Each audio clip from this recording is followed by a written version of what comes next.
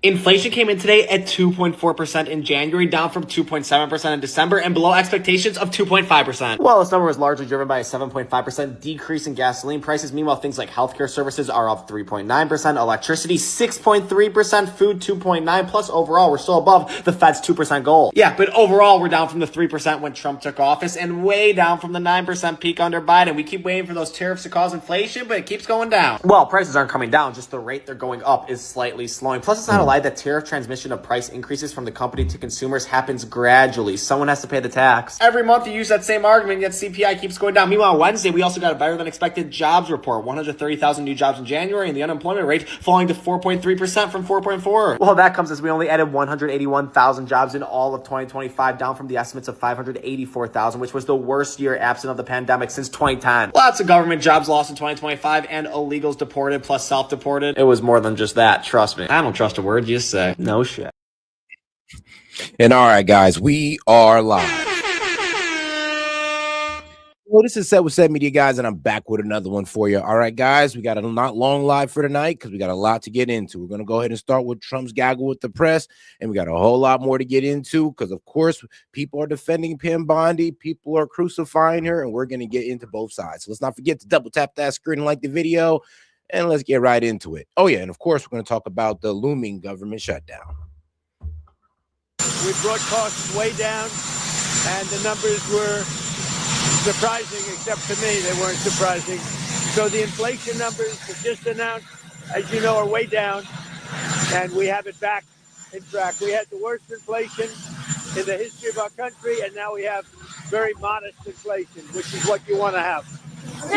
Yep, inflation came down from what, 2.7 it was in December to 2.4 in January. Are you anticipating, Mr. President, why hasn't the FBI taken over the Nancy Guthrie case as the lead investigator? Do you have any updates on how that's going? Well, they took it over originally. You know, it was a local case originally, and they didn't want to let go of it, which is fine. It's up to them. It's really up to the community. But ultimately, when the FBI got involved, I think progress has been made. Complicated. Mr. President, are you anticipating cutting a deal with Democrats to end the potential shutdown for DHS? We'll see what happens. We always have to protect our law enforcement. It's very important. They've done a great job. Remember, they've taken out hundreds of thousands of criminals out of our country, and we have the best crime numbers we've ever had, and everywhere. Murder numbers, crime numbers of any kind. We have the best numbers.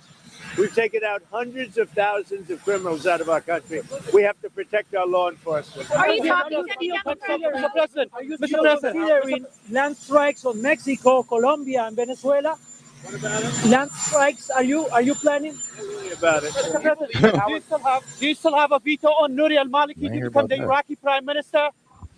We're looking at a prime minister. We're going to see what's going to happen. We've got some ideas on it. But in the end, everybody needs the U.S. Everybody needs us. Are you planning to hold anyone accountable down in El Paso? The second aircraft carrier that you decided to send, talk about why you made that choice. Well, in case we don't make a deal, we'll need it. So Trump sent the second aircraft carrier to, pretty much from the Caribbean to pretty much around the Middle East region. And that's only if these talks fall out. And like I said, I'm not sure if they're gonna, come in the middle and be like, look, you're gonna get rid of your nuclear, but you can keep your missiles, or they're just gonna hardline on Iran getting rid of their enriched uranium and their missile defense system, which it doesn't look like the Iranians are trying to do. They're willing to get rid of the uranium, but not their missiles. So we'll see what comes of that. But if there is no agreement on that, then yes, it does look like we will be striking Iran. If we have a deal, we could cut it short. It'll be leaving very soon. We have one out there that just arrived. If we need it, we have it ready. A very big force. Is there going to be any progress in Ukraine negotiations? Do you still demand Zelensky has to hold elections before summer? Zelensky's going to have to get moving. Russia wants to make a deal, and Zelensky's going to have to get moving. Otherwise, he's going to miss a great opportunity. He has to move. Mr. President, are you going to hold it? Oh, guys, let's not forget to double tap that screen, like the video, guys. Let's get more people on the conversation by double tapping that screen. Mr. President, are you personally involved in these negotiations over DHS funding, and where do you see room for compromise? Well, but you have to remember, If you look at Homeland Security, if you look at what they've done, if you look at what ICE has done at Border Patrol, we have the safest border in the history of our country. Nobody comes in other than if they come in legally. If you remember, just a little while ago, a year and a half ago, for a 4-year period, they allowed 25 million people in our country. Many of these people are murderers and drug dealers, a horrible thing. So, pretty much to avoid the government shutdown, the problem is that the Dems want, well, ICE to, one, no longer wear masks, to start wearing body cams, and to start identifying themselves. Now, I agree with the whole body cam part, but in the identification, I mean, they're already doing that one. When it comes to the masks, not really, because you got these Dems or these radical leftists are still doxing them and still harassing their family members. And like I said, what Don Lemon did proves my point. They found an ICE officer, they found out who he was, they found out what church he went to, and then they went in there and harassed his church. They harassed the people in his church. Like, are you serious? So yeah, if people are going to be doing that, then they need to keep their mask on. And shout out to my man Monty for starting us off. He's like, hey, Zelensky, this is what holding the cards look like. Yeah, literally. This is what holding the cards look like when it comes to, exuding military power. Sadly, Zelensky can't do that. Well, when it comes to Russia. When it comes to Russia, for some reason, we thought a little small old Ukraine could beat big old Russia. And now we're kind of just taking the L on that side. We've backed off, but for some reason, NATO persists.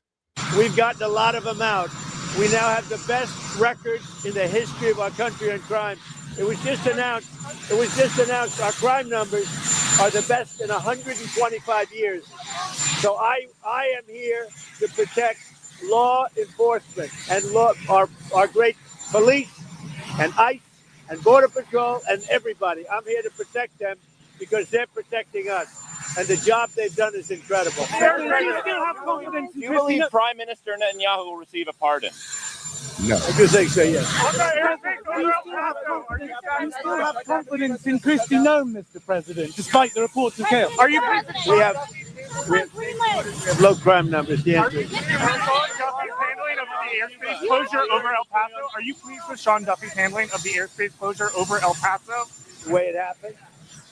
People learn. People learn. On Greenland, on European leaders' hypocrisy.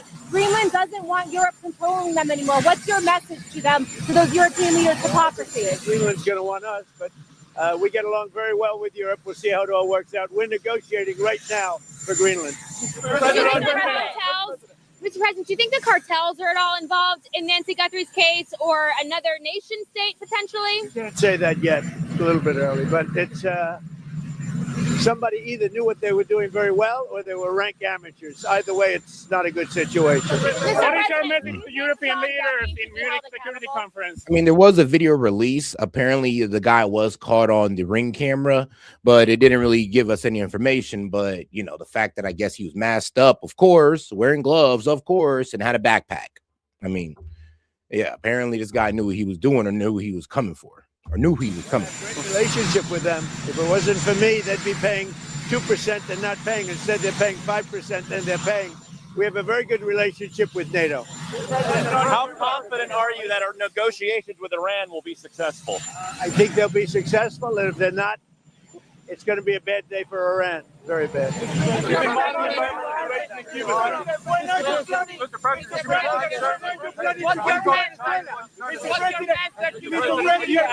you actively talking with Democrats right now about a DHS shutdown? How painful do you expect that to be? But, you know, we have to protect law enforcement. ICE has done a phenomenal job. Border Patrol, we have a closed border for the first time in history. We have to protect law enforcement, our police, our Border Patrol, ICE, and others in law enforcement. And I'm very much, look, I know what they want. I know what they can live with. The Democrats have gone crazy. They're radical left lunatics. That's why their cities are so unsafe. The blue cities are the cities that are unsafe. True. So we have to protect our law enforcement. I mean, shoot, not only are they unsafe, but they're the most expensive places to live. Like, can you imagine living in a blue city? Like, it's expensive as hell and it's unsafe. Depending on where you live, of course. If you're living in the inner city, you're kind of cooked because it's expensive as hell and unsafe. You just lifted sanctions on Venezuelan oil. What are the next steps, and when are you going to host Delcy Well, we have a Rodriguez? very good relationship with the president of Venezuela. As you know, we're working together very closely. We have our big oil companies going in. They're going to be taking out the oil and selling the oil for a lot of money, and Venezuela is going to get a big part of that money. And the relationship we have right now with Venezuela is, I would say, a 10. Mr. President, The biggest beneficiary will be the people of Venezuela. On Venezuela, will you be? Oh yeah, and the reason why they're talking so heavily on Venezuela is because yes, Delcy Rodriguez, the basically the ex-VP, now president of Venezuela, that's working with the Trump administration now, has did an interview with MSNBC, or wait, was it MSNBC? Nope, it wasn't. It was NBC News. Yes, she did an interview with NBC News, and we'll be getting into that later on in the segment. So, you know, probably do the first hour by myself, then I'll go ahead and bring in my man Monty. Recognizing Delcy Rodriguez's government as the official government of Venezuela. Well, right now we have done that. We're dealing with them, and really, right now they've done a great job. Delcy's done a very, very good job, and the relationship is strong. The oil is coming out, and a lot of money is being paid for oil by other nations, and we're taking care of it. We're refining it, and we're the only one that has the capability to refine it. Right now, the relationship with Venezuela is as good as it can be. When are you planning to visit Venezuela, sir? I'm going to make a visit to Venezuela. We haven't decided. Are you from Venezuela? From Colombia, sir. We share a border with Venezuela. We just had a good meeting with. I don't know about visiting Venezuela, Trump. Like, look, man, the government working with you, but I'm not too sure about them people. Like I said, they're out here doing citizen militias, carrying around guns, talking about bring back Maduro. I don't know if you want to deal with them people. With the president of Colombia, President, on the Munich Security Conference, what is your message to Europe and to the leaders? The only message is we have a great relationship with NATO. We're a very powerful part of NATO. The people that are the heads of the countries, the various countries that we're talking about, they're all friends of mine. Mr. President, you just mentioned the meeting with the president of Colombia, Mr. President. We have Congress back in town to meet with the North Korean Kim Jong-un this year. Mr. President, do you have a deadline for Iran, Mr. President? Do you have a deadline for Iran? Do you have any deadline for Iran? I do, yeah. Thank you, Mr. President. Rwanda just violated the peace agreement. What are you going to do about it? You told me last time that there will be consequences. They continue to kill a lot of Congolese people in DRC. We'll take a look at it. Yeah, the problem in the what was it? The Dominican Republic of Congo. Yeah, the Republic of Congo, pretty much.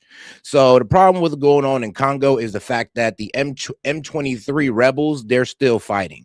Now, when it comes to the Congo and Rwanda, those guys have stopped fighting, but these rebel groups who weren't included in the peace talks are still going at it. So it is what it is. It's really hard to say there's peace going on. We still got these rebel fighters whose grievances have not been answered, so they're out there still causing a ruckus. After the deal that you brokered, the president of Syria is doing a very good job. He's unifying the country. We're very happy with the job he's doing. He's doing a great job for the people of Syria. He's unifying the country. Thank you. I want to show you the evidence. Come on, Brian, let's go. Look what they're doing. Hey, let's step back. First of all, pretty strong economic numbers going into 26. Stock market, 50,000. You said it could go to 100,000 plus. Numbers today on inflation. I was going to say, what's the outlook for the remainder of 26? Do you think? I think we're going to have 100,000 by the time I leave office and at the end of my term. I think we're going to be at 100,000, the Dow. And if you remember, when I was first elected, everybody said, if I got it to 50,000, the Dow, or 7,000 with the S&P, if I got it to 50,000 with the Dow, that would be amazing. That would be in 4 years from then, from the election. I got it at 50,000 the last day of my first year. So I'm I'm pretty early. I think we have a great chance of doing very substantially higher numbers.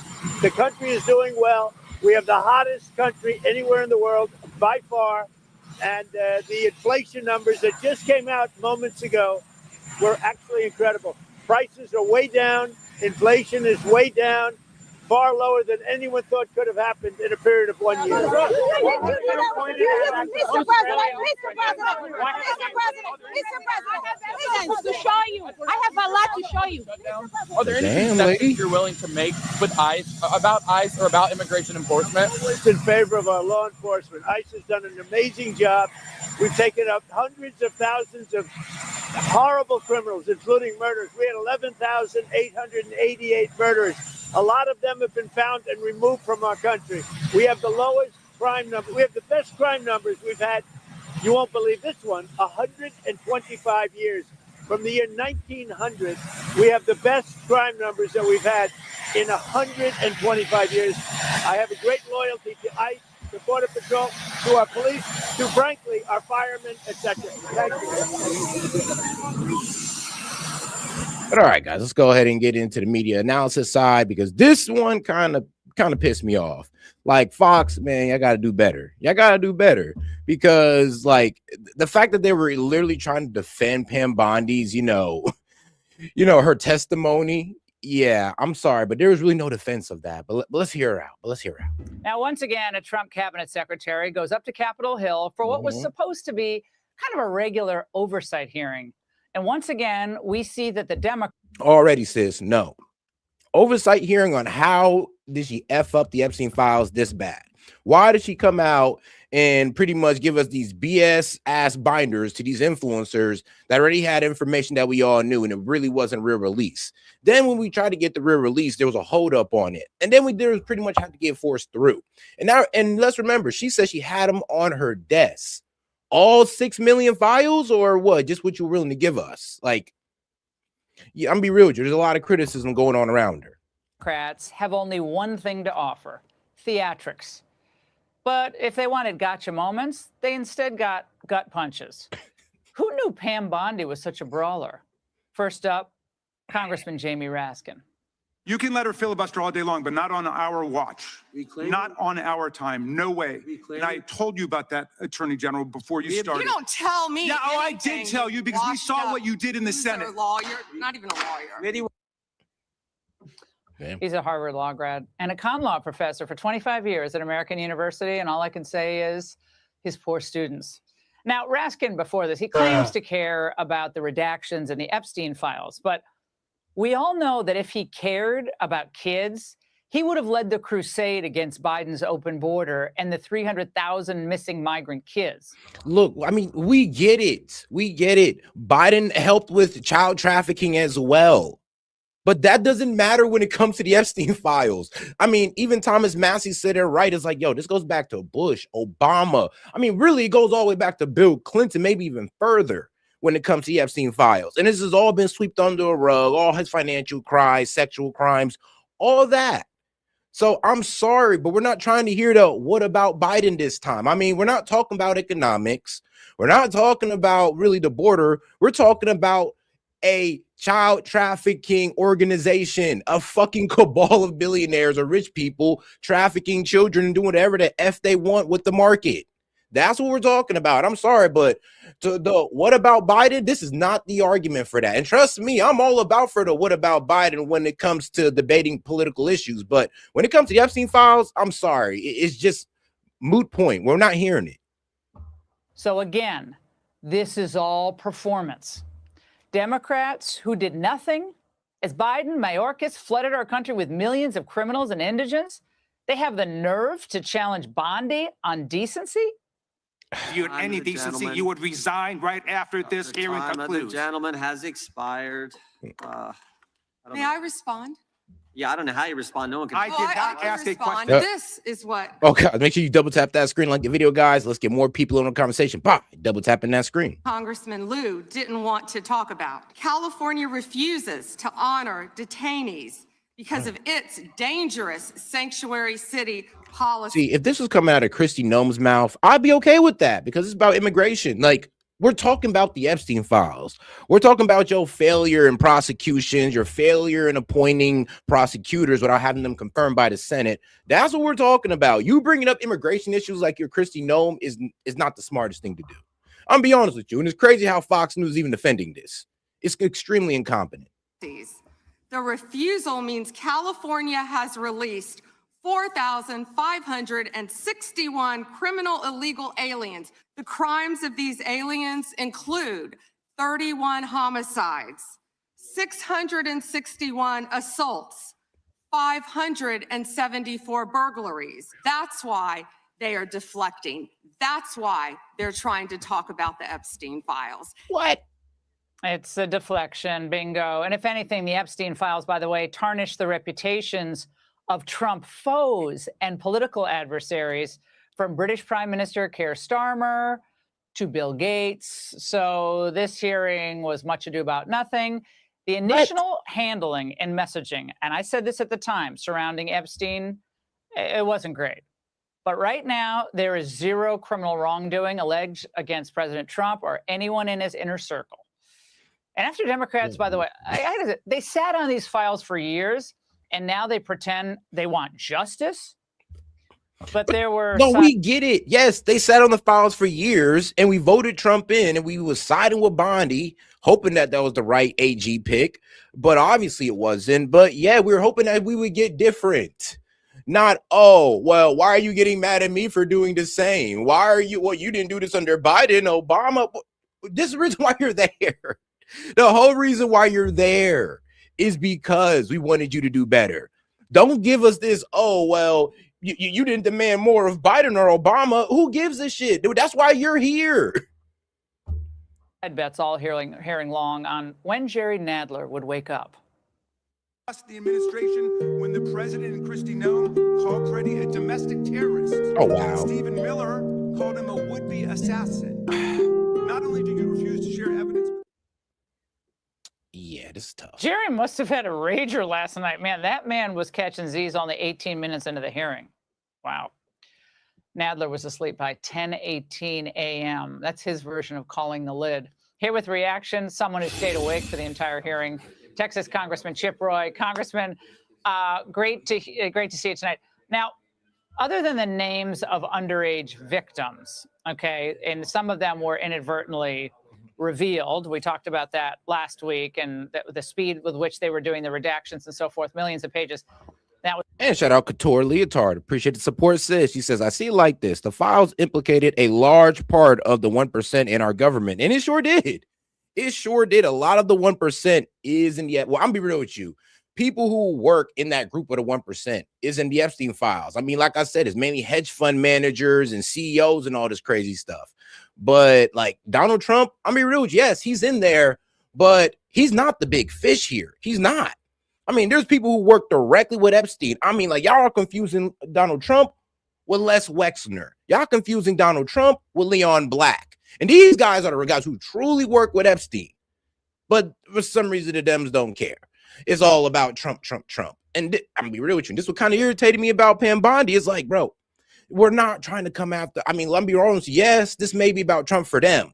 But for us, this is about holding these people accountable. And to sit there and brag about the stock market, which is great, by the way, got nothing to do with the Epstein files. To sit there and try to bring out immigration, that's great, but nothing to do with the Epstein files is dumb. Let's be honest. And Fox News running cover for it is not the best look. I'll be real, but it is what it is.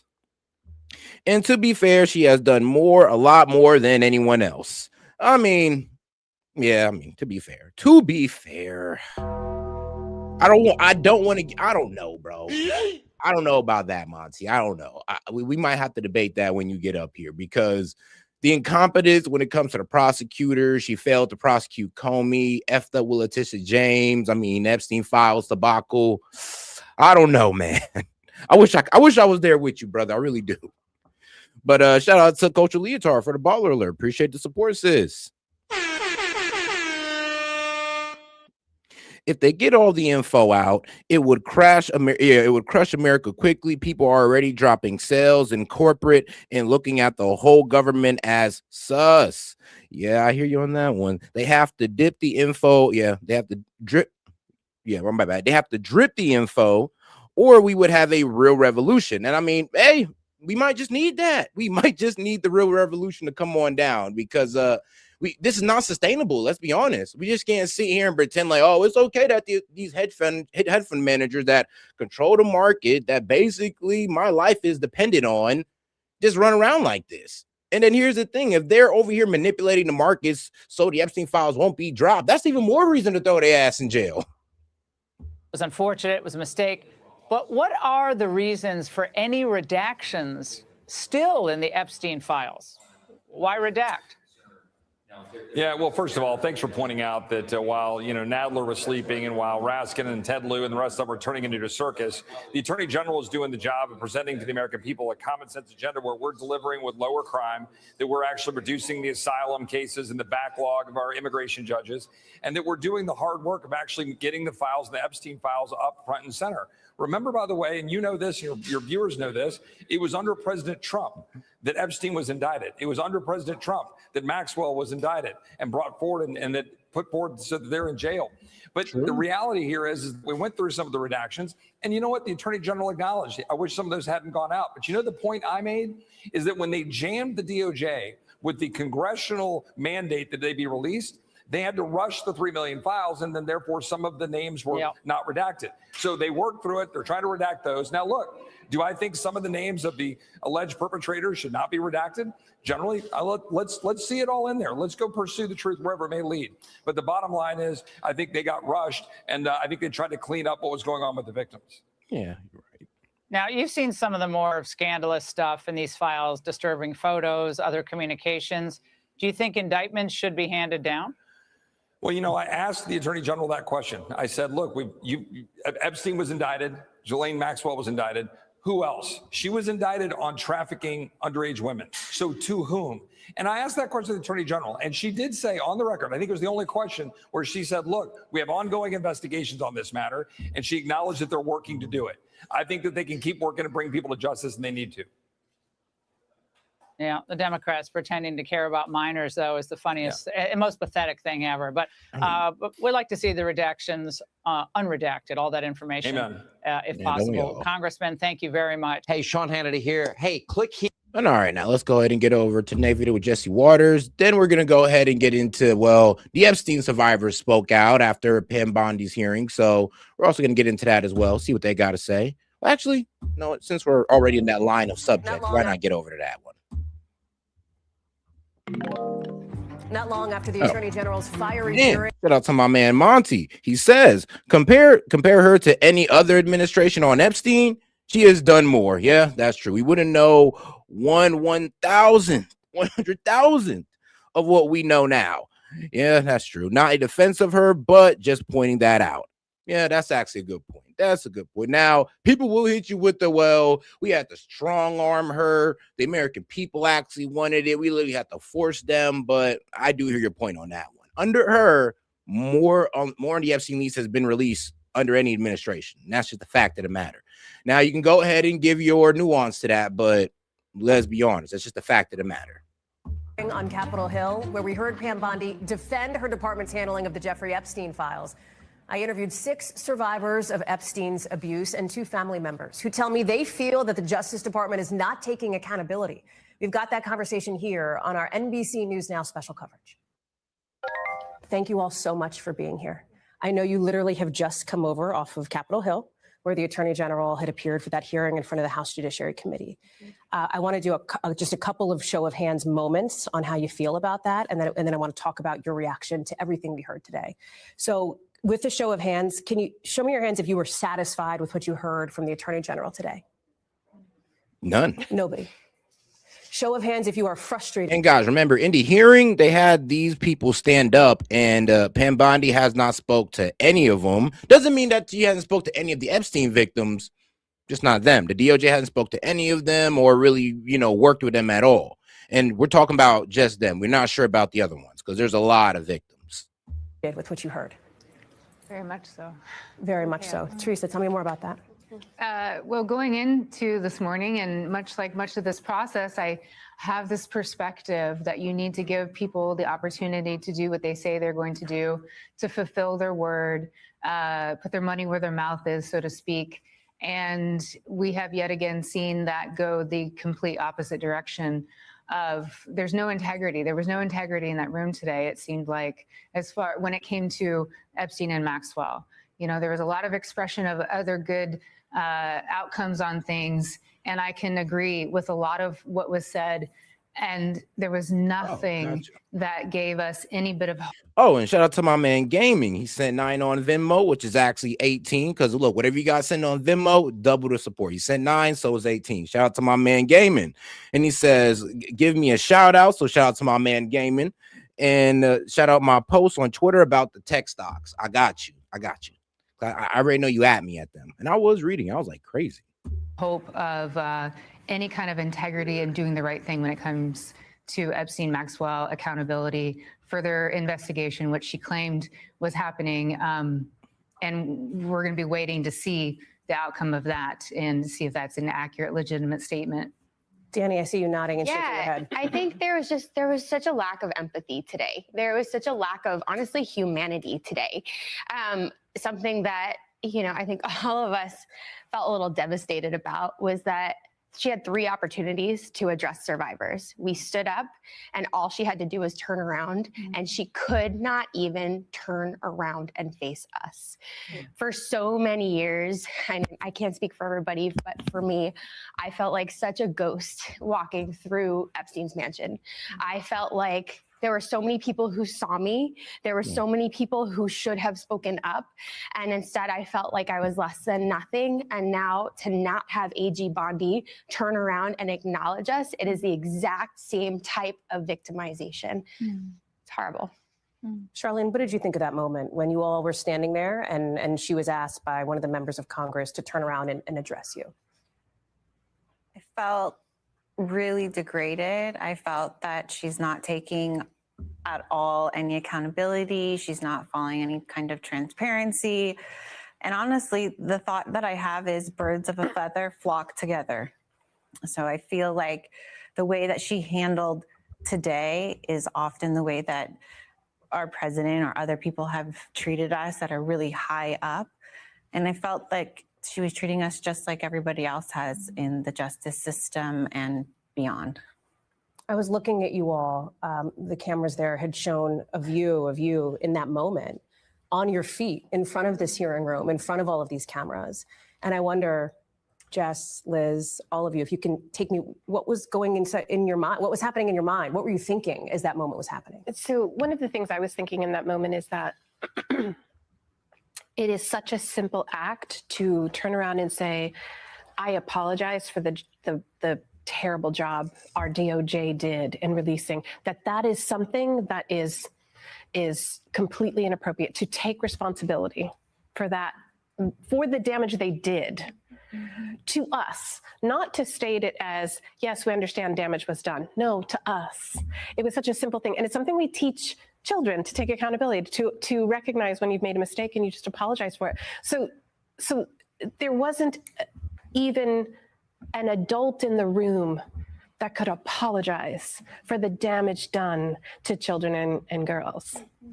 In her opening remarks, the Attorney General said, I am deeply sorry for what any victim has been through, especially as a result of that monster. That monster, but not.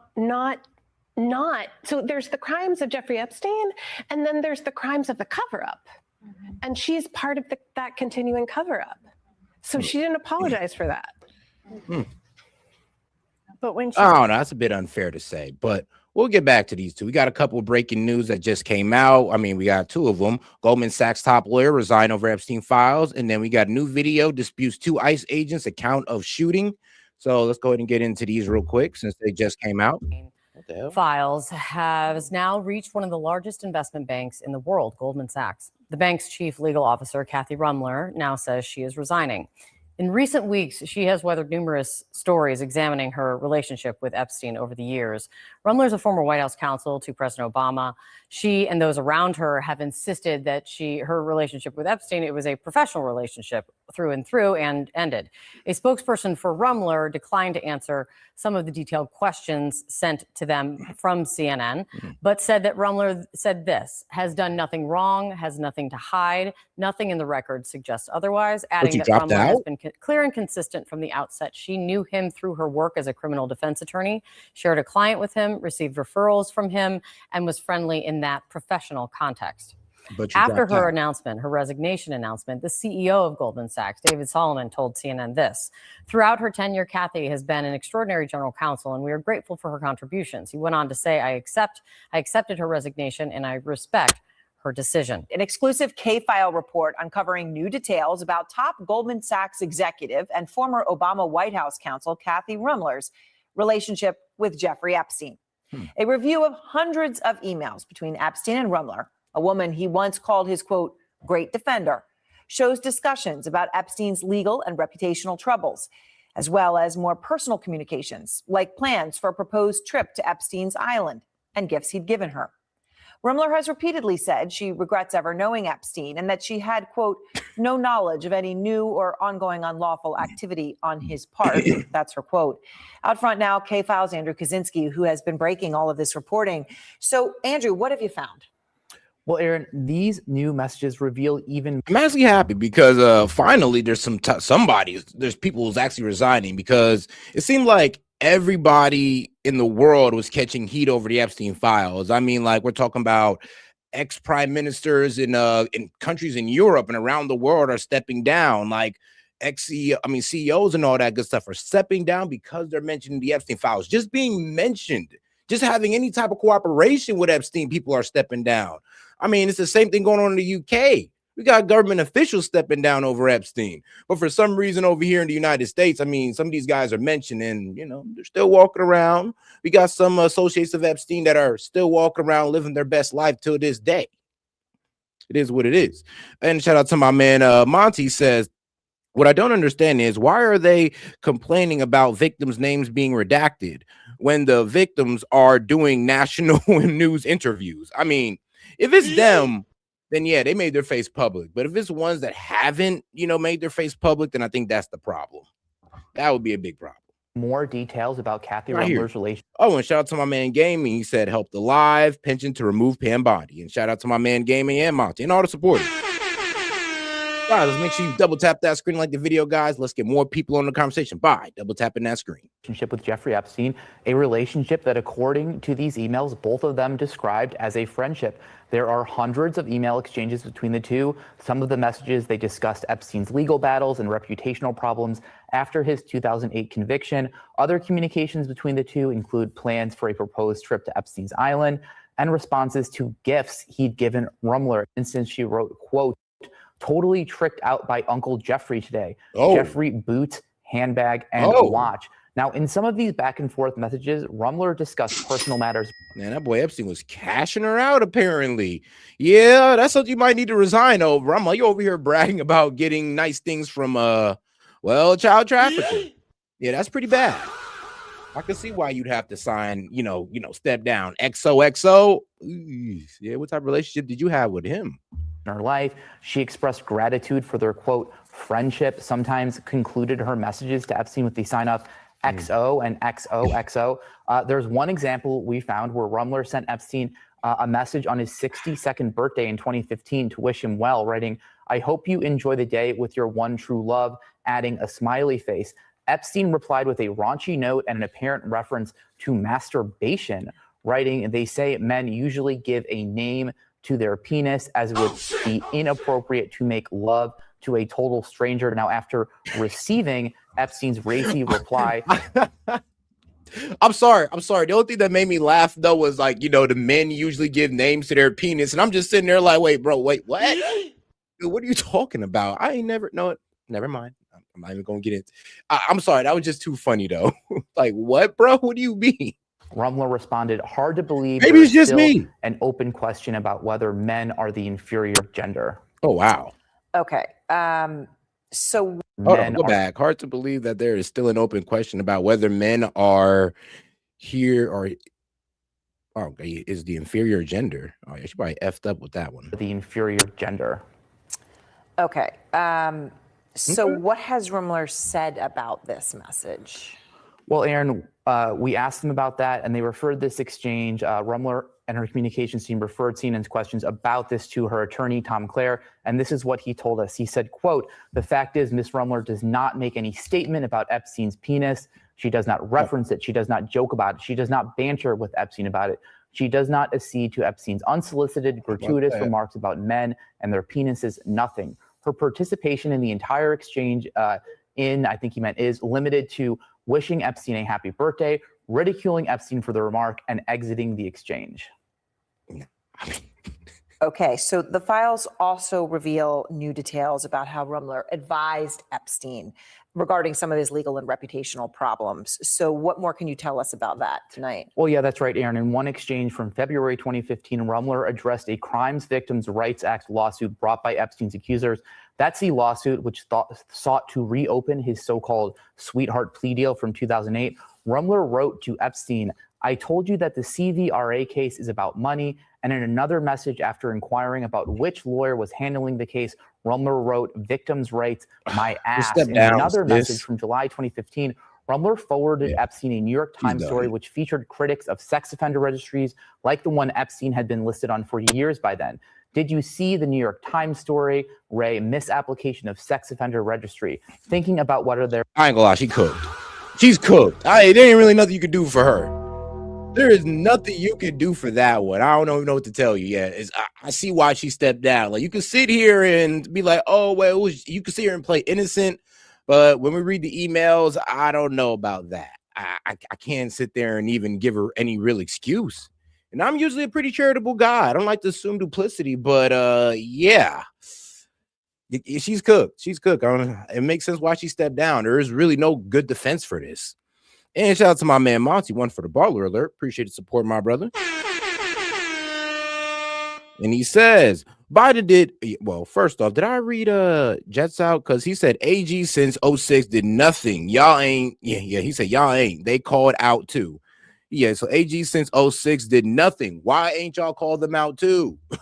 Like, that's actually a good point. But let's be real, though. It didn't gain popularity until, like, 2016, like when he got arrested under Trump. That's when everybody started catching on to Epstein.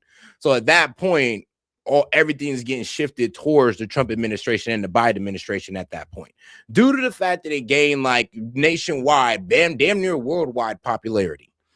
And shout out to my man Monty. He says, Biden didn't even acknowledge they even existed. Must have felt great. I guess they sure weren't pardoning them. Yeah. Wait, parading them around in the news. Then it's almost like they don't care about the victims. They just want to put the orange man bad hoax. I mean, that's true. They was honestly with Biden, under Biden, it was all about Trump's a pedo, he's the devil, and all this good stuff. It's all about Trump. And they never really mentioned how deep the files actually got. Under the Trump administration, I mean, like I said, Trump never really promised it, but Lord knows Cash Patel did, and then Bongino, Pam Bondi, they said they were on it, and they completely sold us on that one. Now, of course, in my opinion, some arm turning had to be done to get them to release it, but we got it. And trust me, I get the argument. It's like, yo, this has been going on for years, like decades. We just can't put this all in the Trump administration, and you're right. But the problem is, though, we voted for the Trump administration to be different, and they're doing the same thing as the previous administrations. And that's the problem. There is an opportunity there, Rumler wrote. Now, a spokesperson for Rumler told CNN in a statement that Epstein, quote, sought informal advice, and she provided feedback based on her understanding at the time without any formal involvement. Okay. Well, you also found emails that show Rumler responding to an invitation from Epstein to visit that infamous private Caribbean island, right? Yeah, that's right. Absolutely. According to the newly released files, Rumler at one point inquired about taking a, quote, day trip to Epstein's private island. In a January 16, 2017 email that you can see right here, Epstein asked if he could have a plane pick her up in St. Lucia to fly her to, quote, the island. Rumler replied asking, can we take a day trip to the island on Saturday, or is it too far? Emails then show a week later Epstein appearing to coordinate a private jet to pick her up and referencing a copy of Rumler's passport. This trip appears to have fallen through, though, with Rumler writing 2 days later there was, quote, still too much risk in the air. Later that year, a topic of the island actually came up again in messages between the two. After Hurricane Irma damaged the island, Rumler mused about traveling there to help Epstein clean up, writing, You know how much I like physical labor. It's unclear whether Rumler ever visited the island, and she has denied ever going there. All right. Okay, so what is she? Yeah, does not look good whatsoever. But all right, though, let's go ahead and get into, let's see what they're talking about. Because once again, I guess ICE done effed up in some way. So let's see what the Dems are saying about it, or well, CNN. Tonight, a pair of ICE agents are under investigation after being accused of lying about a shooting that happened of a man in Minneapolis. Last month, you might remember this story. The agents claimed that two men had attacked them with a broom and a shovel as they were carrying out an immigration operation. One of the men was shot in the leg by an officer. And when that happened, obviously it raised questions. Homeland Security Secretary Kristi Noem came out and said it was, quote, an attempted murder of federal law enforcement. She accused the governor, Tim Walz in Minnesota, the mayor, Jacob Fry, of encouraging assaults against law enforcement. And also, the same day that she put out that statement, she was at the White House and said this about ICE agents in Minneapolis. Every single action that our ICE officers take is according to the law and following protocols that we have used for years, that this administration has used, that the previous administration used. They are doing everything correctly. Okay, well, given that, we've now learned the Justice Department has actually dropped charges against those two men. And in a turn of events, they are now being investigated because they are being accused of lying under oath about what happened. There's video evidence, apparently, that contradicts what they said actually occurred. And this is just the latest case where the initial description that we get from the Trump administration after a shooting like this has happened has fallen apart once all the facts have come out. Obviously, the highest profile examples of this, I don't have to remind you of, you remember it yourself. Renee Good, Alex Preddy, both accused of being domestic terrorists before we saw all the different video angles of what happened when they were killed at the hands of federal agents. There's also the case of Miramar Martinez in Chicago. Just this week, CNN obtained the body camera footage from October when the American citizen and school teacher was shot 5 times by a Border Patrol agent. All right, we're following now. All right, out of the car. Be advised, we've been struck.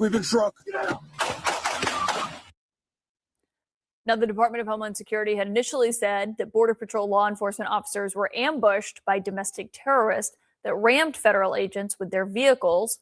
The FBI director posted, "Attack our law enforcement and this FBI will find you and bring you to justice."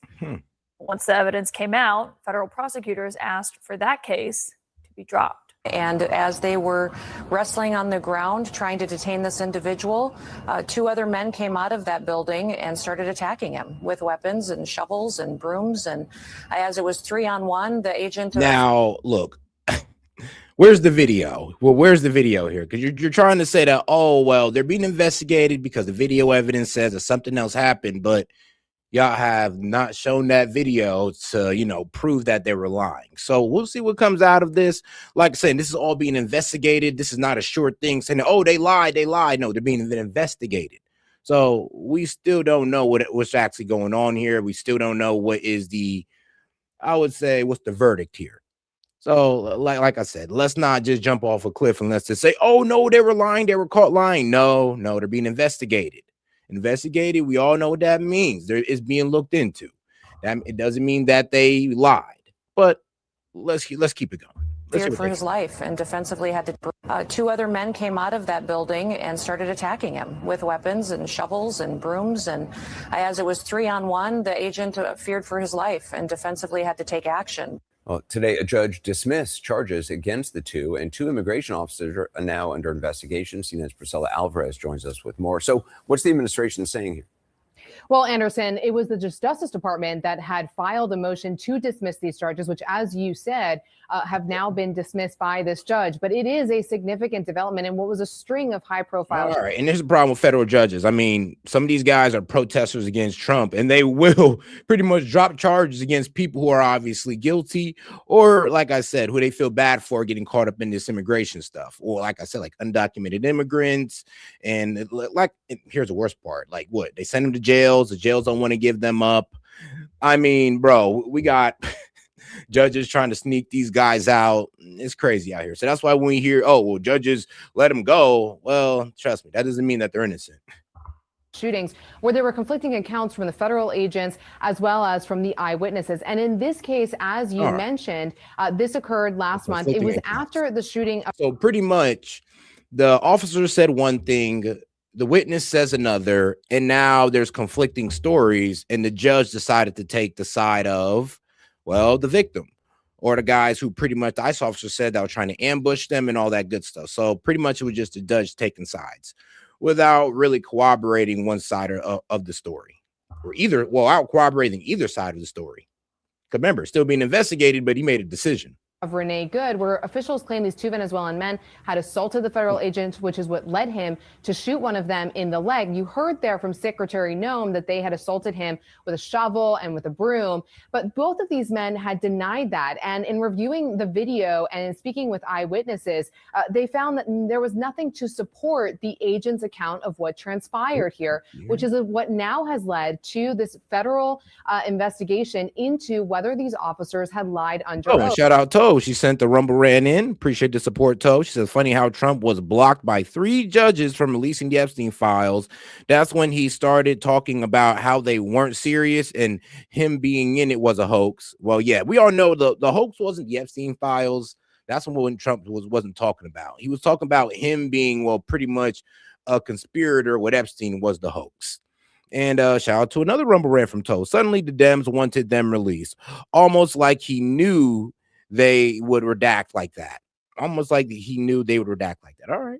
I mean, I want to read you a significant statement from the acting Immigration and Customs Enforcement Director, Todd Lyons. This is what he said today. He said, quote, today, a joint review by ICE and the Department of Justice of video evidence has revealed that sworn testimony provided by 2 separate officers appears to have made untruthful statements. Both officers have been immediately placed on administrative. All right, so let's see here, acting director. All right, we're gonna get into this. We're also gonna get into a testimony that this guy had to sit in front of, like an oversight hearing. Both officers have been immediately placed on administrative leave pending the completion of a thorough internal investigation. Lying under oath is a serious federal offense. U.S. Attorney Office is actively investigating it. Most likely, was about to say. So, like I said, it's still being investigated, and it's the judge that's claiming that the ICE officers are the ones lying under oath, and they just took the side of the victim without any thorough investigation, while it's still thoroughly being investigated, by the way.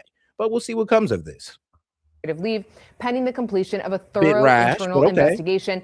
Lying under oath is a serious federal offense. The U.S. Attorney's Office is actively investigating these false statements. He goes on to say that the officers may face termination of employment as well as potential criminal prosecution. Now, of course, Anderson, we have covered at length the moments in which there have been conflicting accounts over the shooting of Renee Good as well as Alex Preddy, but certainly in some of these other instances.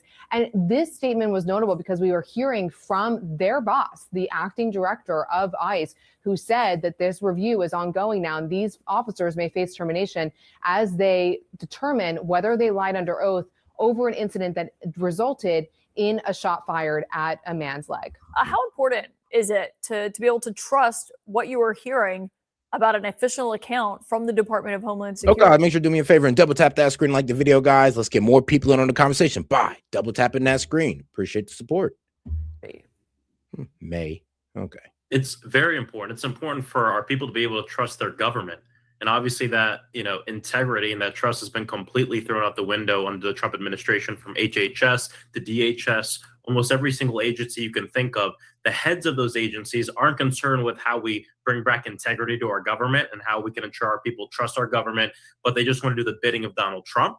And they also want to ensure that they're providing cover for everything they do, that they make zero mistakes, that everything that they do is perfect. And that's exactly what we've seen with Kristi Noem, that within minutes or seconds of these instances happening, she takes the social media to call these people domestic terrorists, when in every single instance that we've seen so far, there's been video unearthed that shows that in many cases the officers have lied.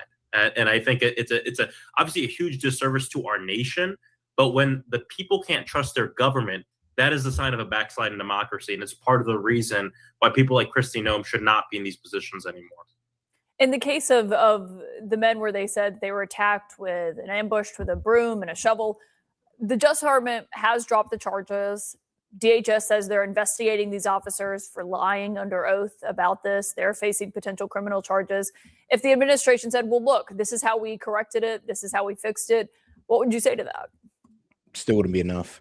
I'd say it's not enough because I we knew can't it. trust the administration to do That's what I'm saying. It's like, bro, even if we hold them accountable, you guys are still gonna say it's not enough. That's the problem with you guys. Even when we do what you ask, it's not enough. I mean, that's why we don't. That's why, like, honestly, on the right, we don't want to give you guys an inch. We don't want to let the Dems get an inch because as soon as we give you an inch, you take a mile. And when we try to give you any type of like consideration, any type of like meeting in the middle, I'm be real with you guys. Yeah, it's not enough. Nothing's enough but a complete bending of the knee for you guys. And that's the problem. this. We just can't trust them to investigate themselves because they've shown us time and time and again over the last over a year that they're not interested in justice and they're interested in covering their own asses every single point. From the Epstein investigation. Bro. I'll be real with you, dog. And now this is where I play the what about Biden. So wasn't the Dems pretty much covering Mayorkas' ass, even though he was letting like child trafficking go on, illegal immigrants just flooding the border? And y'all didn't really do much to hold that man accountable at all. No officials, no nothing at all. I mean, what was it? Biden pardoning, like what? Blanket pardoning the January 6th committee, blanket pardoning his son. I mean, y'all ain't say nothing at all. And that was like extremely crazy. Like there's a lot of misconduct that went under Biden as well. And y'all did not say anything at all. So, yeah, I'm sorry. And then we let you guys investigate yourselves and we just took it to the chin. And that's it. But here's the problem. It's like, if it don't go the Dems' way, they won't accept it. And that's the real issue. It's like, all right, well, if the ICE officer isn't guilty, then the investigation wasn't fair. If Alex Pretty's shooters aren't all fired and all this good stuff and all of them don't go to jail, failed investigation. If it don't go their way, then that means something must have went wrong. I mean, I don't see how you guys do not think there's a problem thinking like that. Like, you don't see the problem in thinking like that? Like, if it don't go your way, then everything went wrong. So basically, you guys can never be wrong then. To ICE and DHS and what's going on. And it's part of the reason why one of our demands, we have to have external investigations of all these instances because they're microcosm, they're examples of how really the entire department is completely flawed right now under the leadership of Kristi Noem. Okay. Who do you want to carry out those external investigations? Exactly who? I think that this is not a normal time, and usually it is not for the United States Congress to go through every single thing. But I think, especially in instances of some of these more high-profile ones, I do think the United States Congress needs to open up investigations into some of these because, again, it's already being investigated by federal agents, well, by the feds, by the federal investigators. I'm like, it's already being investigated by them. The problem is that, well, Donald Trump's president, so you don't trust anything that comes from the government now. That's the problem. That's why you can't even really tell you, oh, well, what would be a fair investigation? Like, well, I don't know, maybe if Congress, the feds are already involved. Well, oh, they're just investigating themselves, Set. Bruh. I mean, the police investigate themselves, CIA investigate themselves. And you know what? I agree. That is a problem. But then we got to go across the board with this. I mean, bro, you let Biden blanket pardon a whole bunch of people without any investigation. That's basically him saying, oh, no, don't look into them. I already investigated them. They're good. Even though there's plenty of crimes that we can hit them up for. I'm sorry. It is really hard to hear you guys on this because, like I said, it does seem that if the verdict don't go your way, then you feel like something went wrong or something must have went wrong. And that's just not true. Like I promise you, if these ICE officers get proven innocent and they didn't lie and the victims get proven the ones that's lie, you guys are going to say that something went wrong. I don't even know how we talk to people like y'all. They are examples and microcosms that really expand out to what we're seeing across the entire country right now. And so I do think the Oversight Committee would be a committee to do that. Obviously, ICE funding and the Department of Homeland Security funding overall has become a huge sticking point on Capitol Hill. They have $75 billion for the next 4 years because of a bill legislation that's already passed. Yep. I think given that, some people might ask, how do you explain a vote that doesn't actually block that ICE funding because they already have it? It would block money to pay TSA agents, FEMA workers, Coast Guard members. I mean, obviously people that would be indirectly or directly affected not intentionally so, but they would be directly affected by this. How would you justify your vote to those people? Yeah. Please. Well, number one, in the House of Representatives, the Republicans don't need my vote to pass a bill that they want to pass. Bro, what are you talking about? But are y'all going to use the same lame ass excuse, the same retarded excuse because it worked the last time? Democratic base, Dems, this is your fault. The fact that bro can sit here and say this retarded ass shit is y'all fault because y'all literally sat there, watched the Dems vote no to open up the government, and you still blame the Republicans. How does that work? Please tell me how y'all sat there with all the claiming that y'all have all the logic in the world and said, you know what? Dems are the ones voting no to open up the government. They're the ones voting no for the food stamps, military pay, and all that. But somehow it's the Republicans' fault. Like, bro's literally talking about, yeah, we're about to go ahead and vote no to open up the government and go ahead and kill funding for DHS outside of ICE, of course. But hey, the Republicans control the House and the Senate. It's like, nigga, if that was true, then we wouldn't even have to worry about you. They want my vote. They're going to have to do, they're going to have to go with the demands that we put forth to help change what's going on with DHS. So make other people suffer in DHS because you can't get ICE. These retards. I swear to God, bro. And ICE, if we want to talk about consequences, Alex Preddy, Renee Nicole Good, people who are being shot and killed across this country, and our neighbors who are being terrorized in our communities as we speak. Those are the consequences about of the recklessness of DHS and ICE right now. And House Democrats are using our power and the power of the purse to say enough is enough. The people have spoken. We see okay, but if you want to cause reforms, then you got to cut ICE funding. And if you can't cut ICE funding, I'm sorry, you guys have been outsmarted. There's no need to make other people suffer because you feel salty about being outsmarted by the big, beautiful bill. Because that's what this is about. This is about them feeling bitter because they wanted to go after ICE. And I remember them talking about, yeah, we're going to go ahead and cut ICE funding, defund ICE. Then when they got around to it, they're like, oh shit. Oh, ICE is funded all the way up until 2000, for next 4 years. All the way to 2028? Yeah. I mean, y'all can't do anything about them. I guess the Republicans saw it coming. And because the Republicans saw it coming, now you want to take it out on the entire DHS, like, FEMA, National Coast Guards, all those good people. You want to hold them up, hold their pay up because of your disgruntledness towards ICE? You've been disgruntled towards ICE. And all these guys don't have nothing to do with them. That's the worst part about it. After poll that people say this administration have gone way too far as it relates to this. I don't call it mass deportation. It's a mass kidnapping campaign of our own neighbors. And so we're representing our constituents by saying, no, we know that. Fantastic. We are at the hour mark. All right, guys, I went ahead and posted the call-in link. Did I post in the call-in link? Yeah. Okay. I went ahead and posted it, the StreamYard link. Appreciate you guys for support. I'm going to go ahead and post it again in here. Appreciate you guys. Shout out to y'all. Let's go ahead and get this the next video here, which is Kristi Noem's press conference, since we're on the topic of ICE. Let's hear what you got to say. For being here. Good morning. Thank you all for being here. Again, I'm Kristi Noem, the Secretary of the Department of Homeland Security.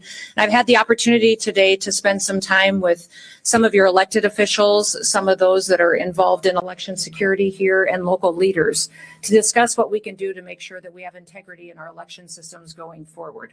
I want to thank some of them that came today. Justin Heap is here. He's the recorder of Maricopa County. I want to thank him for sharing some wisdom with me on what we can do to partner together. Also, State Representative John Gillette of the 30th District is here too. And I want to thank you. Hey, shout out to my man Ham. Hey, he sent in a 10. He had too much to say. Just want to show some support. I appreciate that. Also, I probably would want some of your, since you're in the law field, I kind of want a little bit of your advice on, how the legal proceedings are going with this whole ICE thing. Because like I said, it just came out. So I didn't even have time to look into the court documents or anything like that. It just came out of nowhere. Him for all of the information that he shared with me. Jennifer Wright is the former Assistant Arizona Attorney General for the Elections Unit, and she's here as well and shared her wisdom and work over the years to make sure that when people go to vote in an election, that they can trust that that vote counted and that they had the chance to cast their support behind the candidate that they wanted to. At the end of the Constitutional Convention in 1787, Benjamin Franklin was asked out on the street by a woman what kind of a government that we would have. And he replied to her, "A republic, ma'am, if you can keep it." And that's what our job is. For 250 years, it's been our American duty to maintain our republic and to make sure that our elections are secure. Republicans depend on the confidence of their citizens that when they vote, that their vote matters, that it counts. And our elections are essential to make sure that that confidence stays there, that they know and trust that the system is fair. Since returning to office, President Trump has made election integrity a priority. He's made it a cornerstone of his Make America Great Again agenda. And the truth is that our election system needs a lot of work. From state to state throughout the country, we see I challenges. mean, we know that, but for some reason, Dems want to make an argument about racism or it keeps my God. women from voting. I'm like, Hey, Seth. please. Hey, Seth. Yo. Do you have an ID card? Yeah. Do you have a birth certificate? Yeah. Well, shit, I better. Do you have a passport? Yeah. You have a passport, a birth certificate, and I'm assuming you have a social security card. Bro, I had like all of this stuff. Like, bro. Hold on. I'm not done yet. I'm not done yet. Yeah. Have you ever gotten a job before? Yeah. Have you ever bought alcohol before? Of course.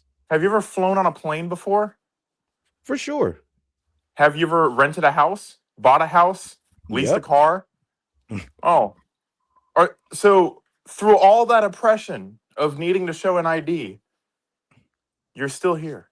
I commend you, sir. I commend you.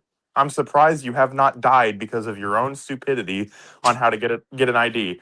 The black folk just don't know how to do it, man. You're a smart one, I guess. Like, bro, even when I was living in the hood, it was just like, bro, I had a passport and ID when I in there. I was like, wait, what? That's when they're making these arguments. I'm like, are you, bro? People got passports, IDs, and bro, in the hood. I mean, bro, you're at least gonna have your ID by middle school because there's like a program rich? to get kids. No, Are you're not rich, so you're not because one of the Definitely didn't grow up congressmen said rich. I have an ID, and they said, oh, you need money to get a passport. Do you have money like that, Set? It was only $110. But that's a poll tax. Wow. That's a poll tax, Set. That's illegal. So I mean, it almost makes it sound like you just don't. You kind of want to. It sounds like you want to make a pathway for illegals to vote. You know what? I will go for, and Republicans aren't doing this, and I think that they should. If you want to mandate ID, which I think they should, you should make passports and birth certificates and all of these things funded by the taxpayers. It should not be a tax to exercise your right. I agree. I agree with Democrats. If that is their argument, then I agree with it. Let's not talk about the NFA and needing a tax stamp to buy a gun. That's a tax on a right, and that should be unconstitutional as well. But we're just going to leave that there. We got to get the Democrats to follow the Constitution one amendment at a time. Bruh. But all right, though, let's go ahead and get over to Chuck Schumer, because we're going to go ahead and listen to what the Dems got to say for a little bit, because Chuck Schumer and Hakeem Jeffries both had something to say.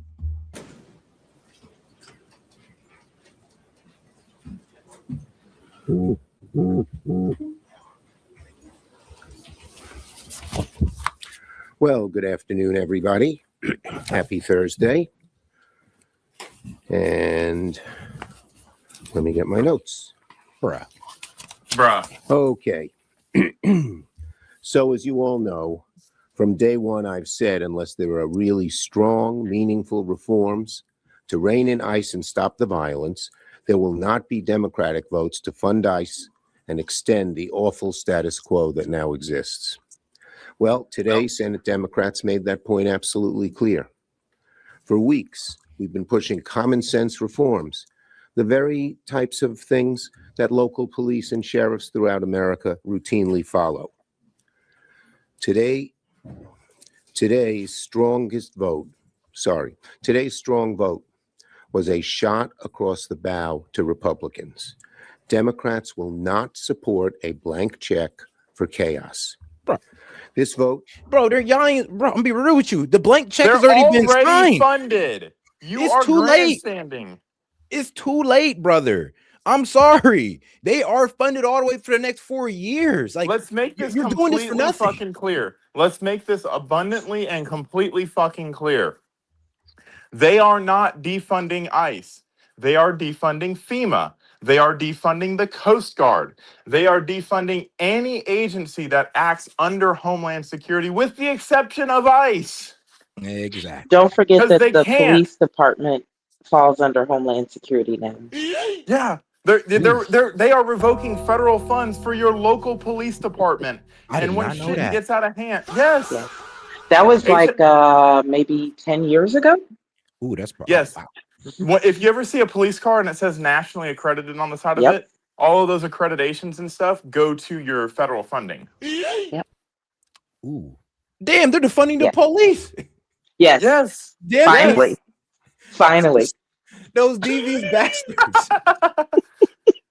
I'm just, And technically, the Coast Guard is a part of Homeland Security because if you've Yes. ever lived in Miami, you will know they do a lot of work. The Coast Guard doesn't know what it wants to be when it grows up. It's been the military, it's been DOT, now it's DHS.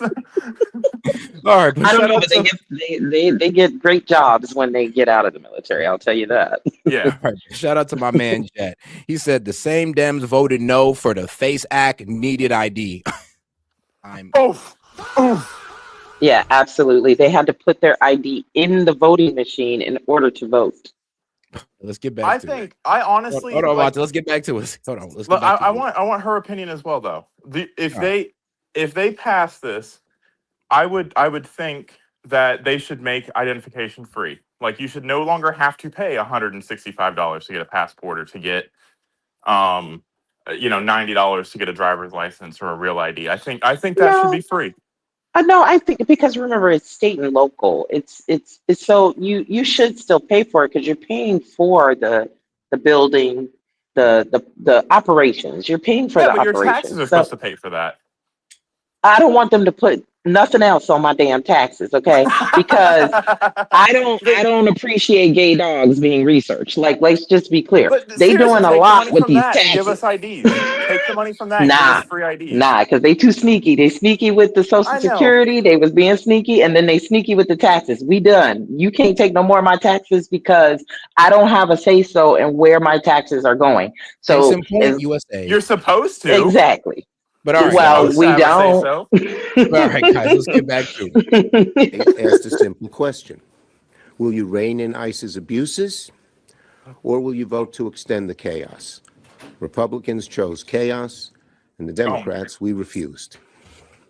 Republicans chose to put a bill on the floor that ignored the abuses, ignored the outrage, ignored what the American people want overwhelmingly. And they failed to get the votes to avoid a shutdown at DHS.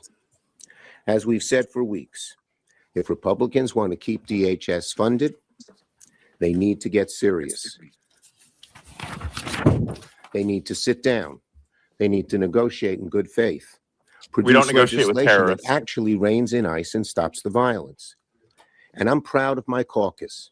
Senate Democrats listened to the American people and stood together with one clear, strong voice. Enough is enough. We listened to the American people and stood together with that clear voice. The American people are tired. They're tired of seeing these horrific videos. They turn your stomach. And 90% of Americans say they've seen them. The videos of Americans beaten, snatched off the streets, treated like they have no rights. Wait, these videos are reminiscent of what you see in dictatorships. Remember, Monty, he said he'll be right back. I'm here. Oh, shit. Now I'm back. You remember after 9/11 when they refused to show the video of the World Trade Center getting hit because they were scared it was going to spark outrage? Funny how they don't care about the outrage when it comes to, Islamic extremism, but they're all too happy to spark outrage over DHS. I mean, yeah, that's true. But let's be real though. More people are crying about ICE than the Islamic takeover. But compare it to what it is. That is the reason they gave. And like on air, they're like, we're not going to show this anymore because it's just going to fuel hate and blah blah blah blah blah. But you're going to show a video of a woman getting shot, getting murked on live TV. Get Alex Peretti getting shot on live TV over and over and over again. So you know what it does to the psyche of the American people, and that's how you're going to play this game. Bro, it's all about sensationalizing. If they can sensationalize it to the extreme and get people to really go against ICE, I mean, let's be real. It's like the whole Islamic it's takeover kind of absolutely plays into the whole ICE situation. it's absolutely a good plan, but it's very, very hypocritical. It's very disingenuous. It's almost like you should not take them seriously when they do this. I don't think anybody is anymore. People are. I mean, after the last Chuck is okay. First of all, remember when they said 82% of this people voted for Democrat? Okay, now we know those numbers are skewed because Alabama just did some research and found, I know it's only 3,000, but imagine if every state actually did the research that they did in every county. They found 3,000 people who were not American, didn't have papers, but they did actually vote. Oh, it was Alabama. So- I watched that. The Secretary of State of Alabama was like, yep, and this is how they did it. This is exactly how they did it. A foreign national driver's license, and the voting machine rejected it, and they let them vote anyway because it's I remember that. So how many states did that? So that means our numbers are skewed. We may not have as many Democrats as we think we do. Okay. Lots of people are coming out and saying, Chuck Schumer is literally talking about right now how the majority of Americans didn't want to vote for this, when even CNN is saying the majority of Americans 76% of Black Americans. 76%. And all right, hold on, guys. Hold on. Let me get back to the super chats real quick. Then the video. Shout out to Toe. She says notes. I think he means script. All right. And shout out Toe coming in again. She says, what American people is he talking about? The idiots using their children as human shields while protesting? Well, God damn. Damn, the Hamas claim, like, yeah, I mean that's what's happening. That is what's happening, and they've said as much. They have said as much. They're like, "Why are you bringing your kid here? Because it makes me safer." What? You're supposed to do things to make your kid safer, not use your kid to make yourself "quote unquote" safer. But all right, back to the video. Americans are tired of masked agents conducting warrantless operations in their communities. Secret police. They're tired of chaos, secrecy, and zero accountability. That is not what law and order looks like. And Republicans simply cannot pretend that this outrage does not exist. It doesn't. It's their responsibility now to step forward, heed the calls of the American people, and work with us to pass real reform. The path forward is simple. Negotiate serious guardrails that protect Americans, that rein in ICE, and stop the violence. Americans are watching what's happened in neighborhood after neighborhood across the country. They know it's wrong, they know it's excessive, and they want Congress, the Senate, to fix it. Senate Democrats showed up today for Americans. We did what they're asking. We did our job today. Now, Republicans have to do theirs. And as you know, we have asked for very simple objectives that is overwhelmingly supported by the American people and by a very good chunk of Republicans. I've looked at the polling data. Are you talking about voter ID? Republicans don't support it. They must like what ICE is doing. Lord knows why. I do. Non-MAGA Republicans, about 40% of Republicans support us. The public is crying out for change. Ready for questions? Okay, what about the other percent, Chuck? Yeah, I know. Hey, we do not matter. All that matters is dissenters. Okay, if you're speaking up price, your voice does not matter. All we're hearing is FIs, apparently. Because that was crazy how he did put it. He's like 30. Like, yeah, go ahead. Okay, well, 35% of Americans support it. Okay. What about the rest? Whoa. 35% of Americans. I would have to ask him, like, bro, what is the sample size of that, like, poll you got there? Like, how many people? I've never been asked how I felt about it. So me neither. I mean, can y'all start sending out nationwide surveys so we can all get in on this? Because where are you guys getting this from? Where's my survey?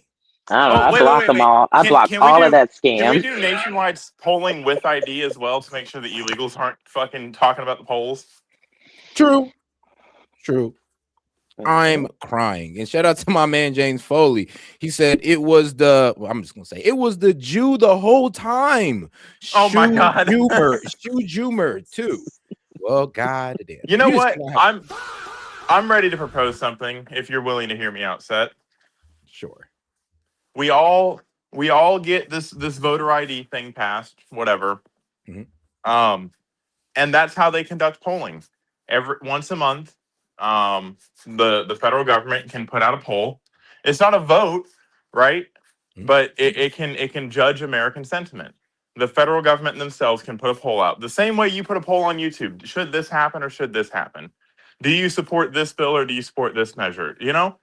And Americans can simply just go take a poll, and that should, like, before the senators vote, that way they know where their constituents stand, so that Schumer can't take this manipulated poll data and be like, oh yeah, see, they don't like it. They like what we're doing. That's why Well, we they lost kind the of election. already do that with like Nielsen. What else is another big poll? Nielsen. I There's have some never huge, been polled in my entire life. Never. Have you? Nope. That's why it's irritating to hear from these polls sometimes. I'm just like, bro, who are y'all asking? I'm like, and then I'm like, out of how many people? Because not everybody in America voted. So please, like, this 34% out of who? From where? Like, because sometimes y'all just ask people on colleges, like dead ass. They'll ask people on colleges and say that's America. Well, we all know that if anyone in here has taken a business class and you had to take the statistics, you already know that they, one, should not be reporting those statistics, and two, that's not how statistics is supposed to be used. I mean, if you want to use it to, tell us what the political like atmosphere is on campus, for sure, but don't hit us with that's where it is in the United States. Like, that's crazy, Right, but that's because there's no way in the entire world that you would ever be able to get the entire United States to come together and answer a poll. Maybe you make it a popular app. I think you should make it a thing. Poll.gov, whatever. And you verify, you use ID Me, and you verify who you are, and you say, hey, yeah, I agree or I disagree with this. You know what, Monty? We might as well just create the app at this point. We're gonna vibe. Exactly. We're gonna vibe. Bro, Yeah, we can just do vibe that, code bro. an app quicker than Congress can act. We're gonna create a voting app that you can release on the App Store. Everybody's gonna be able to use it, and then we're gonna sell it to the major news companies because I mean that's how you're gonna get it off. And there you go. Now it'll have a database that anybody can enter on, a voting database that anybody can enter on, and we can now get national public opinion. Not that it would affect, like you're not voting directly for something, but you can give your opinion on something, how much you support it. And I think that's what we need for everybody to have access to, well, not really vote, but give their opinions on these matters and on a nationwide platform. Just like everybody in America can go on TikTok, look at the favorite video. Well, everybody in America need to be able to go on an app and vote on their favorite, not actually vote, but share their opinion on their favorite subject or things that matter to them. Like instead of them coming to us to ask us their opinion with loaded questions, we should be able to go there because one you're soliciting. Wow, I can't talk. You're soliciting responses by people. Yeah. The other one is open for anybody. I would say this, the way my mind is looking at it is that, all right, yeah, let's say we are asking about, do you support ICE? Well, I should be able to go to an app and see that there was like 15, 30 million Americans that voted on this, and this is where it ended up at. Not, oh, well, we asked people at this university and that university and this website that, only liberals we polled 300 people. Yeah, and this is the national opinion. It's like, nah, we're not hearing that. Yeah, you'd be shocked at a lot of the psychology research that we have where they did not, they only have like 6,000 people. The and they're biggest like poll putting I've the ever information seen was out. a Fox News poll after election night, and it was like 53,000 people for the exit polls. That is not significantly significant. That is a point of standard deviation away from just being irrelevant. Pretty much. Yeah. Right. 50, and that's a lot of people. But out of 100 million or 150 million, that's nothing. Yeah. And shout out Toe. She says again, what people, the same morons who believe that they would control all the clean water if we had a civil war because their state is blue on the map. I mean, no. Yeah, we are the same ones that flex about being taxed more, saying, "Oh, well, we produce more revenue." Yeah, because you guys get taxed more. That's not nothing to brag about, but okay. But California literally can't even water its own grass. they think they're going to control this clean water. All we got to do is block up the Hoover Dam, and you're screwed. Man. All right, go back to it. You're gonna see new videos. Fight for the Hoover. All right, let's get back to it. Questions? Yes. Is there anything in what the White House sent over that you can find common ground on? And also, what kind of message does it send to you that the White House is willing to engage on the policy? Well, look, first, I'm not going to negotiate in public and get into the details. But second, their proposal is not serious, plain and simple. It's very far apart from what we need. But what's unserious? Yes, I said I'm not negotiating in public. What is in the White House proposal? Again, I'm not negotiating in public. You can ask them. They sent it to us privately. Yes. Fund DHS, but take out funding for ICE and CBP? No, the way to do this, it's very simple. We should fund the whole package. All the Republicans have to do is meet our requests here and negotiate in a serious way, and we can pass the whole thing. Yes.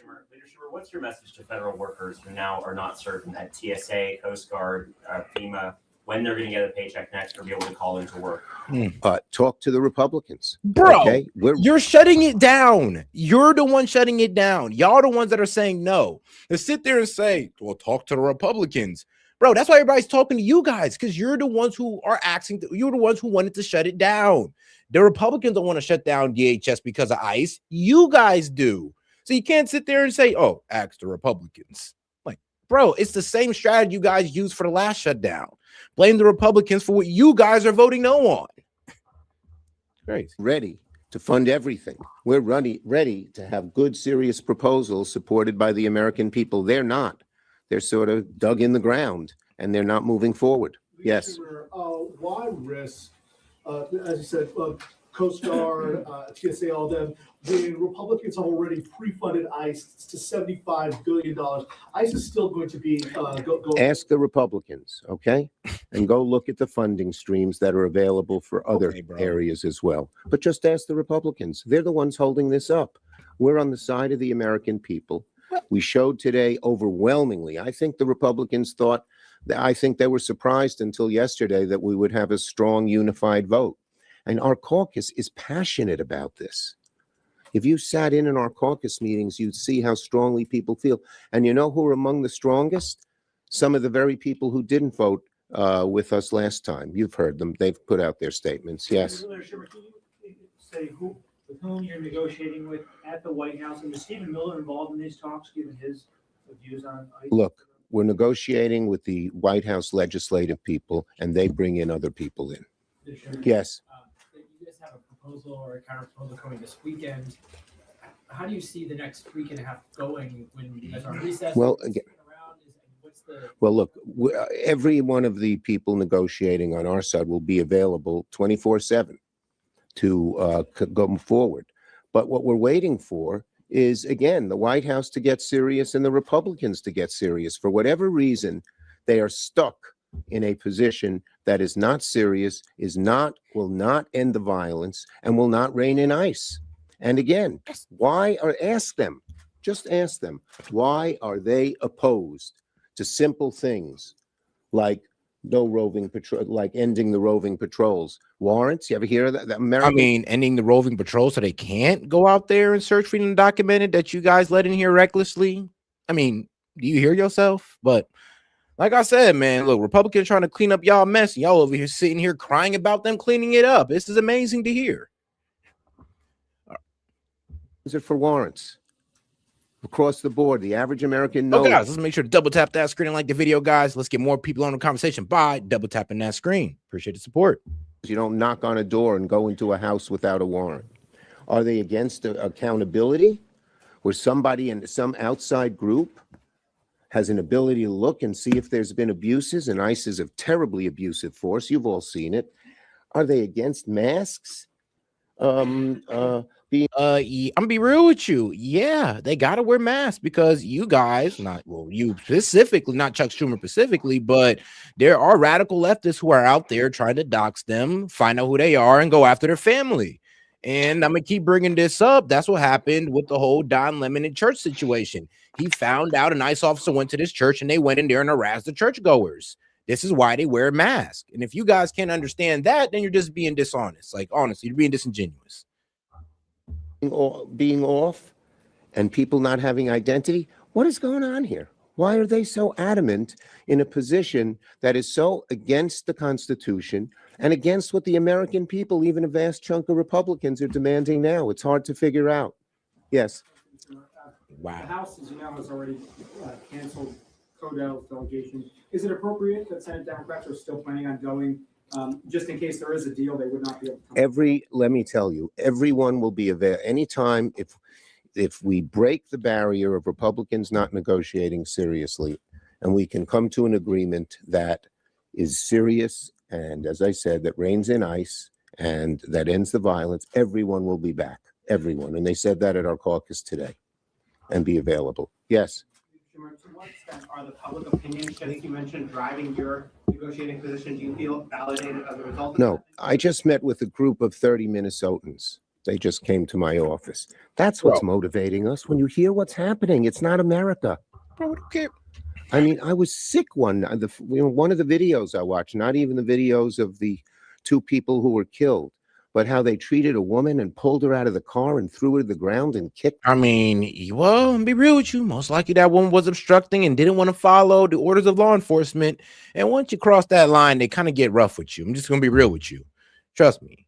I kind of know from experience. I mean, when you kind of get rough with them, you want to give them an attitude. When you want to run from them, just expect some rough treatment. I thought this was common sense, but apparently people don't know that. Well, surprise, surprise. That's how it is. That at midnight tonight, DHS funding for the Coast Guard, for FEMA, and for TSA will lapse. Why? Because Donald Trump and Republicans have decided. Wait, hold on. Say that again. All right, let's hear it. Oh, and shout out to she says, bless this man's heart. Yeah, bless this male's heart. Common sense ran away from you ages ago, Schumer. No, Schumer, you and your people are allergic to accountability. And I mean, man, ain't that the truth, sis? Oh, and appreciate the support, guys. Appreciate all the support. Hey, Couture, you all right there, sis? Yes, I'm trying to let you run your show and not talk too much. All right, I was making sure you was good. But wait, did you have any comments you want to make? Or you good? I just wanted to say, okay, so what hill are we going to die on? Because I think that people are really hyper focused on ICE and the mask and how they're doing things. But what if we start digging into the military? Y'all saw what the Delta Force did in Venezuela. They ain't tell y'all nothing, did they? Did they tell you they was coming? No. Nope. Did they tell you they was planning to come? No. You know when you found out they was there? When we all found out when they was there. And it was badass.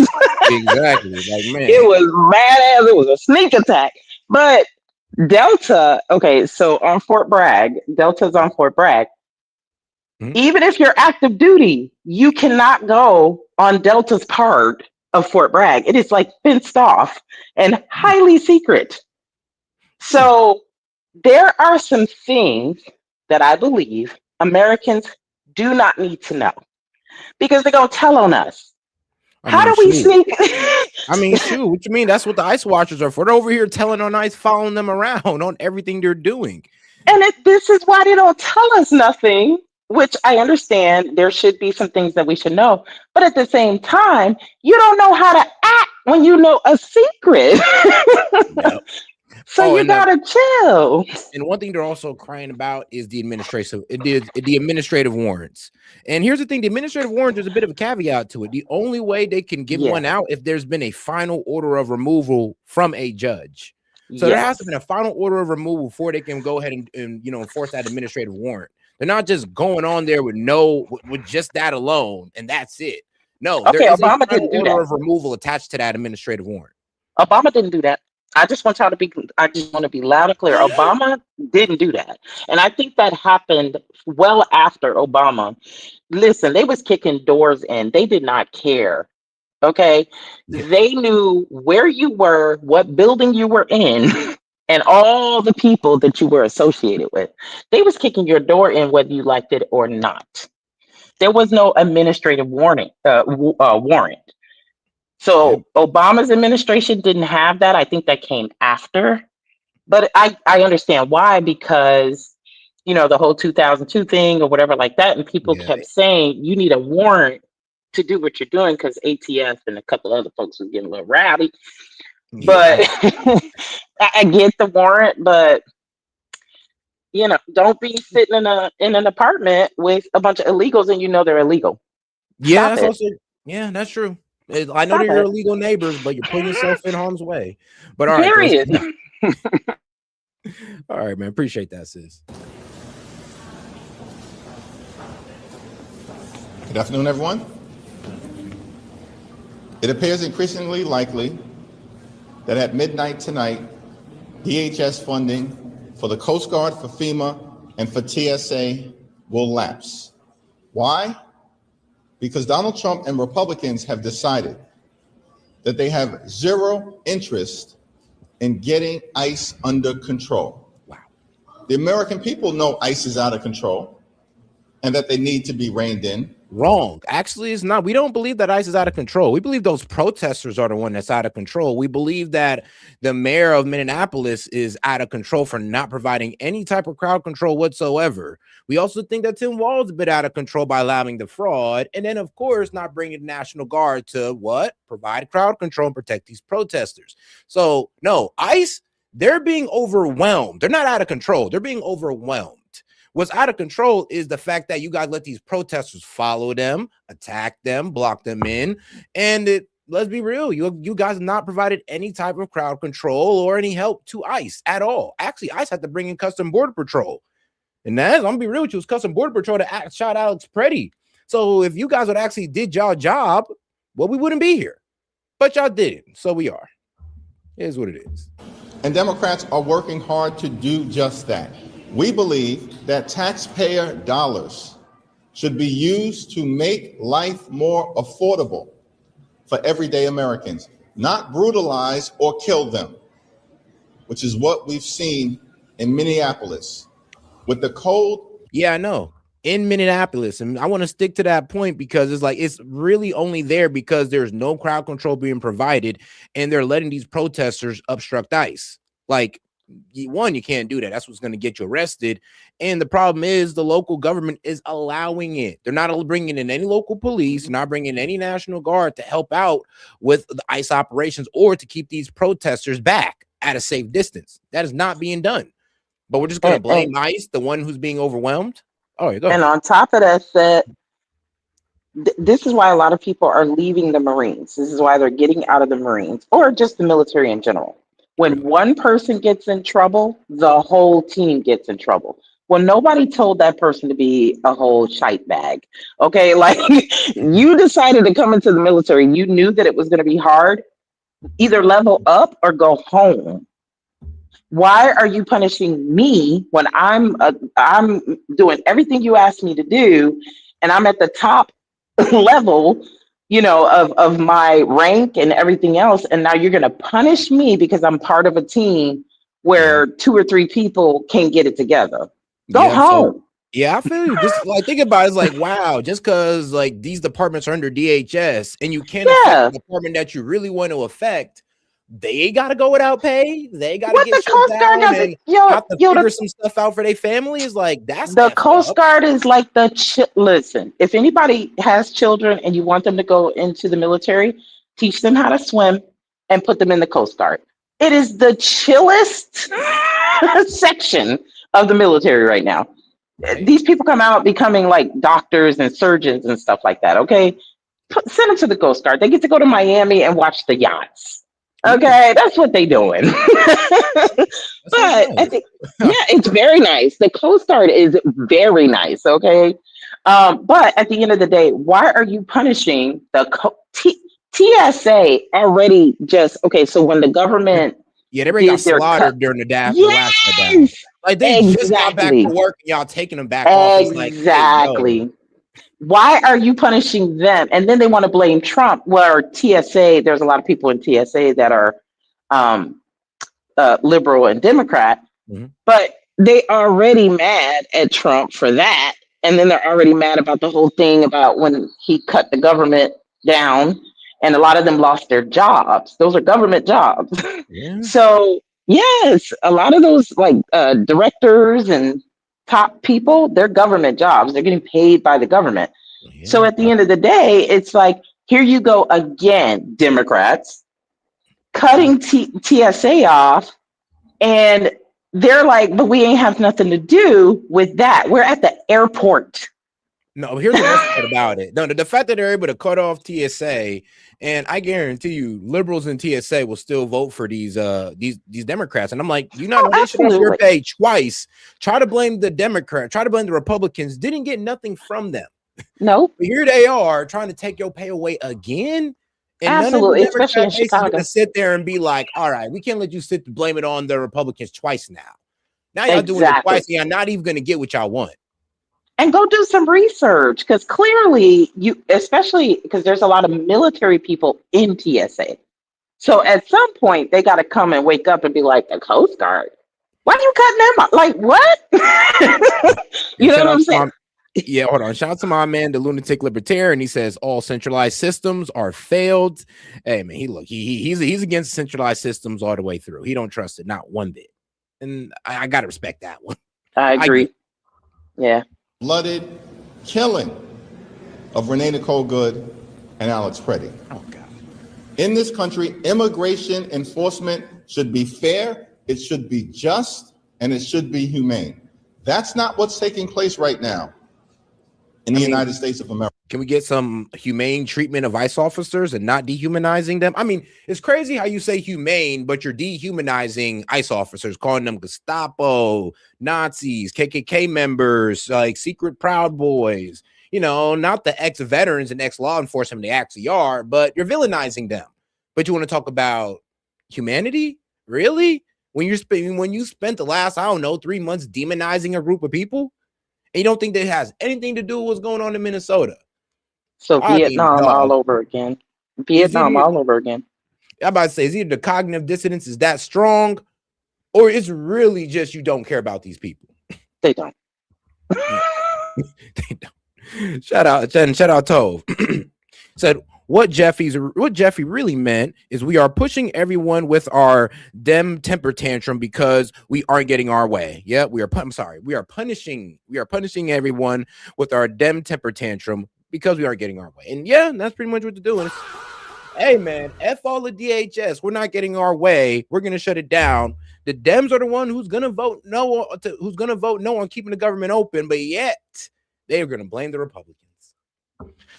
I just wonder how to, man, because last shutdown was so frustrating. I literally had people debating me, talking about, oh, well, the Republicans run have control the House, the Senate, and the executive branch. And I'm just sitting there looking at them like, you don't know how dumb of an argument that is. You're acting like we don't need no Democrat votes to get anything done. That's how you guys are acting. You know how stupid that sounds. Because if that was the case, then these guys wouldn't even be bringing up these arguments. Actually, they wouldn't even be trying to shut down the government because it would be useless. So please tell me how that makes sense to you guys again. And while y'all think about that, we'll just play the video. America, where law-abiding immigrant families are being violently targeted and American communities are being brutalized. Dramatic changes are needed at the Department of Homeland Security in terms of ICE and CBP. Absent that, Republicans have decided to shut down parts of the federal government. Wait, once again. Hey, yo, this guy's messaging is elite sometimes because the Republicans, I really have to ask him. I'm like, so hold on, you're saying the Republicans want to shut down DHS or you guys do? Because the Republicans, I mean, everything's all good on their side. And I mean, you guys are the ones that wants like some type of change with ICE. You guys are the demanding party, and you're the one saying that you want to shut down the government over it. But it's the Republicans who are shutting him down. When, let's be real, if we want to go what the Republicans wanted to do, the government would be open, not shut down. But we're going what you guys want. I mean, how do y'all do the mental gymnastics to justify this? I really wonder. You know what I noticed, There's levels to this. Levels of delusion. Exactly. And I'm learning that, we have what's called autopilot on our brain, where you don't want to you don't really want to think too much. You just want kind of things. That's why we like consistency, because we just want things to kind of run to how they run. I don't want to think too much. I don't want to have to, do too much work. Yeah, we And love so, automation.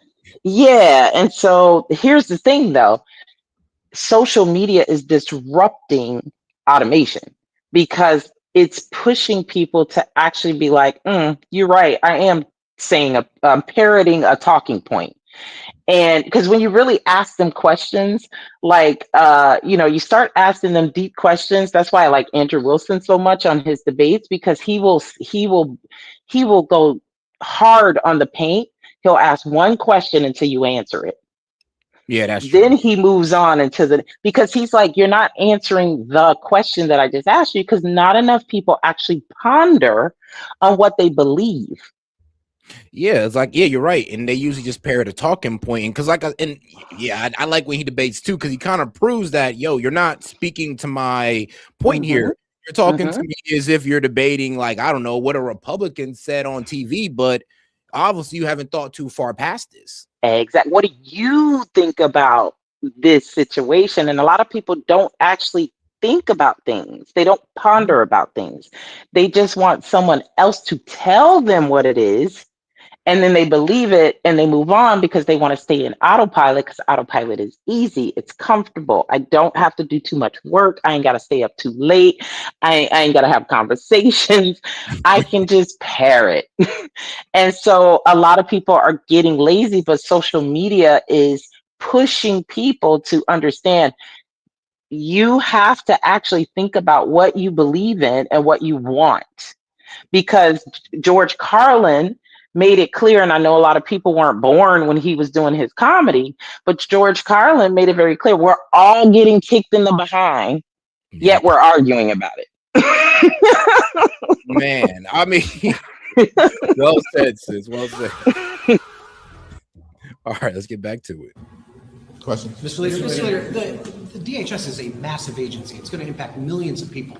Shouldn't Congress be working right now to solve that problem? I'm here, ready, willing, and able to have a conversation with anyone, anytime, any place. That's always been the Democratic posture. Mike Johnson has once again sent House Republicans home. This is the same approach, failed approach, that Speaker Johnson and Republicans took during the 43-day Trump Republican shutdown in the fall. Strange to me that they would decide to take a similar approach. It didn't work out for them. It didn't work for the American people. And during that 43-day government shutdown, we made one consistent demand: extend the Affordable Care Act tax credits. And then the end of it, when it was all said and done, one thing happened in the House of Representatives. We passed a 3-year extension of the Affordable Care Act tax credits. The failed strategy of Republicans, it didn't work out then, it's not going to work out now. And we've drawn a hard line in the sand on behalf of the American people. I mean, the worst part about it, dog, was that here's the thing. Republicans were already offering to extend it, and you guys told them no. And then you dragged it all the way out past the expiration date. And now, yes, you guys actually got it extended. Thank God, by the way. I'm actually happy that they were able to get it extended for next 3 years, because insurance premiums were definitely about to triple and double if they did not get extended.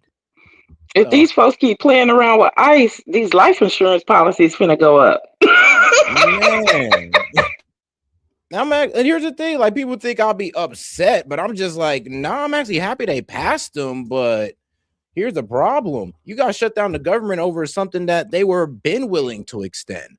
But let's see here. Yeah, as of early February 2026, the U.S. House of Representatives passed a 3-year extension of the Enhanced Affordable Care Act subsidies, often called Obamacare subsidies, on January 8th, 2026, with bipartisan support. However, the legislation has not yet passed the Senate. Oh, shit. Hold on now.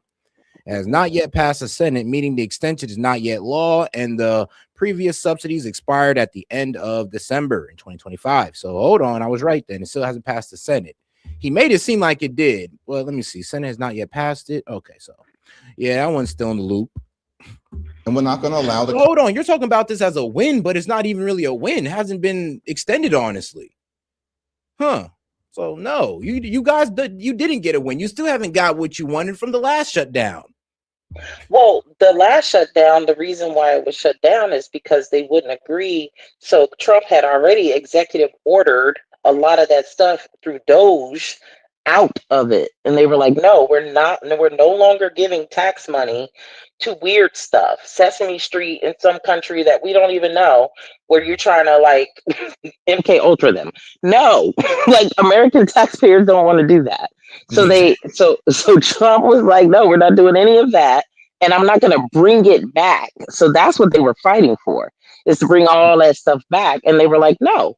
And so they did come to a consensus and open the government. But you're right. I don't think they actually finished passing it. But the number one thing I remember us talking about, we still don't have an actual budget. Actually, I remember the first thing they said is they wanted to undo all the big beautiful bill Medicaid cuts. And then when they couldn't get that, they were like, all right, well, now we just want the ASA subsidies. And they couldn't get that. So, I mean, well, here we are now, because they didn't really get what they wanted. And they ain't gonna get it because he already said no, and Doge already did what they did. So America is already on par. Like, oh, so y'all just spending money on stupid stuff. And then now Minnesota and like people are like, oh, hold up. Maybe I need to pay more attention to C-SPAN. Man. And shout out to the lunatic libertarian. He says civics is lost. Read the Federalist Papers and other documents that founded our country. Read the prime sources. Read the legislations and laws. Have accountability, skill sets, wisdom. Fuck these clowns. You know, absolutely 100. I do believe, bro. Honestly, a lot of what our founding fathers stood on is lost. I mean, bro, look at our foreign policy, bro. Like our first president told us, don't get involved with these foreigners because you're gonna get dragged into wars for no reason that don't even have anything to do with you. That's not gonna benefit you. And look what we did. Look where we're at today. And this is what the first president told us. George Washington. This is what he first told us, and look at us. I mean, we had other presidents warn us about the war industrial complex. Was it Woodrow Wilson? I think it was probably somebody else. But yeah, that warned us about the war industrial complex. What did? We walked right into it. So it is a bit irritating how you do hear about past leaders talking about, yo, don't go in this direction. And here our asses la-di-da-di-da in that direction. Nixon sold us into it, and then Clinton sealed the deal with the NAFTA agreement. But all right, let's get back to it. Congress to cross it. ICE needs to be dramatically reformed. Period. Full stop. Mr. Leaders. Thanks. Is there a revised plan from Democrats to the White House? It's our expectation that we will respond to the unserious offer that Republicans have made that clearly omits things that need to happen, including but not limited to our demand that the Fourth Amendment be respected, that judicial warrants be required before ICE agents can violently storm private property or the homes of the American people. That's completely and totally unacceptable. And yet Republicans refuse to adopt that position. Well, here's the problem. Like I said, these administrative warrants are attached to a final removal order. So yes, since it's being attached to a order that a judge put in, yes, a final removal orders by a judge on an put to an administrative warrant to enter a premises. I mean, look, we could debate about it, but that seems pretty good to me. I mean, there is a court order involved from a judge for this guy to be removed, a final order of removal attached to an administrative warrant. I mean, it is what it is. And if they let them do it, they might be able to find them 30,000 kids that have been missing. Okay, because you can't tell somebody you coming. You got to roll up. Yeah, exactly. The SWAT told you. It's like the SWAT sending, like calling the drug dealers or calling the cartel guys. Like, hey, yo, man, we pulling up at 6. We're on our way. Right. Like, grab up. Like, okay, I appreciate it. They got the map and everything. Like, we're 10 minutes away. Like, bro, oh yeah, like, don't worry, though. Be there in 10 minutes, about like, 6:10, bro. Just prepare for us. Make sure you're outside with your hands already behind your back. Right. Like, they're just gonna do that for you. And then when you pull up and they're gone, you're just oh so shocked. Right. Oh no, they're not here. Like, what the hell? But like, help them. I'm like, okay. Completely and totally unacceptable that Republicans don't want to see an independent investigation of ICE agents who broke the law. Our view is that state and local authorities should have the ability to investigate criminally and prosecute criminally any agent who breaks the law and engages in violence against the American people or law-abiding immigrant families. This is America. No one is above the law. And we do not trust the Department of Justice. Y'all saw the embarrassing display by the... So, I mean, Akeem, then who do we trust? So we can't trust, you pretty much say don't trust the investigators, don't trust the federal government to run their investigations. I mean, then who do we trust? I mean, because we all know that these type of cases don't go to the state since it's involving a federal agent. So that's just not the procedure. So, like, who do we trust then? Because if you ain't got nobody, then we just have to depend on this to be an honest investigation. And that's just that. And like I said, it already seems that, well, if it don't go the way they want, they're willing to call it a dishonest investigation. But if it goes the way they want, then, I mean, everything's all good. So-called Attorney General the other day here on Capitol Hill, who would trust her or who would trust the weaponized Department of Justice to actually independently investigate wrongdoing by Trump administration officials or by ICE agents? That's a reasonable demand. It's also a hard line in the sand. We also believe that the money that has been used to hire untrained agents who are masked, hiding their identities, brutal. Untrained. I mean, all of them go through the training. Most of ICE is ex-law enforcement and veterans, and the rest, and then the other ones you can just call like security or ex-security. So, I mean, untrained. Now, if we want to make an argument on the ex-security, sure. But most of these guys are ex-law enforcement and veterans. So they're not untrained. And they're not Proud Boys and KKK members. And, I mean, whoever told you that is a retard. And you're a retard for believing it. Okay, I'm not going to be that mean, but you are gullible. The American people is... Oh, go ahead. No, I was going to say, we also know that the ones who couldn't pass the test didn't make it, because remember they made a big deal about that. Yeah. So if you can't pass the written test and the PT test, you didn't even make it in. So untrained, my behind. That's like saying that people went into the military and was never trained. But it's put a hard hat on your ass and sent you to the Middle right. East. It's like, okay. 8 to 10 weeks, baby. You gonna get trained. All right, and shout out to the lunatic libertarian. So Jeffries is correct. All of these systems are failed. They mention it all the time when they don't have control. Both sides do it. Just listen with care. Well, first of all, wait. Now, what is Jeffries correct about? Because he didn't say all systems are failed. Now, come on now. Jeffries don't believe that. Now, if you're saying he's correct about ICE, no, not really. They're not untrained.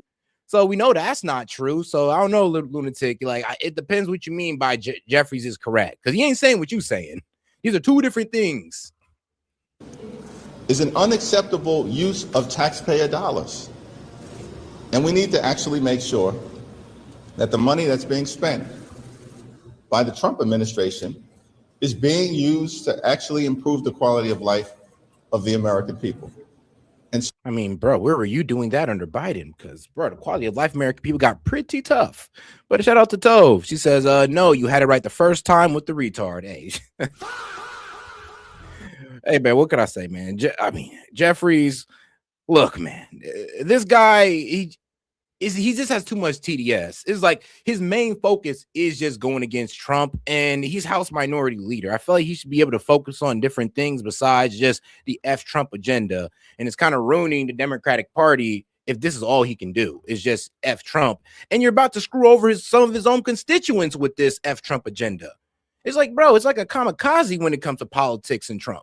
When it comes to him and Trump, he's willing to do a whole kamikaze. He's going to crash out every trip. So there are a variety of different areas that clearly the administration has fallen short of doing things that make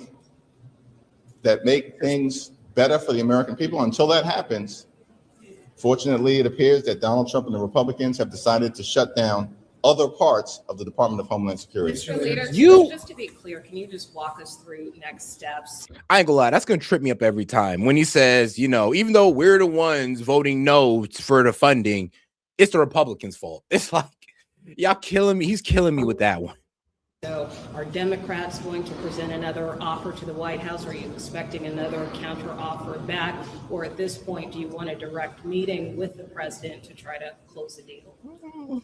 We haven't called for a direct meeting at this point, but again, we're ready to sit down with anyone, anytime, any place, if they are serious about the types of dramatic reforms that are necessary to get ICE under control. The American people know ICE is out of control. They need to be reined in. They're brutalizing everyday Americans and law-abiding immigrant families. They're not targeting violent felons who are here illegally. The president made that point. So, bro, it's crazy how we can make blanket statements like that when that could be easily proven. Like, bro, we can sit here and give you a list of names that the Trump administration or that ICE locked up that are child molesters, some people who've committed like very heinous crimes, like, I don't know, assaulting women and all that. So, yeah, to sit there and say they're not going after them is a complete lie. To sit there and say that, oh, they're not even going after, or they haven't captured, complete lie. You're trying to make it seem like they're only going after, well, just undocumented immigrants, when they're going after both the ones who commit crime and the ones who are here just, you know, illegally. You know what kills? Sorry. You know what kills me as well? They said this last time with the shutdown. We would love to sit down and have a conversation. Has anyone ever tried to have a conversation with a child? And you know, when we say we don't negotiate with terrorists, it's like you're not getting the ice cream. And it's like you're having a conversation with someone who will not bend, compromise, change any of their beliefs or thoughts to try to come to a consensus. This is what we want and this is what we want to get. It's like, no, nobody wants to sit down and have a conversation with you because we already know you're coming with foolishness. Exactly. So who you talking to? Exactly. And they're not willing to pivot on anything. They're not willing to meet in the middle. It's just, and here's the thing, is like, all right, cool. They're basically telling us, look, if the Republicans don't give us our way, we're gonna shut down DHS. It's gonna be the Dems, but we're just gonna blame it on the Republicans. And our base is blind enough to believe it. So what y'all gonna do about it? Right. And it's like, I'm going to have ice cream at 12 p.m. and you're not going to say anything about it. It's like, I'm talking to a child. Literally. Ain't nothing we can do. He lied to the American people. So it's my expectation that at some point, Democrats in the House and the Senate jointly will respond to the latest unserious offer formally, and then it will once again be in the hands of Donald Trump and Republicans to decide what's next. Thank you, Leader Jeffries. There are going to be workers at TSA, FEMA, Coast Guard who are looking at this and saying, I got nothing to do with ICE, but I'm not getting paid right now. What do you want them to know right now? Literally. Well, it's our view. We're going to continue to stand up for TSA. How can you stand up where you're literally the ones voting no to keep them paid? How do you do that, bro? How do you reconcile that when you're literally the ones like pretty much telling them, no, we're going to take your pay because F ICE. And they're looking at you like, bro, I'm not ICE. I know, but F ICE though. So we're just going to cut all y'all pay because you're part of DHS. It's like, nigga, like, bro, you see I don't know. If I was TSA, I would be so livid with the Democratic Party at this point. I'd just be like, I'm done with you guys. Yeah, we're like, we're pawns to you. We're literally playful pawns. I'll just discard us at a moment notice anytime you want to go against the Republicans. Just fuck us.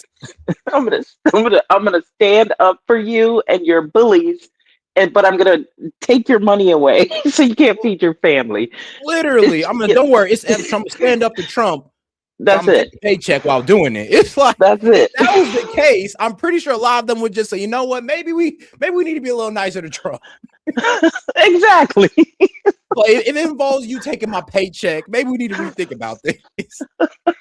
Well, shout out to Toe. She said the Freudian slip, Jeffy boy, they are under control. And shout out to Jet. He says you don't negotiate with terrorists, well, or retards. You know what? Period. And shout out Toe. She says, correction, they only want to talk to people serious about giving them what they want. And that's it.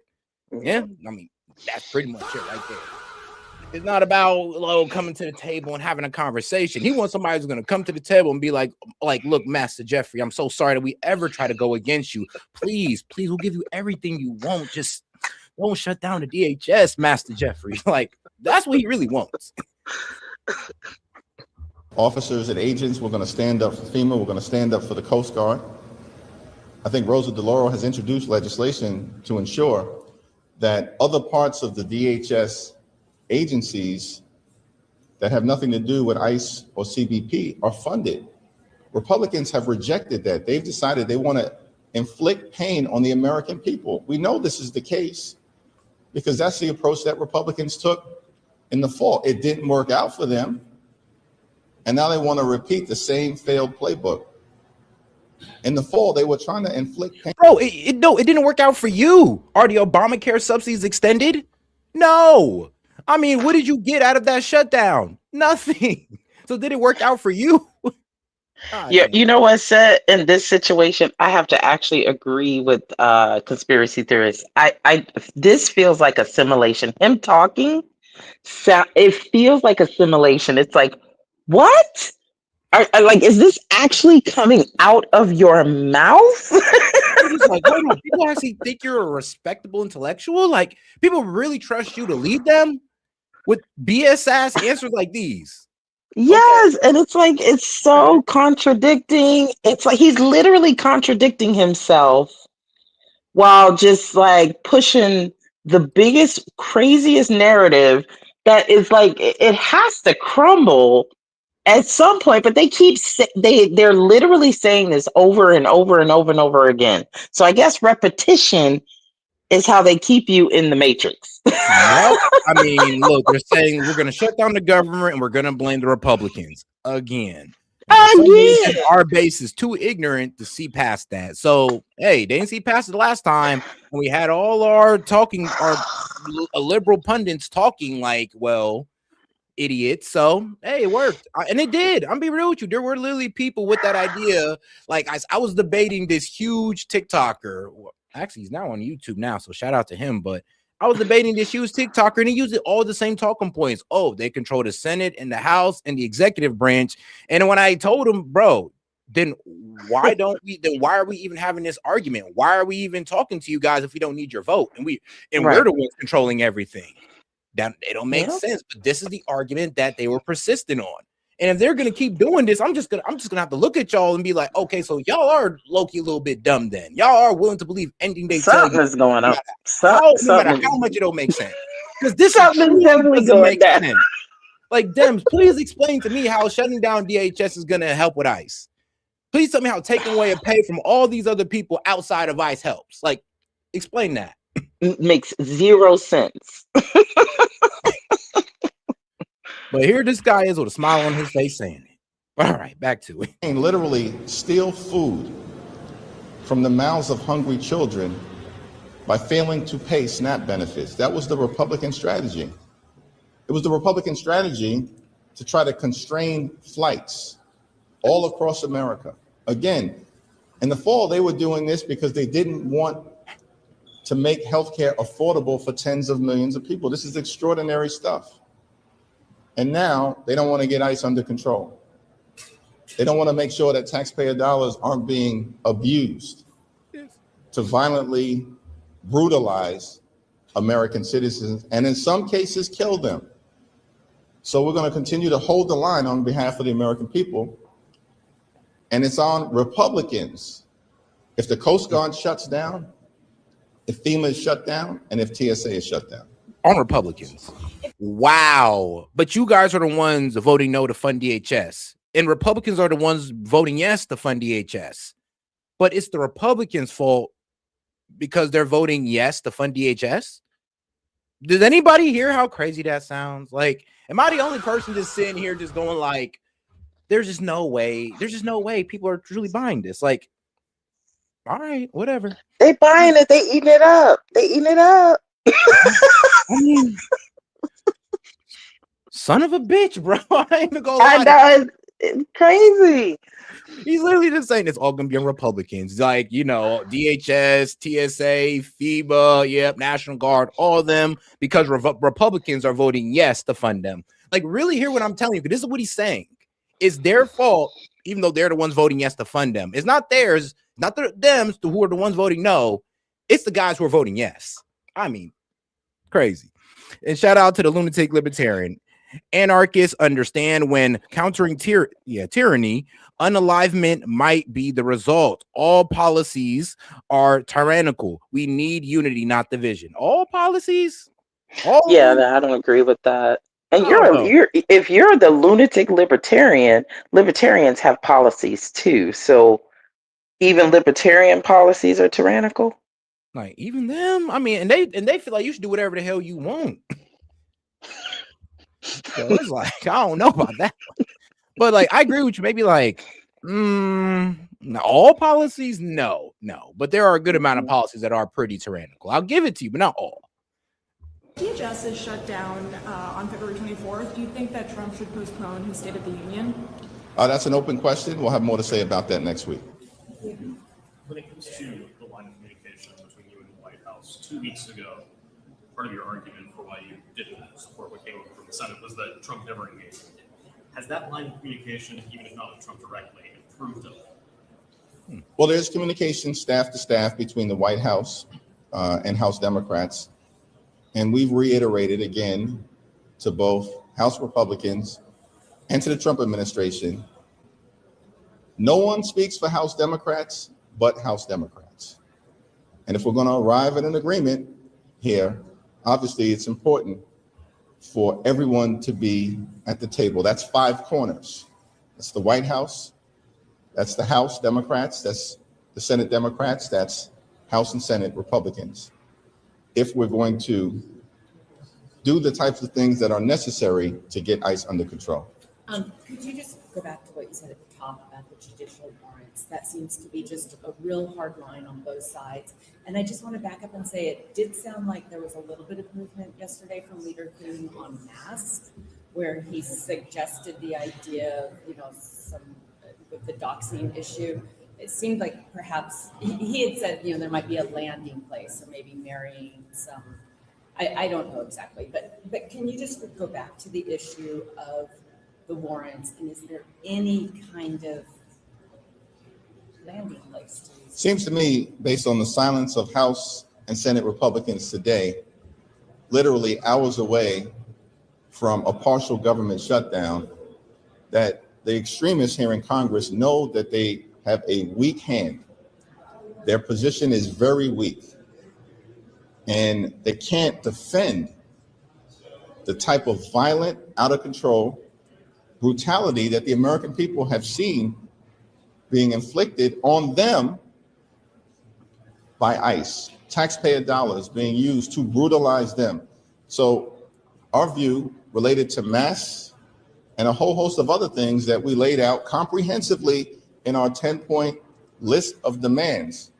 These are the type of things that need to happen in order to rein ICE and CBP in. And we'll respond. Bro, if we'd have just give these guys some damn backup with the local police and National Guard, we wouldn't be here. That's all y'all had to do. That's all y'all had to do. But hold on. So Minnesota, remember, only 26 police officers work there because they done ran all the people in Minnesota who ever wanted to be a cop. They done ran them off. So they done found other jobs. So they only got 26 police officers. Okay. So those guys got to do the 911 calls because that's what the mayor said, right? Yeah, So he said he had like 600. I was like, you only got 600 officers. Like, what the? I was like, that is why I have never heard that low of a number for such a big city. That is Literally. wild. I was like, bro, that's like Minneapolis, like one of y'all biggest cities, only got 600 officers. That's Bro, crazy. what? Then, Yes. well, we got good. Like, what you mean? There's no crime out here, bro? Y'all don't have enough people to catch the crime. What do you mean? And they can't, and I don't think they can like conceal and carry. I don't think they can carry. I don't even know if they can have a pum pum. Okay. It was like UK over there. But Yeah. shout out to the lunatic libertarian. The TSA is a result of the Patriot Act, which we agree is a tyrannical policy. I mean, that's the best example right there. Yes. Understand rights and property and not ideology. They have created a policy upon policy, trampling rights, right to travel, assembly, religion, etc. Now, you know, like I said, I agree with you on there are some policies out there that are pretty tyrannical, but not all of them. Actually, a lot of policies actually protect your freedom of speech, that protect your autonomy as a person, like all that good stuff. So we can sit here and say that all of it is just tyrannical. We can sit here and say that there are some tyrannical policies that we do want gone. That would be nice. We could push for that. But we just can't throw the bait. We just can't throw what was it the saying again? Throw The baby out with the bathwater. Yeah, throw the baby out with the bathwater. We just can't be doing that, okay, man? To the latest that was sent over by the White House, again, it falls short. And by the way, the notion that Tom Homan or any of these other folks can just say things and expect that all is good as a result of it, no, we're not down with any of that. Every single change needs to be ironclad and part of the law. Can you say will your counter proposal, Democrats' counter proposal, go back today? House and Senate Democrats are working feverishly together, both at the leadership level and at the appropriations level. Thanks. You mentioned funding for the Coast Guard and TSA, but what do you say to those Americans who question the point of this shutdown if ICE was given 7 times their budget in the president's reconciliation bill and is going to continue operations? The one big ugly bill is going to be an incredibly important part of the discussion that we're going to have with the American people over the next few days, next few weeks, or beyond, depending on what Republicans decide to do. The notion, and we want the American people to understand this, that your taxpayer dollars in the one big ugly bill were used to provide massive tax breaks for Republican billionaire donors and to give DHS 191. I'm sorry. Lunatic libertarian, you funny as hell for that one. He's like, bro, you seen some of these babies? I'm like, bro. He's like, that baby's ugly as hell. It needs to go out with the bathwater. I'm like, bro. Like, come on. All right. Yo, Hakeem playing games right now. I just want to be like, Hakeem. Like, what are you talking about, bro? Like, first of all you're saying is that all you guys are doing is basically telling the citizens of the United States, it's about time. Maybe our tax dollars need to stay in our pockets. Yeah, that'd be nice. Y'all need to get it together. Like, let's get it together. I bet you sit and have a conversation if you ain't getting your paycheck, because you sure keep doing it to citizens.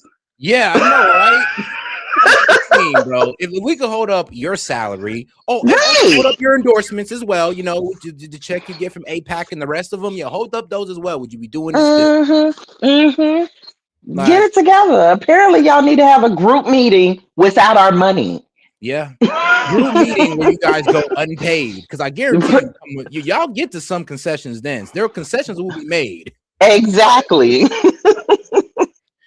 But all right, let's go to another irritating light-skinned politician, Keith Ellison.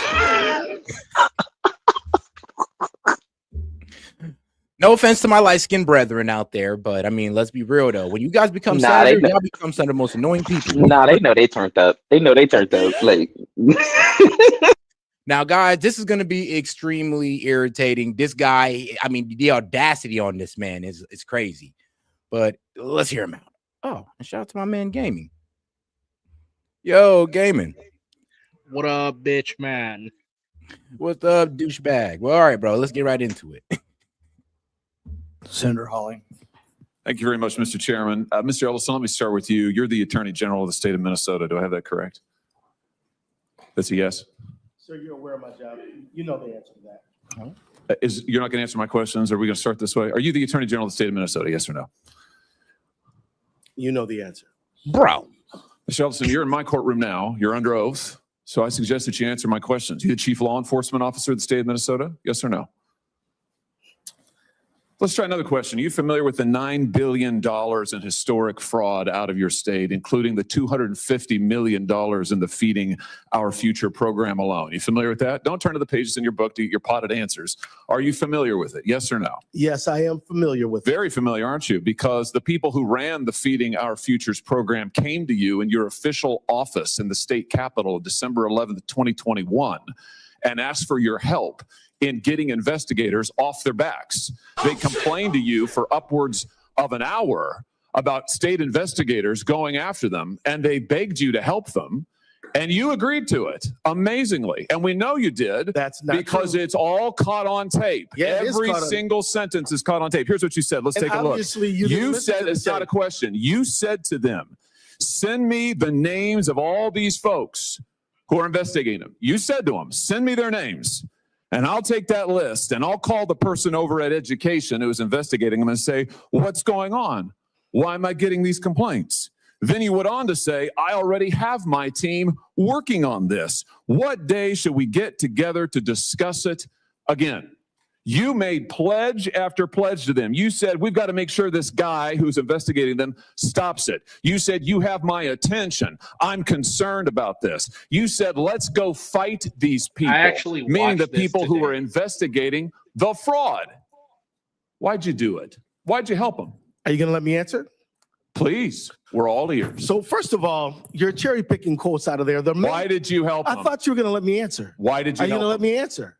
Why did you help You them? let me answer and I'll answer you. Tell the truth and I'll let you answer. I will tell the truth. Good. Let's do That'd that. be a nice change. Why'd you help them? No, now see, Mr. Chairman, I didn't come here to be insulted. I came here You voluntarily. came here for the truth. Let's I have came it. here- I Why didn't did come you here help vol- I them? The came here quotes are voluntarily. here. They're No, in look. black and white, and every Yeah. member of this audience And they're can cherry- listen to the and they're- recording. It's 54 minutes long. Do It's you- all in public. Does- You can Google it right now and listen Right, to it. and listen to it Why'd all. you help them? First of all, I didn't help them. You did help No, them. I did not. I certainly didn't. You're saying you didn't do anything for them. You didn't. Well, wait a minute. I already have my team working on this again. That's not you. I have You're a my ventriloquist? team. My team. Nice. gonna So lie. that's not you. That always kills me. I ain't gonna lie, bro. That's my state senator. Dude is straight funny sometimes. Like, oh, so that's not you? You didn't do this? Say that again.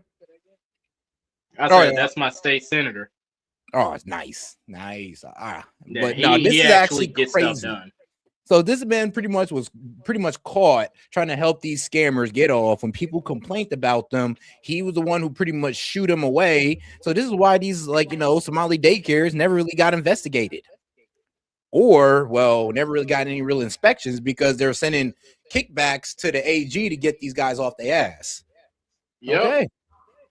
Assisted with the information that led to the prosecution and conviction of these No, people. you didn't. You didn't lift Yes, a finger we to did. prosecute him. No, you did not. No, You didn't because lift a they were- finger it to was a prosecute him. federal You had prosecution. BS. You had Okay, whistleblowers but then- come no, to you as no, early you're as 2019. You're the one talking BS. Hey, listen, it's my You're the time. one who doesn't know what you're talking about, Oh, sir. no, sir. You You're the now have one encountered the truth and you cherry-picking don't like it. quotes. Why'd you take their You're the money? one taking Why'd their you money. take their money? I didn't. You took That's a false statement. $10,000. No, that's a false statement. That is a false $10,000 statement. 9 days after the meeting. False statement. You took $10,000. Here's what happened. They went to your office. That's a They false solicited statement. money from They you. did They not come to solicited my help office. from you. That's also wrong. They came to your office. No, It they was your didn't. official office. You No, they met with them didn't. for 54 minutes. No, they didn't. asked you for help. You pledged it to them, and they talked repeatedly about money. In fact, it's all they talked That's about. a lie. Money, money, money, money. They True. said, we Untrue. will put our dollars in the dollar right bills, y'all. place. We will support candidates that will fight to protect our interests. You replied, that's right. They said, Oh, if you are that is secure in not your true. donor base and secure in your power base, you can act the way you want. You replied, money is freedom. They said the amount of money circulating, I'm reading the transcript. The amount of money circulating in our community today is powerful, and we haven't realizing it in a meaningful way. And you said, give me the specifics. And 9 days later, you took $10,000 That's a lie. from people who were then indicted. It's in your reports. Why'd you do it? Sir, Was it worth it? Damn. You know what? This is a theater. I mean, no, really though, 10,000, bro. Like, come on, you obviously making more than $10,000 just from your salary as a political official or as AG. So I was gonna say, so they just all pretty lying. low to sell out for. Yeah, I mean, he just lying at this point. Like, he trying to spin the narrative, but you can't lie on transcripts, so he trying everything he can. Well, he is from the Midwest. Let's be clear. And he got good hair, and he light skin. So that's that ego right there. Yo, come on. Chill with the light skin. I'm sorry, my brother. You know. Now, so Keith Ellison, the Attorney General of Minnesota, and a former U.S. representative, has historically maintained a modest net worth. Let's see, compared to many of his peers. Open secret data estimates his net worth was approximately $33,000 in 2017. And remember, this was in 2019. We got that 10,000. I mean, hold on, bro. I'm sorry, but what the F are you doing with your money? Or is you like laundering this stuff because your net worth is only 33,000? I'm aware that he's laundering it. You know, earlier showing similar or even negative net worth due to liabilities. I mean, so this man's just, I mean, he probably living above his means or something like that. In debt. Life built on credit. All right. This is the truth. So remember, he's not a millionaire, so maybe it makes sense why he'd sell out for 10K, because I mean, bro, they probably know his financial situation. You're only worth 33,000. You're an AG, probably the brokest AG in America, and 10,000 probably entice you. I mean, think about it. Someone like, think about what I did it for Tom Homan. They said, oh, 50K to pay off Tom Homan, but Tom Homan's worth 10 million. It's a little hard to believe that a guy's going to sell out for 50K when he's worth 10 mil. But it's a little hard to believe that a guy only worth 33,000 could sell out for 10K. It's a little more believable. This is what accountability looks like, of which you've had none. You helped fraudsters defraud your state and this government of $9 billion, and you got a fat campaign contribution out. Oh, and shout out Toast. They said they're going to try and repeal the big, beautiful bill again. And you know what? Shout out to my man, Lunatic Libertarian, bro. How you doing, brother? What's going on? Can you hear me? Yeah, I can hear you. Because I know this kind of now we're going to get back to the video, but I do want to hear from you because this is going to kind of lay into your point of failed systems. You ought to be indicted. True. Well, that's the truth. I think we've made the point. Let's keep the tenor Well, just for a the little record, calm. I'll ask how I want he's to, lying, Paul. and that's the truth. Oh no, this is all on the record, no, sir. Did you bother did you bother to investigate where the money that you facilitated their fraud for, where it went? Do you know where it went, what it was used for? The fraudulent money? I do, because we just heard testimony about it yesterday. Because we were key players in the hundreds of millions of dollars to terrorist groups, to transnational criminal organizations, to the drug trade, to drug trafficking, to child trafficking. And you took $10,000. That's a lie. And helped them do it. You know, the other thing is, whistleblowers came to you as early as 2019. Let's look. As early as 2019, whistleblower. Don't talk over me. As early as 2019, it's my hearing, pal. As early as 2019, don't call me whistleblowers came to. Well, I should call you prisoner because you ought to be in jail. Well, we'll see what you can do. In 2019, whistleblowers came to you in your office and referred to you fraud allegations from Feeding Our Futures, and you blew them off. Listen, your own state newspaper That's a investigated lie. it. The Minnesota Star Tribune, the Partners in Nutrition, brought its concerns to the Attorney General's office in 2018 and in 2019, and you did nothing. You did nothing for years. The only action you took is once all these fraudsters came to your office and asked you to get involved and offered you money, then you got involved. Then you took the money and then you got involved. They did not come to my office. You're completely wrong about that. You met with them I did for not take anybody's 54 money. minutes, and you took $10,000, and they also gave your family money. They gave your family thousands of dollars in campaign contributions in addition to what they gave false you. statement. Let's put the This is completely untrue. the New York Post. Yeah, we know the New York Post. Minnesota Keith Ellison, AG, accepted campaign donations from individuals linked to the $250 million COVID fraud scheme after they were in your office. The donations came on December 20th. Sir, you met with them on December the 11th, and on January 20th, the FBI knocked over their headquarters. No. That's the sequence of events here. No, it's not. You've the been sequence right of at the events. center of this fraud It's not thing the from the sequence of beginning, events. and It's you've untrue. enabled it. And sir, The false you statement. should resign. And sir, you should should resign. I was thinking the same thing about you. Should resign. I was thinking the exact same thing about you. I'm sure after You know, that's how I know. because That's how I know. Yeah. That's how I know that AG ain't. He's scared as hell because all he's doing is just playing childish games. He ain't really got no bite behind that bark. All no it is defense. He had no defense, no evidence. I mean, bro, reading off the transcript, you're going like, no, that's not true. That's not true. I'm like, bro, this is He documented. reading off post transcripts. He giving specific times, how long you met with him, what y'all talked about, the whole shebang. Man, and I even had to go ahead and fill in the reason why you would take $10,000 bribe. And it just makes sense. Everything lines up here, and you're over here trying to pretend like we just don't see it. I mean, bro, you're cooked. You've been caught. Take his ass to jail. It hurts to have accountability, doesn't it? Because after this parade It of hurts to lies have and accountability. presentation, Time has I think you should be expired. ashamed for misrepresentation. Time has expired. Senator Moreno. Unexpected next witness. You're expecting somebody on the other side. Or should I go on to Blumenthal? What So, it was? let me ask, Excuse me. I made a mistake. I I'm thought so so. good it is. And Attorney General Ellison, under your watch, unfortunately, Minnesota has achieved the largest COVID fraud scheme in American history.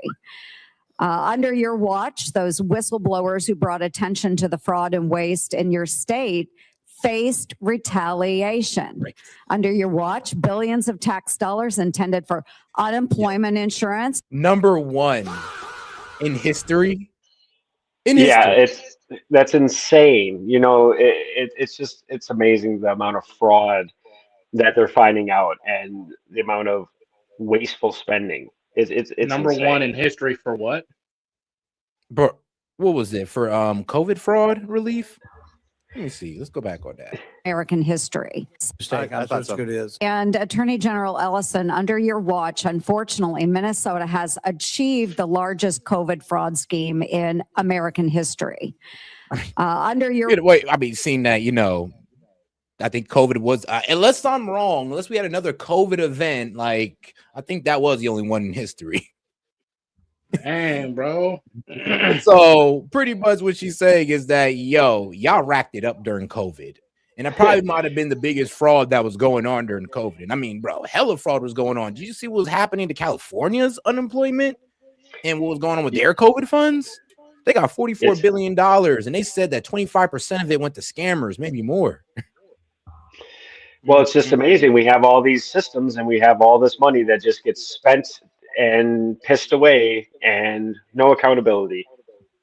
Yeah, I would say this. And no, actually, I'll tell you this. Some people actually do get held accountable, but they only go after the big fish. Like, and I remember I was reading up on the the COVID fraud, and they were catching people who are getting away with, like, I'm gonna be real, it's like $10 million and up. If you didn't go past a certain line of like stealing or a certain line of stealing stolen funds, then they didn't go after you. Like, there was plenty of people that stole $10, $20, $30,000, but these guys are still out today. They went after the guys that was running whole systems that are like multi-millionaires off the fraud. So they go after the big fish and they kind of leave the little guys alone when it comes to fraud in that regard. Well, Yeah, the white collar crime, it's the what they would call nonviolent crime. You know what I mean? They Yeah. consider it, and it's usually fraud schemes of over, $1 million. And, there's PPP loans that were all fraud, Yeah. and then they were loans, and then they somehow the language got changed to grants. And it's like, okay, well, there's all this money, but there's so much suffrage. What the fuck are we doing? Bro, with the PPP loan, it was too bad because they were like, bro, first off, we don't know if all of these are fraudulent or if they're actual, and we just can't sit there and put them on these people's account, and we know there's been fraud going on, and we can't just hold all these people accountable. So I think that's how they flipped it. They're like, all right, let's make it a grant, so where it's not nothing we can be paid back. We're just going to take the L, and we don't have to go on out mass prosecuting people. Because I think they found so many people, it was just too much. It was too much. And then, of course, people's information was getting stolen in to use it. And they would have to, it was just too much investigating to get every person for the PPP loan fraud. But yet again, we still have the Patriot Act that allows mass surveillance. We still have all these cameras. We still have but yet again, where are the statistical numbers where all this crime is being solved? There's prosecutions. There's people going to jail. There's accountability. We don't see it, especially on the higher level. The higher level echelon, now the FBI did come up with like 100-year low in crime statistics, or at least in the murder rate. So there is improvements being made. I would say that I don't see really any statistical improvement. I mean, it's pretty stagnant if you look at the numbers, in my opinion.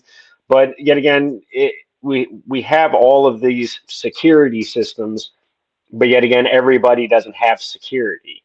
It's just like listening to Jeffries with his roundaboutisms, and he's just putting out word salads of, oh, well, we'll mention the Constitution in one statement, but then in the next statement, we're going to trample your rights because we need the TSA. It's like it's all just contradictory statements. It all is. You can't have one without the other, and I'm just tired of them, especially these people that make $170 some thousand a year just on salary, and then they get book deals, and then they become millionaires, and they're quote unquote little celebrities.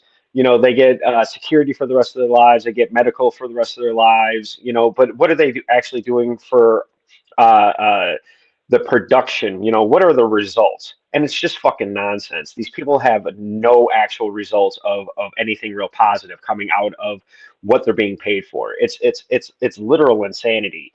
And you have these people that grandstand, and then they get there, and then they get paid off or bought out or whatever. We see example after example. AOC is a prime one, going from the waitress to the politician, and everything that she ran on, she's basically turned her back on.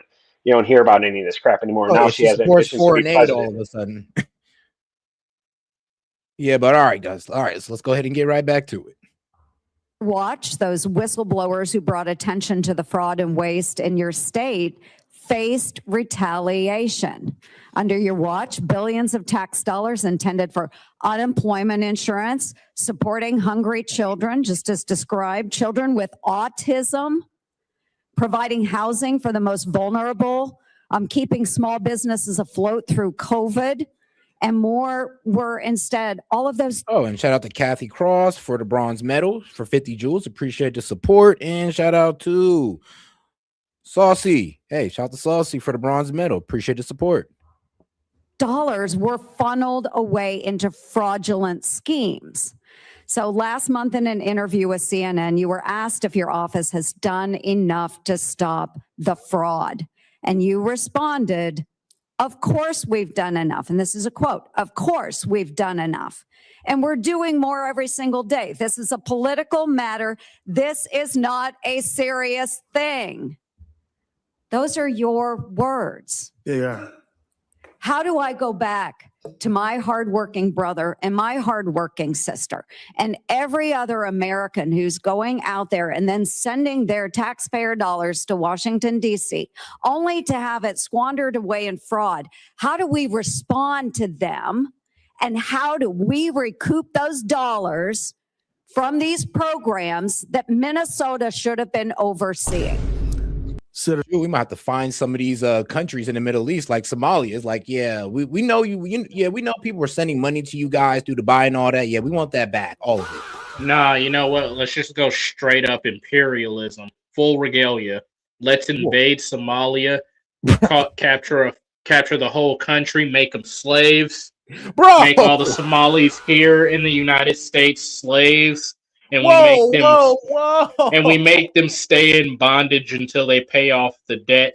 But we put an interest hike of 35% on the debt that they owe us, so they can never pay it off. So now we just have a perpetual cycle of slave labor mining our ores and minerals and stuff. And nobody's going to do shit about it because it's us. And if somebody doesn't, some little pissant country does want to say something about it, we got 11 aircraft carriers, a bunch of nukes, and a few hunter-killer submarines. Come with your boy. All right. America! Fuck yeah! All right, I'm not for that part, but what? I'm all for everybody wants to call America a freaking imperialist state and talk about how we do X, Y, and Z as if the taxpayers haven't been footing the bill for every So we're gonna put temporary slavery on everybody who's done fraud? Because damn. No, hold up. I'm saying, listen to my rationale. All these countries have a lot of. I'm be real with you. I'm looking at a very diverse cotton field right now. On me, you feel me, bro? It ain't just gonna be black people no more. It's gonna be the Arabs. It's gonna be the Mexicans. It's gonna be the Polynesians. It's gonna be the freaking Europeans, bro. Everybody can be a slave to the American engine. Matter of fact, the poor ones, they can actually go on the front lines. Don't let the Americans wash their hand with war. Let the slaves go to the front lines. Bro. Earn your freedom. 1776 Civil War style. Oh shit! Okay, back to the video, bro. God damn it. Nerds, thank you. I really do believe that you're sincerely, earnestly trying to look out for taxpayer dollars. And I'm here to tell you that, of course, we're here to hold people accountable who commit fraud. I've prosecuted and convicted over 300 people since I've been the AG for Medicaid fraud. So I'm with you when you're trying to protect the public dollar. What I was saying in that interview is that rather than coming together on a bipartisan basis to stop fraud, the matter has been turned into a political football, which I bet you probably would agree it shouldn't be. We should come together to protect the public dollar, and it shouldn't be somebody's campaign ad. What we should do is do it together. So what are we doing? First of all, you should know that I can only prosecute crimes that the county attorney gives me or that the governor assigns me. I do not have authority to just prosecute anybody I want. Yes, and I am over time. Okay. Thank you for that. But we need, I'm here to help. I'm here to work with what we need is your governor then to step up to the plate. Mm-hmm. And any crime that needs to be prosecuted, it needs to be done. The American taxpayer is tired of their dollars being funneled out of their pockets into scammers' pockets. I think you're right. Senator Moody. Thank you. Thank you, Mr. Chairman, for holding this hearing. Say that lesson. Thank you for the witnesses for being here today. I think this is one of the most pressing issues facing our country, and it is the most pressing issue facing our country because of what we saw over the last 4 years. On a conservative estimate under the last administration, 11 million people flooded, I would argue, were pushed into our country, sometimes done on a quota system under the Biden administration. Yep. All right, I got this system worked out. Let me cook for like 2 minutes, okay? Go ahead. So, what we do is, you cannot interrupt me, all right? I need to be guaranteed right now I can get my 2 minutes uninterrupted. All right, go ahead, bro. 2 minutes uninterrupted. All right, so basically, we take the FBI, the NSA, and ICE. We find out, how many people was given these loans and these grants and stuff. We don't kick them out the country. Nah, we put them in an institutionalized camp. Some people might call it slave labor. We're calling it market rate work. We have them work for us, doing the jobs that we really don't want to do.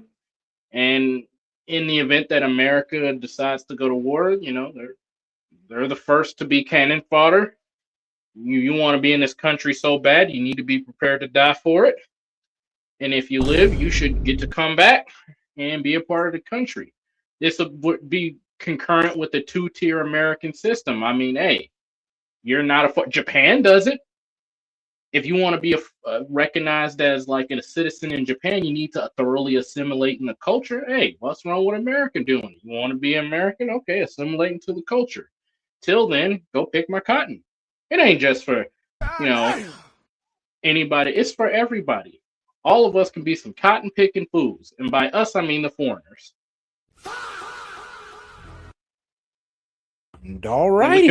Is that your 2 minutes?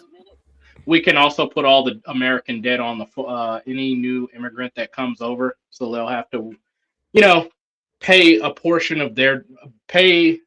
We could take all the American debt, assign them a portion, make them work it off, so they can see how we feel, and then when they come over here, maybe they'll have a little respect for our nation and what we do. So does that sound good? Is this sarcasm? Libertarian, do you have something to say first? Well, he already did it with the soundbite because I was saying, "Damn." So, what's the point of the Bill of Rights and the Constitution if we do that all over again? I mean, the hell with it, bro. I mean, we basically ain't got no Bill of Rights now. Foreigners get the lap of luxury. I mean, didn't you know just 4 years ago while I was overseas, slaving in the Arab summer, freaking balls sticking to my inside of my thigh, wishing I had Did you get lobster and steak? Absolutely, and I hated every second of it.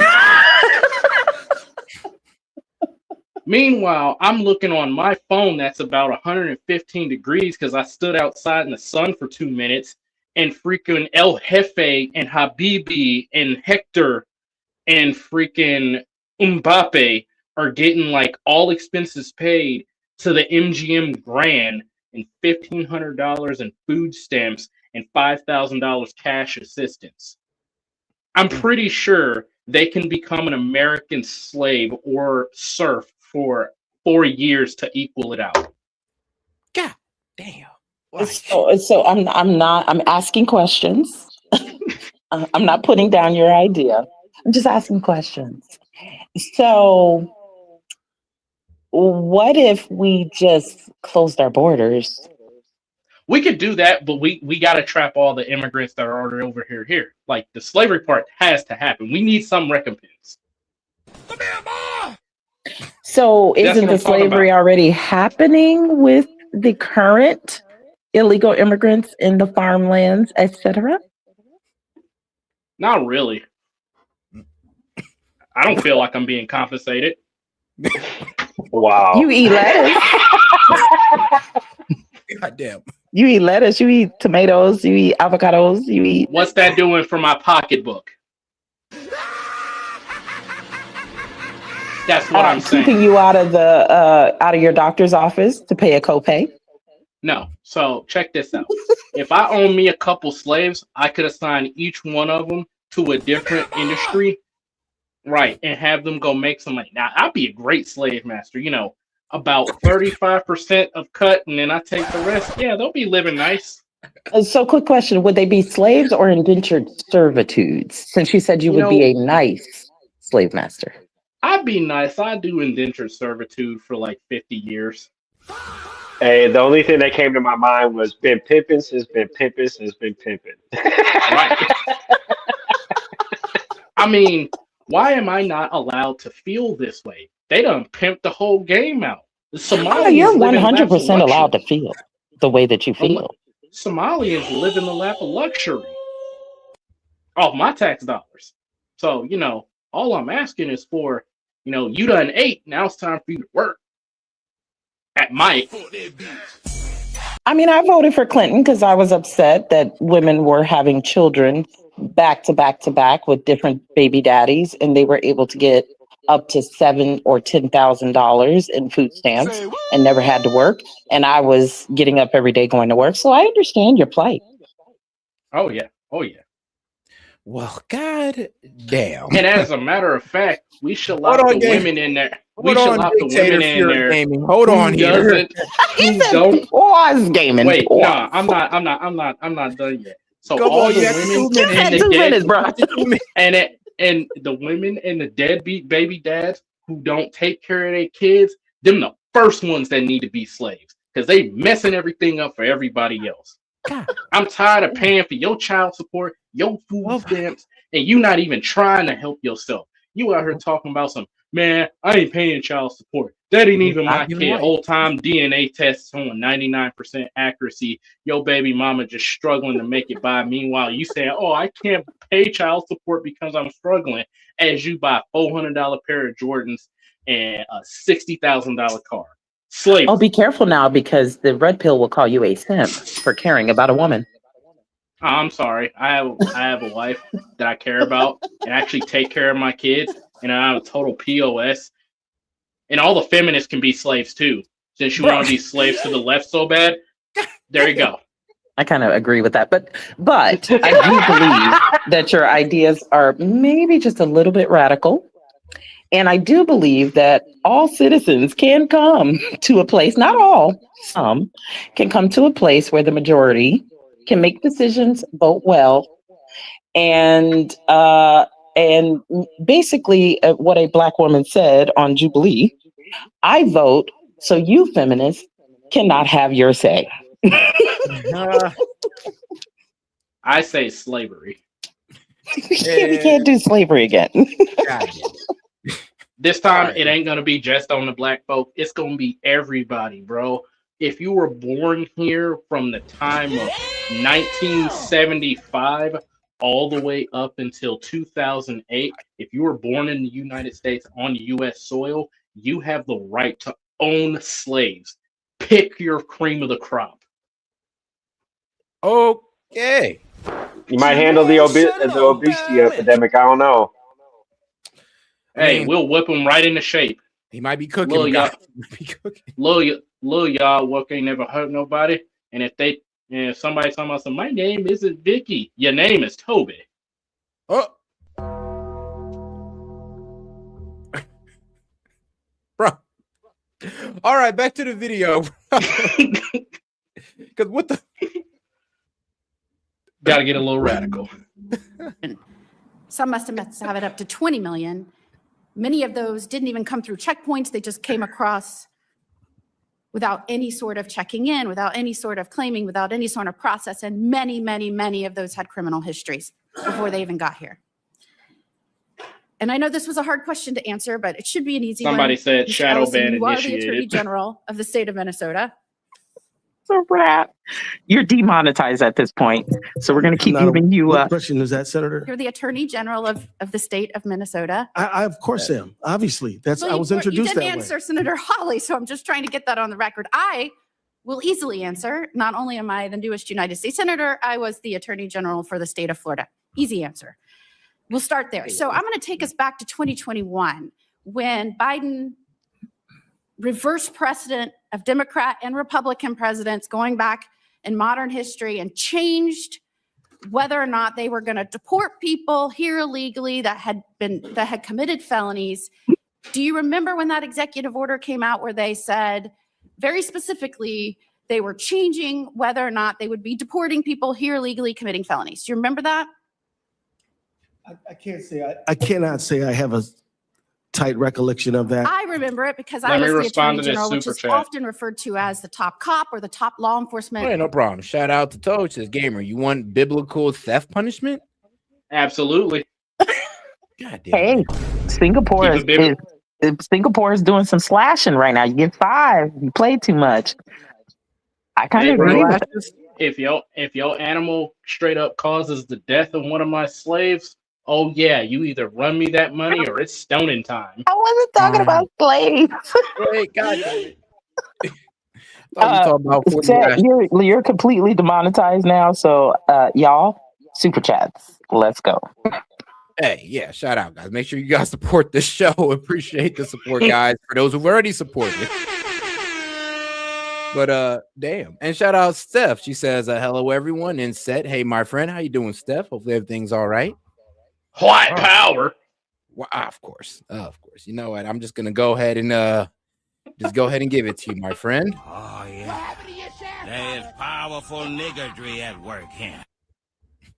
official or prosecutor in a state, I remember it because I was desperately getting calls from sheriffs around my state saying, I have somebody in here for burglary or drug trafficking, whatever. They are canceling detainers. Do you remember anybody coming to you and saying they're canceling detainers?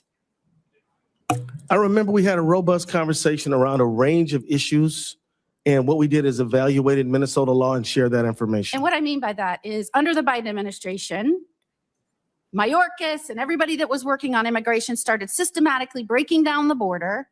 And not only that, which allowed for the 11 million to 20 million people to come in, not only that, they started telling law enforcement officials around the nation that had in their custody people here illegally committing crimes, don't hold them anymore. We're going to abandon precedent that used to be done under Democratic and Republican presidential administrations, and we're going to stop holding people here illegally committing crimes. Don't detain them because that's not our policy anymore. So what did I do as the top law enforcement official in the state of Florida, as the Attorney General? I sued the Biden administration immediately and fought back because my law enforcement officials had the trust in me that I would fight for the safety of our communities. It just came out recently after we had to bear the absolute devastation to this country as it related to immigration and crimes in our community under the Biden administration, that the Trump administration said that we have gotten out of your state tens of thousands of people here illegally with criminal backgrounds. Is that a good thing or a bad thing? I'm sorry, are you asking me if committing crimes is a bad thing? Answer is yes. Trump administration said they have removed from your state 10,000 people that were here illegally that had criminal backgrounds. Is that a good thing or a bad thing? I would say good thing. If you're asking me are you asking me to rely on what the Trump administration has said? Bro. Why is he doing Assume everything it is but true, answering the because question? I think you're going to debate me on this. They have removed tens of thousands of people across the country that are here illegally, that have committed crimes. They have a criminal background. Is that a good thing or a bad thing? I agree with the general premise that we should remove the worst of the worst who are not authorized to be in the United States who commit crimes. Okay, so if they're here illegally and they've That means he committed need to be burglary, removed should they too. be removed? I mean, here's the thing. I mean, they just won't say it like, look, man, if you're here illegally, you need to go. Like they always want to stick to the whole, oh, well, undocumented immigrants who commit crime. I'm sorry, but we got to go across the board with this. The undocumented immigrants who haven't committed crime, but coming in here illegally, and then the ones that have committed crime other than coming in here illegally, like across the board. So I kind of hate how they try to make it seem like, oh, we should only be going after one group. When no, we got to go after all of them. We got to like honestly have some type of standard to immigration law. Then what's the point of having it if we're not willing to uphold it? Like, Well, really? what's the definition of illegal? You know, are they committing a crime by coming in here illegally, or are they committing crimes after they come in here illegally, and that is illegal? Like, what the fuck is the definition of these words that they are speaking? It's illegal to come into the United States. The federal law is it's illegal to come into the United States without, applying. Because it's illegal to go into any country, including Canada, without applying first. So you need a visa, you need some reason to be here. And so it is a federal law that is illegal to enter a country, any country in the world, without first getting permission. So they've already broken that law. So then the Democrats said, well, we want them here. So now we're going to create some other stuff. 5 years, 10 years, waiting for them to go to court to talk about how they're here illegally. Well, they've already been here 10 years. Don't matter. Send them away. Right. Yeah, and it's like, it doesn't matter. You still broke the first law, which was you came into this country illegally. Now, Clinton had a great, this woman, her name was Barbara Johnson. She was amazing. She literally went out and showed Clinton, if you don't deport these people, you are destroying the American citizens' opportunity and life to be able to prosper in this country. My father, when he was in between jobs, worked as he was a construction worker before he became a sheriff. He was able to go and get that job. I urge everybody, when you're driving around and they're doing construction, look around and see who's doing construction now. Oh, I already know. Like when I'm doing HVAC, there aren't even HVAC technicians that are American no more. Me as a licensed HVAC technician, I have to compete with illegals. Yep. Well, and I'm a master diesel technician, and this is what I was trying to tell paramedic, is that, you know, when he was like, "Oh, well, do you know metallurgy?" Absolutely. I went to school to be a welder. So, and also went to school to be a certified weld inspector. So when he's talking about, you know, well, can you create a phone? Well, I'm also, when I'm a master diesel technician, that includes electrical, HVAC, everything involved. I also have EPA certifications in 608 and 609, which means that I can do high pressure HVAC systems, or I can do or transport refrigeration on trains or trailers or straight trucks. So it's literally the physics and the chemistry that you have to understand in all of this. So when we were having our debate, it's like, no, I absolutely know how conductors work. Can I build this device that we're communicating through? And that was going to be his gotcha moment. And I was like, no, I absolutely know how this device works, and I could build one and understand all the materials that it's made out of. All right. Yeah, and then check this out. We keep telling our young Americans to work with their hands because AI is going to take their jobs. Well, their jobs are already taken. Yeah. They're using AI as a cover story. Hey, use your hands this way too, Set. Use your hands this way. But see, here's and that Hey, AI Golden thing. Gloves, a boxer, fellow boxer. 2023, bro. I was 40 when I went. Nice. And hey, man, look, bro. One thing I know about this man, Monty, man, is you call his name, all you gotta do is say his name 3 times and he pops up like that. Yeah, I was gonna say Monty. So I'm no gaming. No, stop. Oh my God, there he is. There he is. Just because I'm not up here running my mouth doesn't mean I'm not listening. So first of all, lunatic, I did not say my gotcha moment was going to be that you're so stupid you can't do things. I've acknowledged that you're intelligent. I've acknowledged that you're trained in everything that you need to function in your life. My point was, when you operate in a society and on a global economy, if you could just make a phone, you would have already. So that, not that you need people, but you do still need other people, and you have to use currency, and that was the debate. Okay, Monty, how you feel about my slavery option? Oh my God. Well, Monty, I would say look at all this money that we put into the economy. Like literally, it's collected from the collective of people and redistributed, and Right. That's it's how an just the economy insanity of it. Well, right, and that's why, you know, I say that these systems are failed, and we agree that a lot of this stuff needs to be rehashed out. I'm also going to say that, you know, the reason I'm a lunatic is because I go to the absolute extreme, just like Gamer did.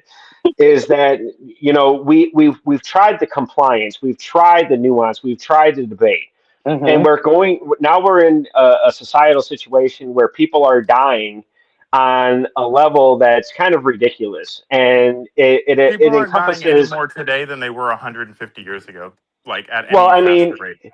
if you look at what's broadcasted as the tragedy around the world, it doesn't need to be, because we have the cooperation already in place. I think that we just need to get rid of that hierarchy that we have, so that it's a little bit more equitable for everybody. And we can do that. It's just I just that, don't you like know, the word people think that equity this shit because works. I don't like the word equity because it's a derivative of communism, and I don't like communism. I think communism has failed in every instance it's been tried, and pointing out that capitalism is bad is not an argument for the collective. You know what I mean?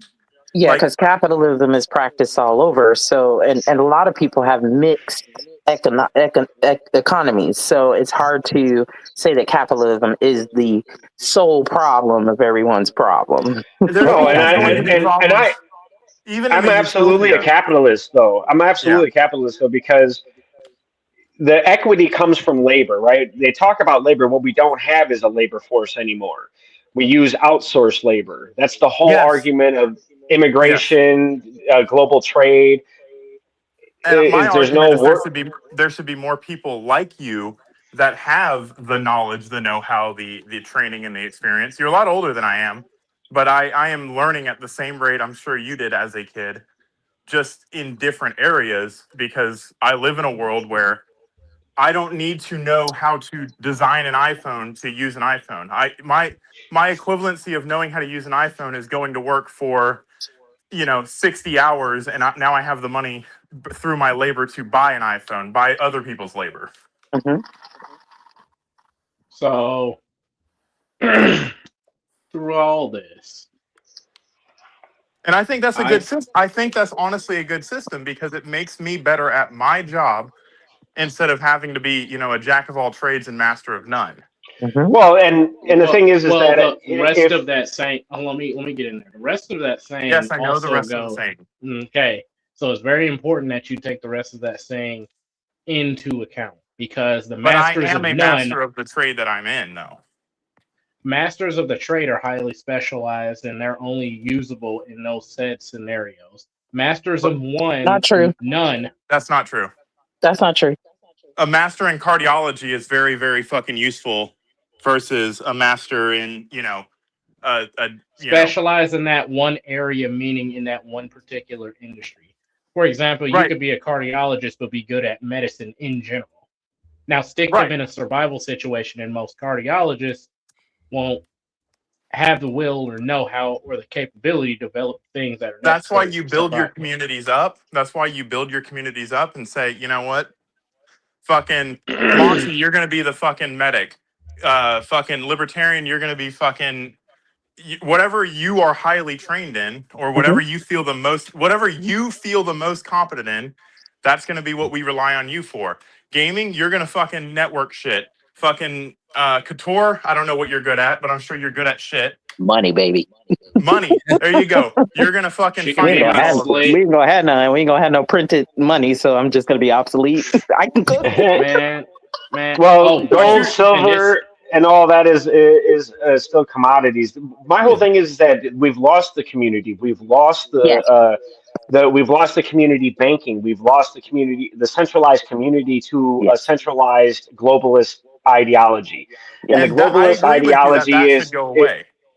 okay. Well, that's my whole point is the reduction of the globalist ideology back down to a community based level to where we actually start understanding the value of each other instead of valuing the dollar in which we kill each other over, Hmm. which is propagated through the media and everything else as far as what is important, as far as what property I own or what image I represent. Hmm. true. I would say And not being people a are walking trying. advertisement. People are trying to make the 8 billion people on this planet a small community, and that does not work. So all the men on the panel and in the chat, I just want to say this as a woman. This is why average women, because we know the bell curve, this is why average women depend on you. Your bell curve is not like ours. Yeah. You have We far don't more have a bell intelligence. curve. It's more Yeah, we like a got fucking well, S look, curve. we got we got more smart people. We also got more dumb people. Yes, that is Yes. true. And we understand that and we're all able to point them out for sure. But what I'm saying is that when we're talking about what you guys are talking about right now, remember, intelligence is not about the industry you're in. It's about the ability to adapt to whatever happens. Correct. We have a saying The in the fire applied service. It's knowledge. called improvise, adapt, and overcome. I think it's the Yeah. same thing in the military. The Yeah. more It is. versatile you are, and Yes. this is why I was pushing you on this, lunatic, but I understood, because I already understood the response and I agree with it. I was pushing the notion that we don't need, that we can all just kind of make our own lives in the world we live in today. You can, but your life will be your standard of living will be different unless you can go out and absolutely 100% of the time get everything right. There are people that are better than you at things, and I prefer if I don't have the bandwidth to learn how to be better at something, I am willing to pay my labor, i.e. the money that I earn, into that person so that one, they can further their knowledge or further their profit and benefit me because they can do it better than me. Service. I'm ready to put a white hood on. I'm done. No, but on a serious note, though, so speaking of economy, I put this, I tagged S.E.T in it. If S.E.T wants to go ahead and bring that up, I made a post originally, and believe it or not, S.E.T, X took down that first post I made. There's a reason why it's a part 2. I actually looked at it this morning, and exactly what I seen in those videos I sent in the Discord chat is actually happening. So if you guys, and then according to a few economists, the tech AI bubble is actually swelled over 150. Some say 1,000, but the average is like 500 times what the housing bubble was in 2008. Well, but here's the also thing, and this is why libertarian is saying the systems have failed, because in a non-failing system, that system would have already failed. It would not be propped up and propagated throughout and get worse and worse and worse, because the longer you kick the can down the road, the bigger the bubble gets and the more slime that gets on everybody when the bubble pops. Yeah, and so what I was saying. Sorry. Oh, I'm sorry. What I was saying in Go that ahead. post. What I was saying in that post was that my suggestion, based off of everything that I've been seeing, I'm not like an economist, so take what I say with a lot of grain of salt, but it's food for thought. If a lot of economists are saying this, and the stock markets are saying this, and backdoor billionaires are doing these dumps now behind our back, we should probably take note. Just as like a come up for, just something in the future. And because me and Monty had like a whole conversation, and I was talking about PC parts or whatnot, and he said something that actually made sense. You should get it, because what's going to come now, next thing you know, your iPhone, your phone parts, going to shoot way through the roof. So that's something to think about. And a lot of this... He was debating on whether or not he should buy a gun or buy PC parts. And I was like, well, if you can't buy both at the same time, you should buy the thing that's going to have the biggest supply crunch the soonest. If you think that's going to be guns, you should buy your guns. If you think that's going to be electronics, you should buy your electronics, because you will realize the equity when you don't have to pay overpriced prices for things. Yeah, so just as an FYI set, you and really everybody on this live, y'all should look into getting what y'all need right now, because due to the people's hatred of AI and Microsoft, coupled with Microsoft really screwing up Windows 11 to the point where it's almost unusable. Every version of Microsoft. What are you talking about? Well, you're not wrong. Well, Windows 7 was pretty good. Windows 98 was the best Windows. Changed my mind. Okay, that's when they peaked. Okay, so we got a vintage. All right, somebody who really loves his vintage. See, but all right, I do want to get to this video, guys. Oh God. He smokes tobacco out of a pipe. I see. Now, all right. So shout out to our guy Michael Knowles. He did a 2-on-1 with two pretty notable liberals. So let's go ahead and get into it. Harry! Where's Harry? Joe Biden was one of the most productive presidents in modern American history. We got to boot him out. I think most Americans agree with that. I think most Americans agree. Only enforce the law when I want to. What happened to No King? You voted for a No King. You voted for a felon. She was breaking into the floor of the house at a time when cops were being beaten, and your daddy pardoned the cop beaters. Well, welcome to Bar Fight. I'm Michael Knowles. I'm joined tonight by two guests. That's just wrong. That's just wrong. He is the Roy to Harry's Siegfried, Chris Mowry. Joe Biden signed more fiscal legislation into law. Hold on. Did he sign it? And I saw you get walked by Adam Mockler on this. Can you be quiet? The crown prince of left-wing social media, Harry Sisson. Harry Sissy. Now, here is how it works. We will be debating 3 of the most controversial topics of our day. The bell will ring. We will duke it out for that round. And then our friends in the crowd can come up to the microphone to pick a fight with any of us. Anyone who comes up to the mic can win special prizes and a seat at our VIP. Oh, so let me go ahead and read these real quick. Shout out to Jet. He says, "Fuck it, add pedophiles and rapists to the gaming's list as well." No. Indentured servitude. Pedophiles got to go in wood chipper, bro. Sorry, I'm a slave owner, but I'm not gonna tolerate pedophiles. Now, I feel you on that one. But All rapists right, should so be. what about Hold me? on. Oh, my bad. But shout out to Tobe. She says, "What about me, Monty?" Rapists should be sold into slavery to the people that who the father of the person that they raped. Ah, bro, that person probably gonna kill him. Hey, it's their property, so they can if they want. I mean, might as I mean, shoot, fair is fair. No, you're not supposed to cause your brother to fail.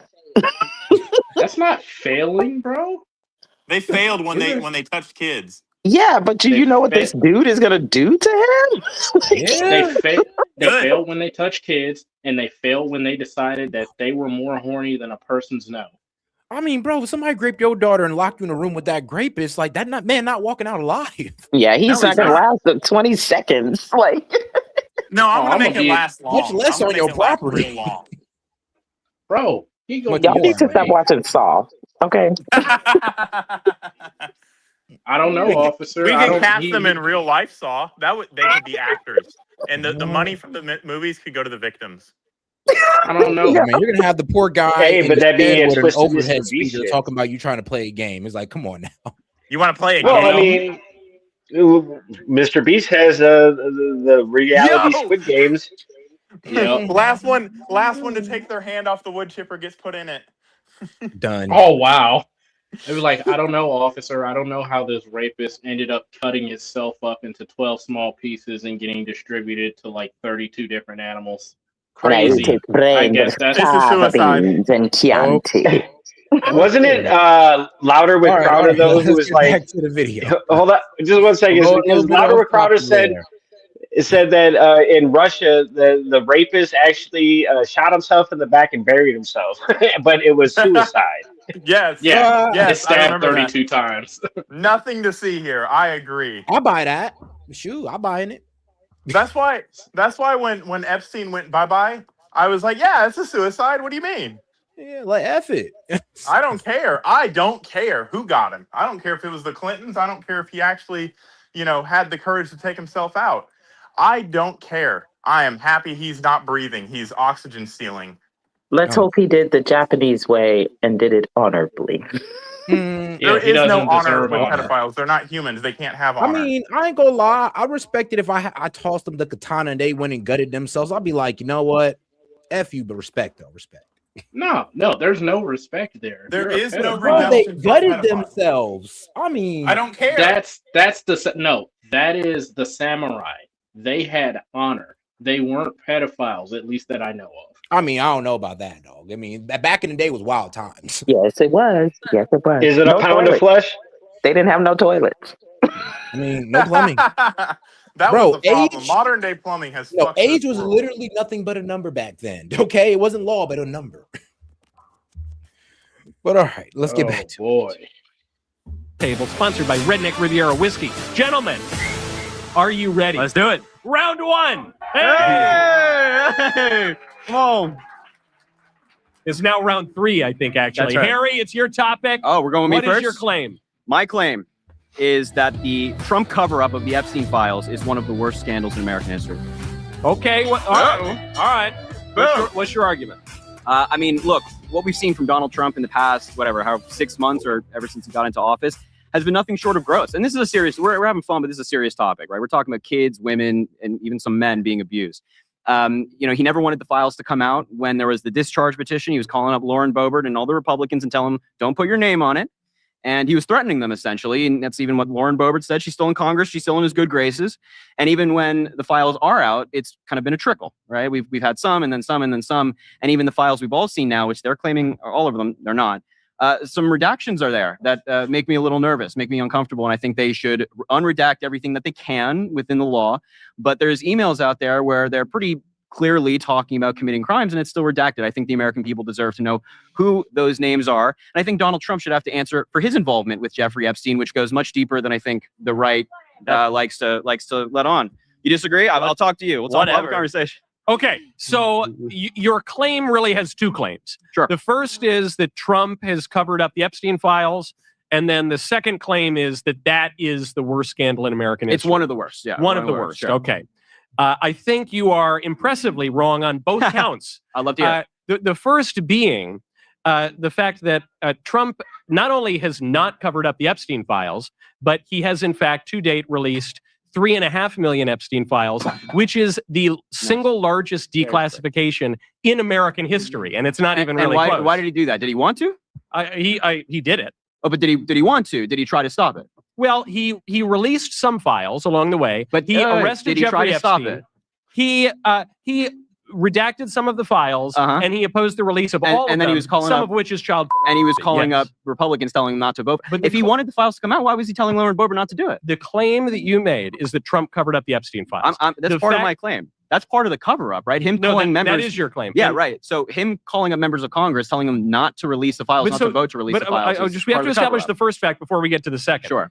The first fact is you're claiming he covered up the Epstein files, but then you are admitting that Trump not only released all of those Epstein files, Joe Biden didn't release a single Epstein file. Well, we'll talk about that. Donald Trump released 3.5 million of them, which is the single largest release of classified information in American history. If you're attempting a cover-up, that's still a cover-up, right? So Donald Trump just failed. He got pressured by the law and Congress, but he still tried to cover them up. Don't you think that him calling Lauren Boebert, telling her not to put her name on the discharge petition is concerning? Well, I actually do agree that not all of those files should be released. I think some of that is a little bit reckless. I think it undermines certain principles of American justice, like innocent until proven guilty. I think a lot of those claims have been debunked, which we saw in the files. And I think some of it is actually child sexual abuse material, which obviously should not be released. But we know that there are still more documents out there.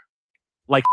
No. Aside should not be released, and some claims that have been disproven, even in courts, even by judges. So obviously, those names shouldn't be released. Nevertheless, on the first point, there is no arguing. It is the largest release ever in American history. Therefore, he didn't cover it up. To the second point, that if it were true that he had done the opposite of what he actually did, would that be one of the worst scandals in American history? And I can think of a few others. I'll try to go through them quickly.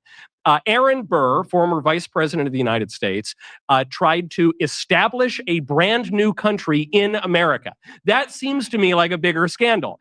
Teapot Dome. Do you remember that one from social studies? Teapot Dome, where the Secretary of the Interior went to jail because he took bribes to sell Navy oil. I'm thinking of another one more recent. Operation Fast and Furious. Trump stealing classified documents might be. Which classified documents? Trump stealing classified documents. Oh, hold on. The documents that he stored at a lower degree and less egregious ways than Joe Biden, where he had them next to his crackhead son. Robert Hur found no intent on Joe Biden's behalf. It's not one of the worst. But just a couple others that come to mind. A few others come to mind. You remember Operation Fast and Furious? I do not. Look up Operation Fast and Furious. Does anybody know what Operation Fast and Furious is on the panel? Oh, are you talking about when Eric Holder and Obama sent guns across to the cartels and then wanted to track the weapons coming back into the country? And who died because of that? Let's see. I don't know how many thousands of people. Yeah. Thousands of people, most notably a U.S. Customs and Border Patrol agent on the border killed by one of the guns that they gave the cartels that they later tried to ban for everyday American citizens having. That sounds like Chicago. Yeah, no, it was just Chicago and Arizona, Chicago and Texas, Chicago. They were, Chicago was involved. Of course. No. It's Chicago-esque. Sorry. Dealings. I thought Chicago was involved. I was like, but not. Yeah, I know they are. They gave the cartels what they would call assault weapons and weapons of war. They're just AR-15s and AK-47s and M16s. They actually did give them M16s, so that they could later on quote unquote, this was their claim, so that they could later on prosecute them for having those weapons illegally in the U.S. and catch them. which there were no prosecutions to come, only murders. All right, guys, let's get back to it. A U.S. grant, 100 people went to jail over a scandal that also implicated his private secretary. That's probably a bigger scandal. Bill Clinton using his intern as a human humidor in the Oval Office and then perjuring himself about it. I think that's a bigger scandal. And then what about Trump actually assaulting women? Hold on, we'll get to that in 1 second. Yeah, sure. The last scandal I'll mention is when a sitting Democrat senator drunk drove his mistress into a pond and then left her there to drown and remained the lion of the Senate. I think all of those and many others are much bigger than the supposed scandal of Trump not declassifying the Epstein documents, which he would have been well within his rights to do. I actually might have favored some of that, but regardless, he didn't do it because he declassified 3.5 million. So everything you just mentioned in terms of scandals, I agree that those are bad. That's why I said it's one of the worst. But it's not worse than President Trump hypothetically not releasing Michael, criminal information. We're talking about rich, powerful men connected to the government, connected internationally, abusing children, trafficking children. I think that's a pretty bad scandal. And I think covering that up and protecting the men who did it is a bad scandal. He's not doing Which he obviously didn't do. What Donald Trump not protecting them? He didn't cover it up. So we just found an email in the Epstein files of somebody, their name is redacted, we don't know who it is. It's sent to Jeffrey Epstein saying, last night was fun, your littlest girl was a little naughty. Should that be unredacted? Whoever is implicated in that should be prosecuted. I agree with that. Okay, great, but they're not doing that. The name is redacted. We don't know who it is. Why? If that's You don't if it's not know a that- cover-up, hold on, pause. why is the name redacted? Who do you think? You don't know that they're not doing anything about it. You don't know that that name's not redacted because they aren't investigating that person and trying to get a grand jury indictment on them. He doesn't know any of this, but he does know this, but he knows the average person in the crowd is going to feed into that and be like, yeah, he's protecting him. Yeah, they're protecting the integrity of whatever investigation they have going against that person. Do you want him to walk free? He's also Jeffrey's and blowing up. Well, but Jeffrey's already said that we shouldn't trust the Justice Department. So is the liberal correct or not? Because we just had Jeffrey's tell us in his press conference that, we can't trust the Justice Department. Good point. Well, that's one person. I mean, I don't trust the government ain't one person. on its face. However, I do trust that they at least make a good faith fucking effort to prosecute people that have committed these crimes. All right, back to it. Now, in the Epstein files, who do you think we should? Hold on. Whatever the average citizen does with that information, I can't control. All right. If it's not a cover-up, why is the name redacted? Who do you think in the Epstein files? Who do you think we should prosecute? Oh no, I'm asking about this in particular. This name that's redacted, right? Because we don't know who it is. I can't give you an answer in terms of this specific email. So should that be redacted? Is Donald Trump wrong for redacting it? The question about the redactions or not redacting Can you talk about names- the specific email? Well, I could talk about the specific email. The question is, is there sufficient evidence of a crime, and have there been investigations? Do you think that's sufficient evidence of a crime? Not necessarily, because there are a lot of false claims. Really? You mentioned that Trump was all over the email files. to Epstein's personal Here's a email good saying your example. littlest girl was a little naughty. You don't think that's evidence of a crime? It certainly could be evidence of a crime. Do we think that's evidence of a crime? Does anybody disagree? Okay, good. We have some people agreeing. How about the Republicans? I see a MAGA hat there. Do you guys think that's evidence of a crime?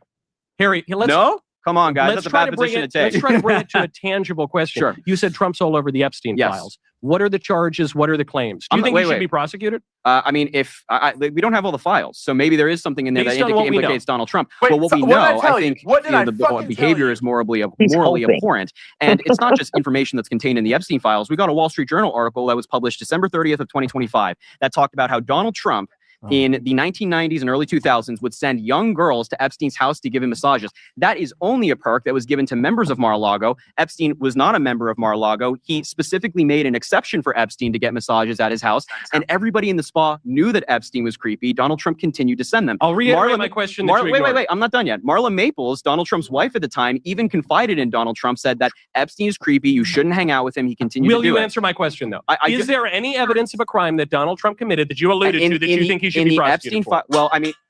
Well, you mean what? I'll let you answer if you want to. Perfect. In the Epstein files we have so far, because there are still millions out there, I don't think there's enough evidence to prosecute Donald Trump. However, when you're looking at Donald Trump, if he had knowledge that he was sending young girls to Epstein's house to be abused, Do you think he should be prosecuted? That's a big if. If wishes were Well, horses, beggars would ride. we have dozens. A Wall Street Journal We have op-ed. dozens. Wow, really No, interesting. not an op-ed. It was fact-checked by the entire Wall Street Journal department fact-check. Do you think that if Donald Trump was found, and we have all these Mar-a-Lago employees saying that this happened. This is what I'm asking you. What is the evidence of a crime that he committed? So Give me the evidence. Okay, so that Wall Street Journal article. If Donald Trump that's evidence of a crime? He knew that Epstein was. No, bro, that's not evidence of a crime, bro. That's like hearsay. That's like I said, testimony. Just like everything else in the Epstein files when it comes to Donald Trump. It's testimony. None of it has ever been corroborated. Sad. So remember, this is I going back and listening to all the videos that S.E.T was in, or trying to. I haven't even gotten through a quarter of them yet. But one of the first things S.E.T ever said on this platform, we were talking about the Epstein files, and he was like, "Well, only 30,000 of them have been released, and at the time." There was only 120 something thousand that we knew about. And I said, all that's going to happen is this number is just going to get bigger and bigger and bigger until something incriminating about Donald Trump happens, and then they're gonna drop it and not care about it anymore. And that is literally what I accused him of saying a couple days ago. And he's like, no, that's not what I said. Literally, I do have that tape. And it's like, oh, do you think 30% of them? Because that was at the time when there was 30,000 documents released, and the report was that there was 120,000 documents. And I was like, the number is just going to go up and go up and go up. As they release more, they're just going to say that there's more out there, and that there's nothing, that it will never be enough until Donald Trump himself is implicated in some way, even if that evidence does not exist. And he was like, yeah, sure. All right. It's creepy. And now we're at 6 million. Someone's creepy is not a crime. What is the crime? Wait. So wait. Hold on. If he's sending young, trust me, there would be a lot of prosecutions if we could go after everyone we think is creepy. Wait. Okay, sorry. Go ahead. If he's sending young girls, you said in this article, sending young girls right. to What Jeffrey is the Epstein, circumstance? How old is that are not the girls? facilitating sex trafficking? It's all based on hypotheticals, the details of which neither of you are providing. Everybody in the spa. When did it happen? Wait, it doesn't. If they're 18 and getting abused, it's still a crime, right? So it doesn't. Like they could. The age is. What do we mean by abuse? Assaulted. What do we mean by assault? Virginia Giuffre was picked up from Mar-a-Lago and assaulted by Jeffrey Epstein. What claims did Virginia Giuffre make? I mean, it was awful. I mean, it was rape. It was everything. Yeah. Well, against whom? Against Jeffrey Epstein. Against Jeffrey Epstein? And Ghislaine Maxwell. And Prince Andrew. And who else? I mean, I don't know. Who else? There was the biggest case involving Virginia Giuffre involved Alan Dershowitz. That's one of the biggest guys. Throw him in jail. Right. Now, here's one of the problems for this, and it's one of the problems for all the claims you guys are making. Sure. She retracted that claim. In the case of the allegations about Donald Trump, there's a case in which they say that. Now, the only thing concerning about, them retracting stuff is that, well, from the Epstein files, we found out that Epstein was paying people off to retract statements. So I'm not sure if Virginia Giuffre was one of those people, not saying that she was, but, people retracting statements don't mean as much as it used to anymore. But this is why people have the presumption of innocence until they're proven guilty in a court of law. This is why people like fucking Harry should not be up there just fucking making blanket claims because he feels that way about something. Like, he literally cannot base anything, and he's been pressed on it several times now. What is your proof? Where is the proof? It doesn't fucking exist. No body, no crime. Just because you want to think that your enemy is evil does not make them evil. Just because you say something enough times and you have public opinion on a matter does not mean that someone's guilty of anything. But we are working with that assumption because the news media and the news coverage of a thing absolutely influences public opinion on a thing, whether or not the person's been convicted or not. And that should be illegal. Why? Because you're influencing elections. That's what you're doing by saying things that aren't true, that you don't know to be true, that you can't prove.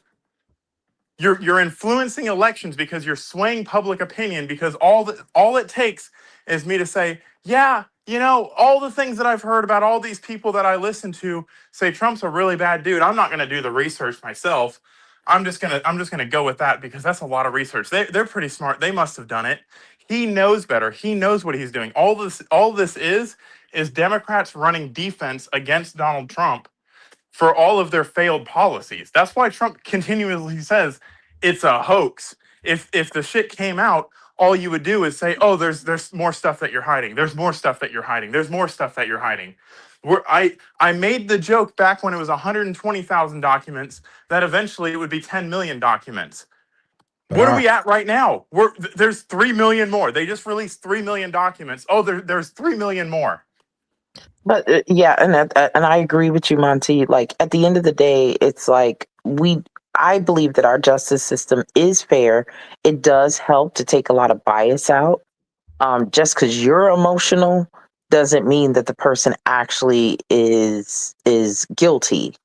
And you know, clearly this 15-year-old kid, I keep calling him 15. I know he's older than that, but he never watched First 48. Like, come on, bro. Like, did you not watch the ID channel? Like, bro, that's how you like. Have you never watched Forensic Files? You don't just get to charge people on vibes, right? And indict them with the public. Someone should not have their good name tarnished until they're.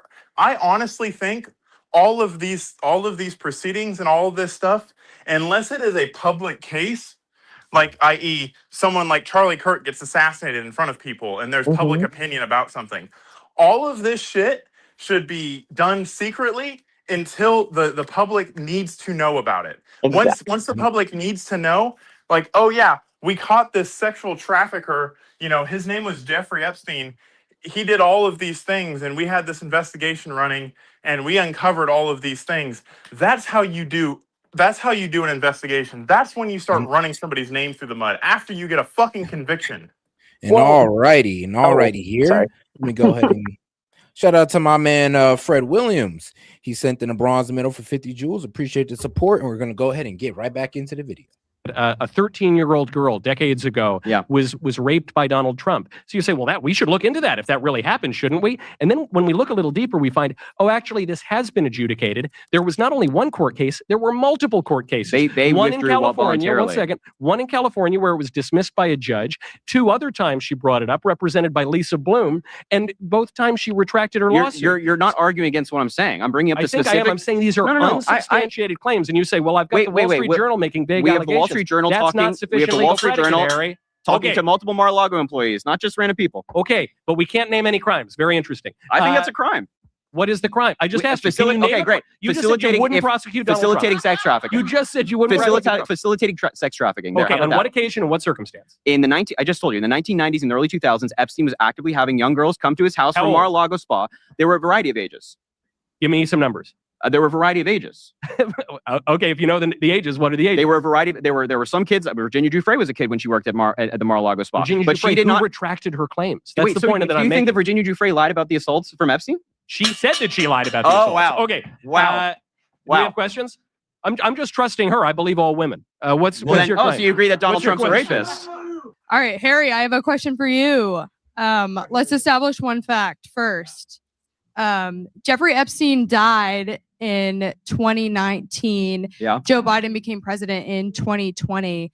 The liberal media will do anything to hate on Donald Trump, whether he solve world hunger or, you know, even find peace in Gaza or something crazy. There's no peace in Gaza you know, right now, by the way. They'll do anything to hate on him. If Biden could find something in the Epstein files to, you know, have against Donald Trump, why would he not release those? Sure, happy to answer it. He had 4 years to do it. Why didn't he do it? Happy to answer that. 4 years. I heard you the first time. Unlimited access to these documents, and he didn't release them. What's that about? I heard you. We are just so Ghislaine Maxwell's case was still working the way through the courts, right? She was still appealing. There was still a lot going on there. She's still which appealing does right restrict certain documents from being released because that's DOJ law. If they're part of an active criminal investigation or prosecution, they can't be released. But Kamala Harris was actually asked this question on Jimmy Kimmel recently. She said, you know, Kimmel said, why didn't you release the Epstein files?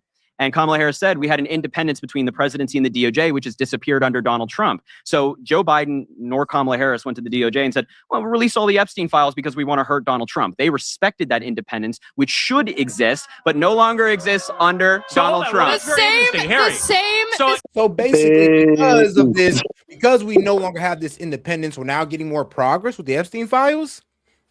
I mean, do you see how that's a terrible point you just made, bro? But you're just saying, well, DO because these guys are independents, that mean that, well, I mean, what, Biden couldn't tell them, oh, yo, can you please go chase down pedophiles, that might be trafficking children? Like, you guys, please go do So that. every president sets out goals and policy adjustments that they want to make.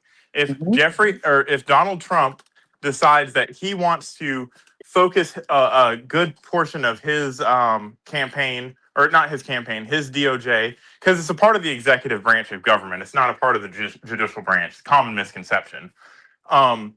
If Donald Trump wants to go and prosecute gun crimes, for example, he wants to have an emphasis on gun crimes. He's going to support the ATF and the FBI in tracking down, people that do this thing. Because this is something that the Biden DOJ did, for the record, because they want to talk about this independence and shit that they have. They don't have an independence. They have what the president decides he's going to focus his term on. And that's what they did. Instead of going after pedophiles, they decided to go against gun shops that misprinted people's names on 4473s. They decided to put gun shops out of business. That's what they used their DOJ for. They decided to prosecute a man named Matt Hoover for a fucking drawing on a business card. They decided that they were going to prosecute a 20-year Navy veteran for having a deconstructed machine gun that was previously allowed to own. Then they changed their rules so that they could prosecute him and throw him in prison for 20 years. So all of this is to say there is no such thing as independence between the Justice Department and the executive branch. It is the same branch of government, and it is charged with faithfully executing the laws of the United States of America. And honestly, you kind of just proved that if that was the case, then it was a very ineffective way to run the DOJ. It was absolutely an ineffective way to run the DOJ because the people wanted the Epstein files released when Biden was president. The same people that want them now, the people that want them released now only want them released now so that it can hurt Trump. That's why when we had Pam Bondi on yesterday and we were fucking reacting to her, I was like, you're a fucking idiot. Because I want the Epstein files released, not so I can hurt my political opponents, not so I can play team sports and be like, oh, look, Trump's in there. Oh, look, Hillary Clinton's in there. I want the bad people that did bad things to be have bad things done to them. Absolutely. All right, let's get back to it. That's a very good point. Wait, hold on. Excuse me. The same DOJ that terrorized people that they shouldn't have. The same DOJ that Biden militarized. That same DOJ that had independent. I don't want to lose the point because you make a very good point. You say, well, hold on. It would have been inappropriate for Joe Biden to intervene with the DOJ and to encourage them to release these files. But weren't you just criticizing Donald Trump for not releasing the files? No, which he actually did end You're up misunderstanding my point. I'm very confused. You're misunderstanding my point. Okay. There was an active law working its way through Congress, and Donald Trump got involved in that, and he's obviously been communicating with the DOJ. A law to mandate this unprecedented release of classified material. Yes. I agree, which I'm circumspect about myself. Okay, I think there are plenty of good reasons to keep he was classified actively material involved classified. in this. He was actively taking a role in it. Joe Biden took As no the role in president releasing the Epstein does. files. He let But the it would be DOJ do its own thing. So if the DOJ under President Trump decided not to release the Epstein files, you would support that. Donald Trump went regarding the release of the Because you Epstein were just files following complaining law. about No, listen, you're misunderstanding my point. Okay, The president what's the point? should not take a position in this. They should be independent. So Donald Trump took a firm position of no files released. Joe Biden took no position, said, hey, you guys are the lawyers, you're the experts, you're the DOJ, we don't want to be involved. So you would prefer if President Trump had never voiced an opinion on this hot political matter, you would prefer Yes, if the DOJ I would prefer Donald Trump not interfere with the process. You would prefer if the DOJ did not release a single document under. I would prefer Donald Trump on this point in particular, DOJ independence. I would prefer Donald Trump not take a position and be involved. And therefore, you would prefer the DOJ if not to release a single document. Well, I mean, they're mandated by law to do so. So if Before the the law DOJ, was passed, the law that President Trump did campaign against. I would want the DOJ without a law to release the files regardless. But they once didn't the do that law is under passed, Biden. once the law is Hold on. Can I interject? Maybe you can Can I interject? Yeah. The federal government right now is set up in a way that is unprecedented for modern American history. For all of modern American history, these three-letter agencies, the DOJ, the FBI, the CDC, they have been largely independent from the presidency, shielded from political pressure. Donald Trump ran on the idea of unitary executive theory, outlined in Project 2025. The idea, it's true. The idea The that unitary executive goes a little further back than Project 2025. no, of course, it's been a theory forever. But conservatives have been a good arguing. theory, great theory, yeah. Conservatives have been arguing that the president should have sole control over these agencies for I have a decades. question. Donald Trump, on his first day in office, signed Schedule F, giving him the ability, for the first time ever, to mass fire civil servants at these three-letter agencies. That's never been done not for before. the first time ever. Okay, I mean, but the civil service has existed for a long time. Of course, but the idea that he could, without any. Oh, yo.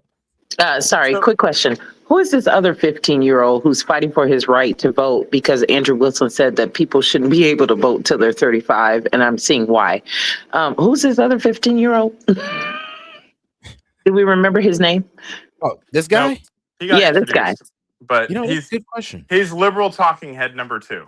We can just call him Okay. Well, Yeah, because we all know who this guy is, but we don't know who yeah, the we hell know. he is. Yeah, I don't know who this guy is, but he looks this like guy- another this guy's 15-year-old. fighting for in the main chat character knows. energy. He's fighting for main character energy. Gotcha. Okay. Well, now I know why Andrew Wilson said anyway. we need 35 to vote. Is that lunatic laughing? He's fighting for main character energy. I'm dead. But no. My turn now. Damn it! All of this. There's a reason we elect the president, right?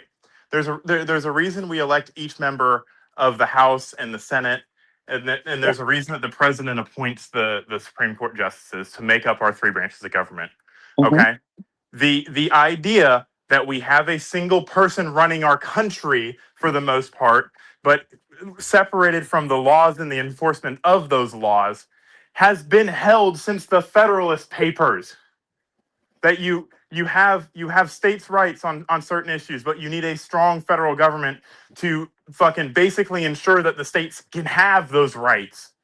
So this idea that, oh, Donald Trump is consolidating power. No, he's using power just because it's unprecedented in recent history does not mean that's how it's supposed to be done. Like, it is supposed to be done the way he's doing it. The executive branch is not supposed to be so big that you're supposed to be hands off with everything about it. The executive branch is supposed to lead the DOJ, is supposed to lead the ATF, the FBI, the Postal Service, and supposed to run it. That's why they're considered the executive branch. Basically, one department with no direction. The executive branch is basically the enforcement apparatus. That's for why the it's US executor. government. They're executing things. Judge, jury, and executioner, they're the executioner. And if They're nobody also the gets cop. it, if you work for corporate, that's exactly what your executives Yes, they're supposed to do. manage all the minions. Yes. But his main argument here is trying to put nobility and modesty on Joe Biden as if he's this humble guy that just, he wanted to remain impartial. It's not your job to remain impartial. You're supposed to be the partial person. And then the courts are supposed to say, no, that's not right. You got that one wrong. Try again. You know what? Here, I'm going to be very kind to Biden. I think this man spent his entire life in politics, and when he finally got the chance to be a president, he was already done. So Grandpa was tapped out already, and I feel really bad for Biden because he got used like big time. Bro, my His wife and I were together was a watching. bit tough too, especially in his My adult wife, years. my wife and I were watching the debate with Trump and Biden the first time, and then Trump and Biden this last time, and then Trump and Hillary. If you go back, and it's a video, it's like 2.5 hours long, but it's literally the 3 different debates between Hillary Clinton and Joe Biden 1 and Joe Biden 2. And you can see how furious and aggressive Trump is with Hillary. And then you see the same kind of energy with Joe Biden the second time. The third time, all you see is a bumbling little demented grandpa. And I feel bad for him. Like, I shed a tear. I was like, that we're living in this day to day, and we're watching all this happen, and we're saying all these things. But I hadn't taken a step back to be like, this guy is just being abused. He's being used for his name and his power, and he doesn't have any idea what the fuck's going on. I felt bad for the man. I'm glad you brought that point up because that's exactly how I felt as well. I felt like they were just using this old man that really probably honestly did want to do good things for the country, just got hijacked by fucking radical leftists. Well, I don't know if he ever wanted to do good things for the country, because when you go back and look at his record, you're like, he didn't do a whole lot. He wanted to do what he thought was best. Yeah, he was playing the political game. He never got a chance to do what he thought was best for the country. We never got to see Joe Biden. We never got to see Joe Biden in all of his glory. In his glory, exactly. Yeah. Except as vice president. That was him in his glory days. Yeah, him as vice president, I would have been. I don't think it would have been as bad if he had the mental capacity he had when he was vice president. I don't think he had mental capacity then either. I think Obama covered up a lot of his. I think he was falling apart then, and Obama. I'm not saying I would agree with anything he does, but you can look at Obama and say, okay, that's a guy that's he's sharp, he's fucking silver tongued, he's charismatic, whatever. He gets to do what he wants to do. I think he was falling apart, and Obama was so cool that he kind of covered him in his coolness. You know what I mean? Honestly, maybe. Yeah, he was kind of like a Kamala Harris in a way. All attention was on Barack Obama. Yeah, Not really exactly. Exactly. But look at Biden when Obama presents him the Medal of Freedom, and see how sharp he is, and the emotion that's on his face, and he looks like a normal person, an older person, but he looks like a normal person. And then go watch him debate Trump the first time, and he's with it. He's debating. He's making claims. He's making points. They're bad points. They're Democratic points, so they don't hold a lot of water. But he's making points. He's holding his own in a debate. You see him in the second debate when he's running against Trump for the second time. I'm better at golf than you are. Nah, blah, blah, blah, blah. Let's get back to the video, guys.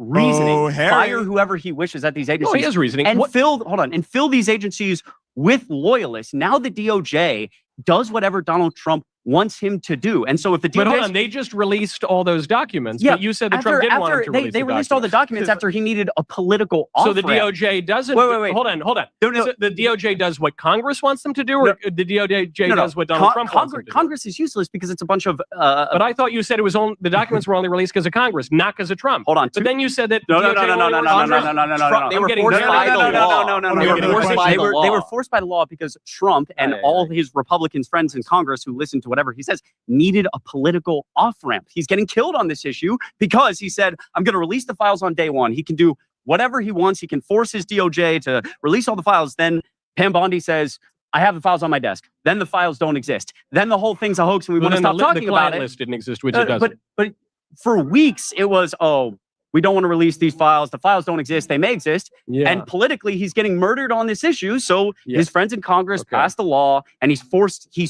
at that point. So the problem with Trump is that he didn't release all the files, and he did release all the files. I think the problem. I don't know. Hold on. I think the problem. The problem is the premise of the question. To the person over there who asked, Biden had these files for 4 years. It's just that is a gross misunderstanding of how the American government works. The Department of Justice was largely independent from the presidency through all of modern American history up until right now. So Joe Biden and they were independent, but they went after his political opponent. They were independent, but they went after the party that, they weren't so independent. That's they a were crazy not. claim. I know, Monty, I get it. But here's the thing. That's a crazy claim to say they're independent when they acted anything but during Biden.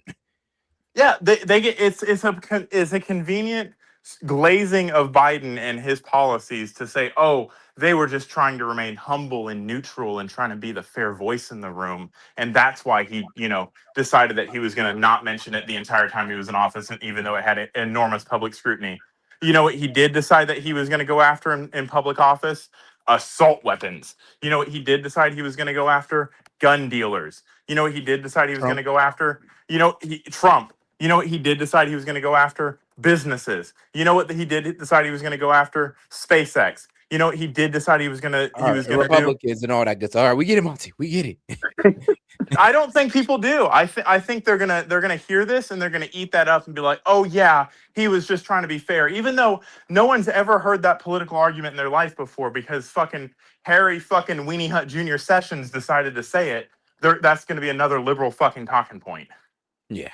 Kamala Harris, we're not going to hyper politicize. You think the DOJ was independent and not politicized when it was spying on Catholic churches under Joe Biden? That's it. You think it was not political? Actually, you think the DOJ was independent of Barack Obama when they were suing nuns for not performing abortions? Yes. Oh, interesting. And to that person's point, well, then we got to clear out the DOJ. I'm glad Trump did that. To the person's point, it's like they're almost there. They say, oh, if Joe Biden had the file, if the DOJ was hyper politicized, they threw all these charges on Trump.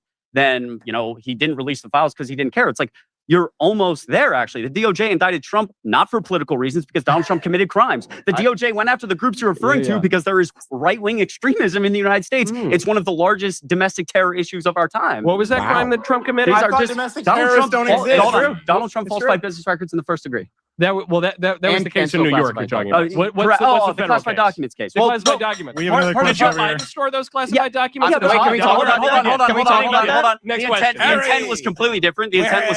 Harry? Who the hell is this guy? Who the hell is this guy? Baby Harry, sweet Harry. You've been talking about scandals, about obfuscation. Oh, yeah, I knew it. We called it. Hiding and cover-ups. Nice. Brother in Christ, brother in Moloch. We didn't have a president for 4 years, and you covered it up. How is that not worse? No, you didn't go the direction we thought you were going to go. Why? So where'd you think he was going to go? We had a man in severe cognitive decline for 4 years. Yeah. Not running the country. I you hear talked you. about the DOJ is independent because it was. Yeah. Because there was no head of state. How is that not worse? Okay, are you done? It's hard to make that argument when Joe Biden, and you're going to hate this, Joe Biden was one of the most productive presidents in modern American history. Wait. That's a bold claim. That is a very, very bold claim. It's not untrue. If you attribute everything that happened under Biden's presidency with Biden doing it, yeah, a lot of policies that we're still fucking suffering from today got passed. Not because Biden was directing it, because he signed his name one time, someone copied it, put it into an auto pen, and just decided to start signing things left and right on Biden's behalf. All right. Go ahead. Biden wasn't productive. Go ahead. Well, I'm gonna be real with you. He was productive. It's just that his productiveness didn't bear good fruits. Just to say that. No, his productiveness wasn't him, Set. It wasn't him. It was I don't believe it was all him the either. mega donors that paid for him to get into his spot. Technically, since his name is in the auto pen, we're just gonna call it Biden. That's why Trump put a picture of the auto pen there. So we're just gonna the auto pen and Biden are the same people. So you mean if I copy your signature and I No. If I'm president and you copy my signature into the auto pen, I guess we damn near the same people. Now, of course, I'm joking, but come on now. In terms of Biden, that's pretty much where it was going. Yes, but we have compliance. And compliance, when somebody makes a claim against the signature and says, but you signed for me to do this shenanigans. And so when someone comes for the claim, they start looking at the signature. Did you actually sign this piece of paper saying this legal document, because that's what they all are, did you actually say that you were the person who was going to do this? So there are people, because remember, there's lawyers in the White House, and a lot of the stuff that he allegedly signed is being questioned because it's like, well, we all know. I get it. Because remember what Mike Johnson, when he said, yo, you signed that pipeline for Russia, and he's like, no, I didn't. Like, yes, you did, brother. Start right now with your signature. And he's like, oh, I don't remember. And at that point, we're like, oh shit, yeah, who is running the presidency? Yeah, I work with verifying signatures all day. So that's why I understand that when that came out about the signature verification, a lot of rules and policies and procedures changed for citizens signing stuff. Because at the end of the day, we have to verify that it's actually you signing the paper, because that brought out Hold on. It could be anyone. And we know that we have scammers in the United States.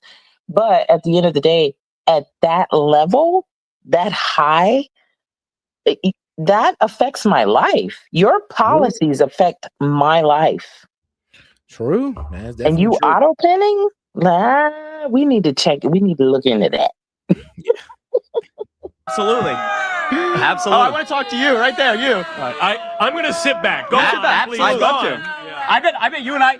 I'd love to. Go ahead. I'm gonna let you start. You and I could go back and forth on legislation. We go bar for bar. I just want to hold on. Before Harry goes, I do want to point out, Joe, regardless of if you hated every piece of legislation that was signed into law under Joe Biden, hold on. Joe Biden signed more fiscal legislation into law.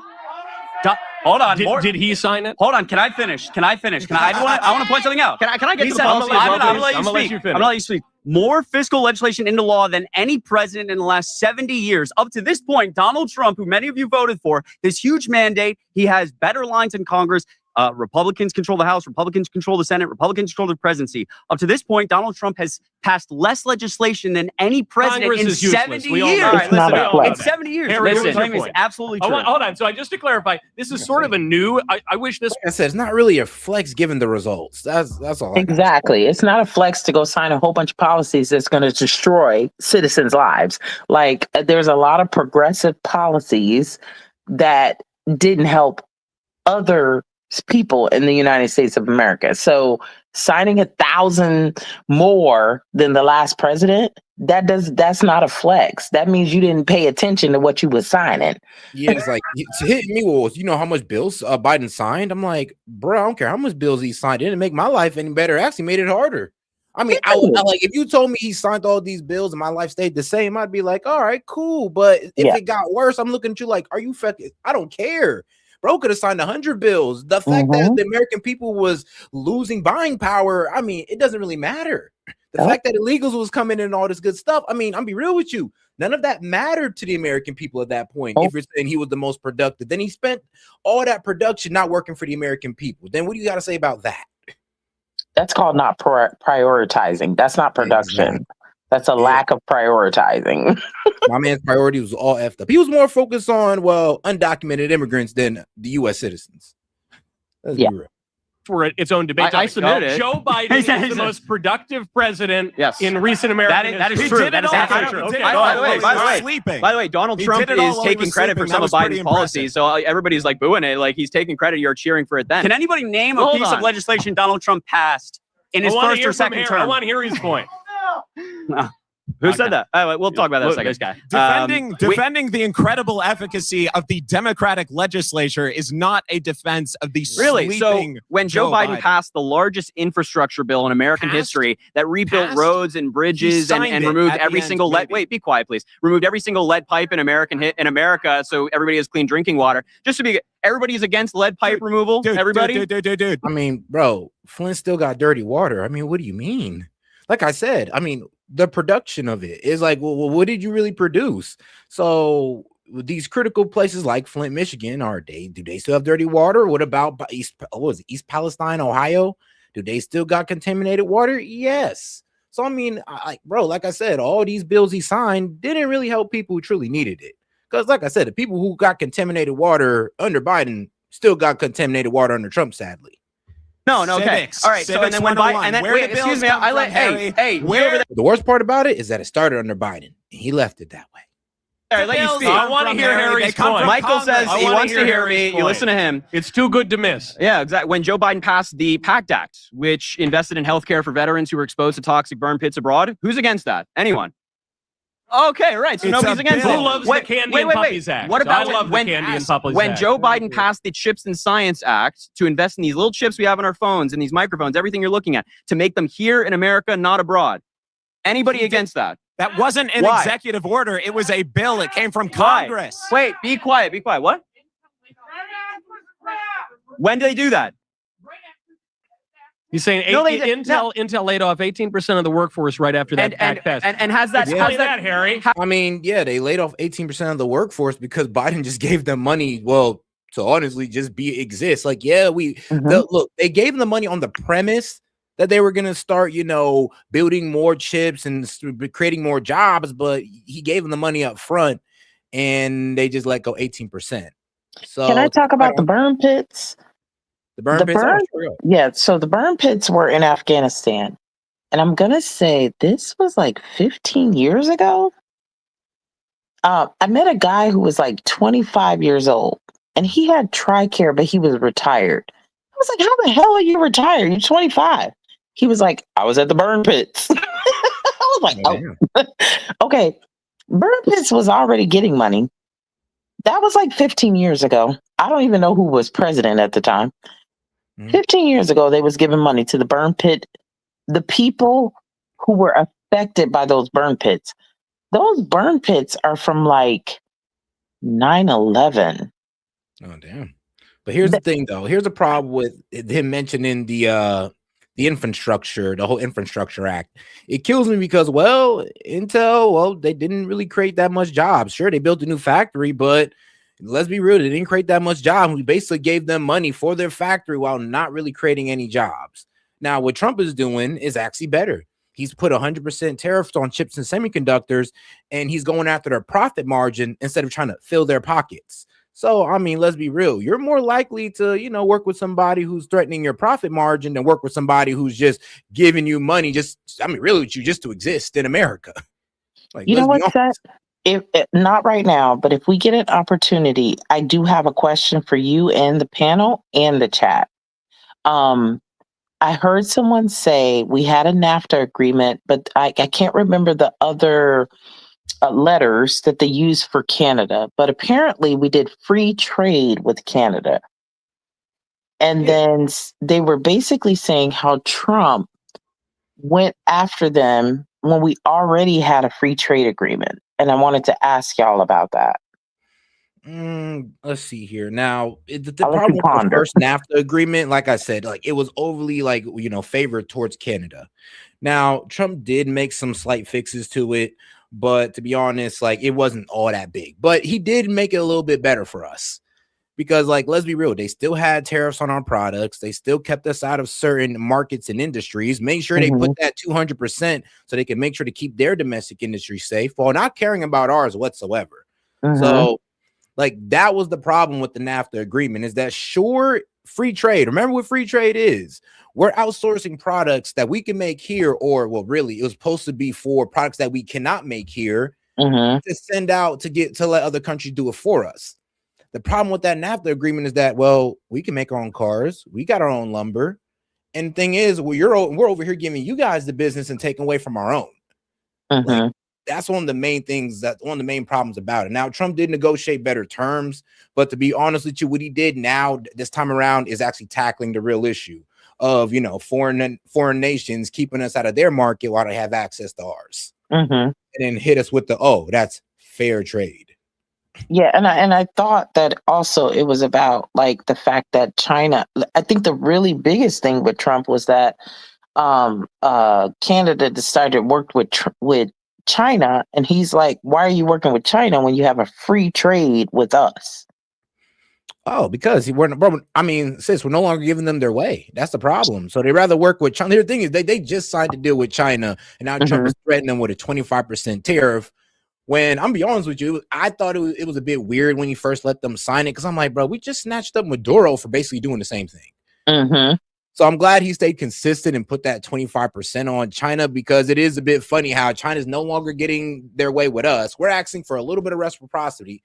We're just asking for fair trade, literally. This time, real fair trade, not free trade, but fair trade. And they don't want that. They actually want a trade deal with us where they're able to benefit, get business from us, but they don't really got to buy into us too much. And Trump is trying to fix that. And for some reason, they're like, well, if you don't want to give us that, we'll just work with China more closely.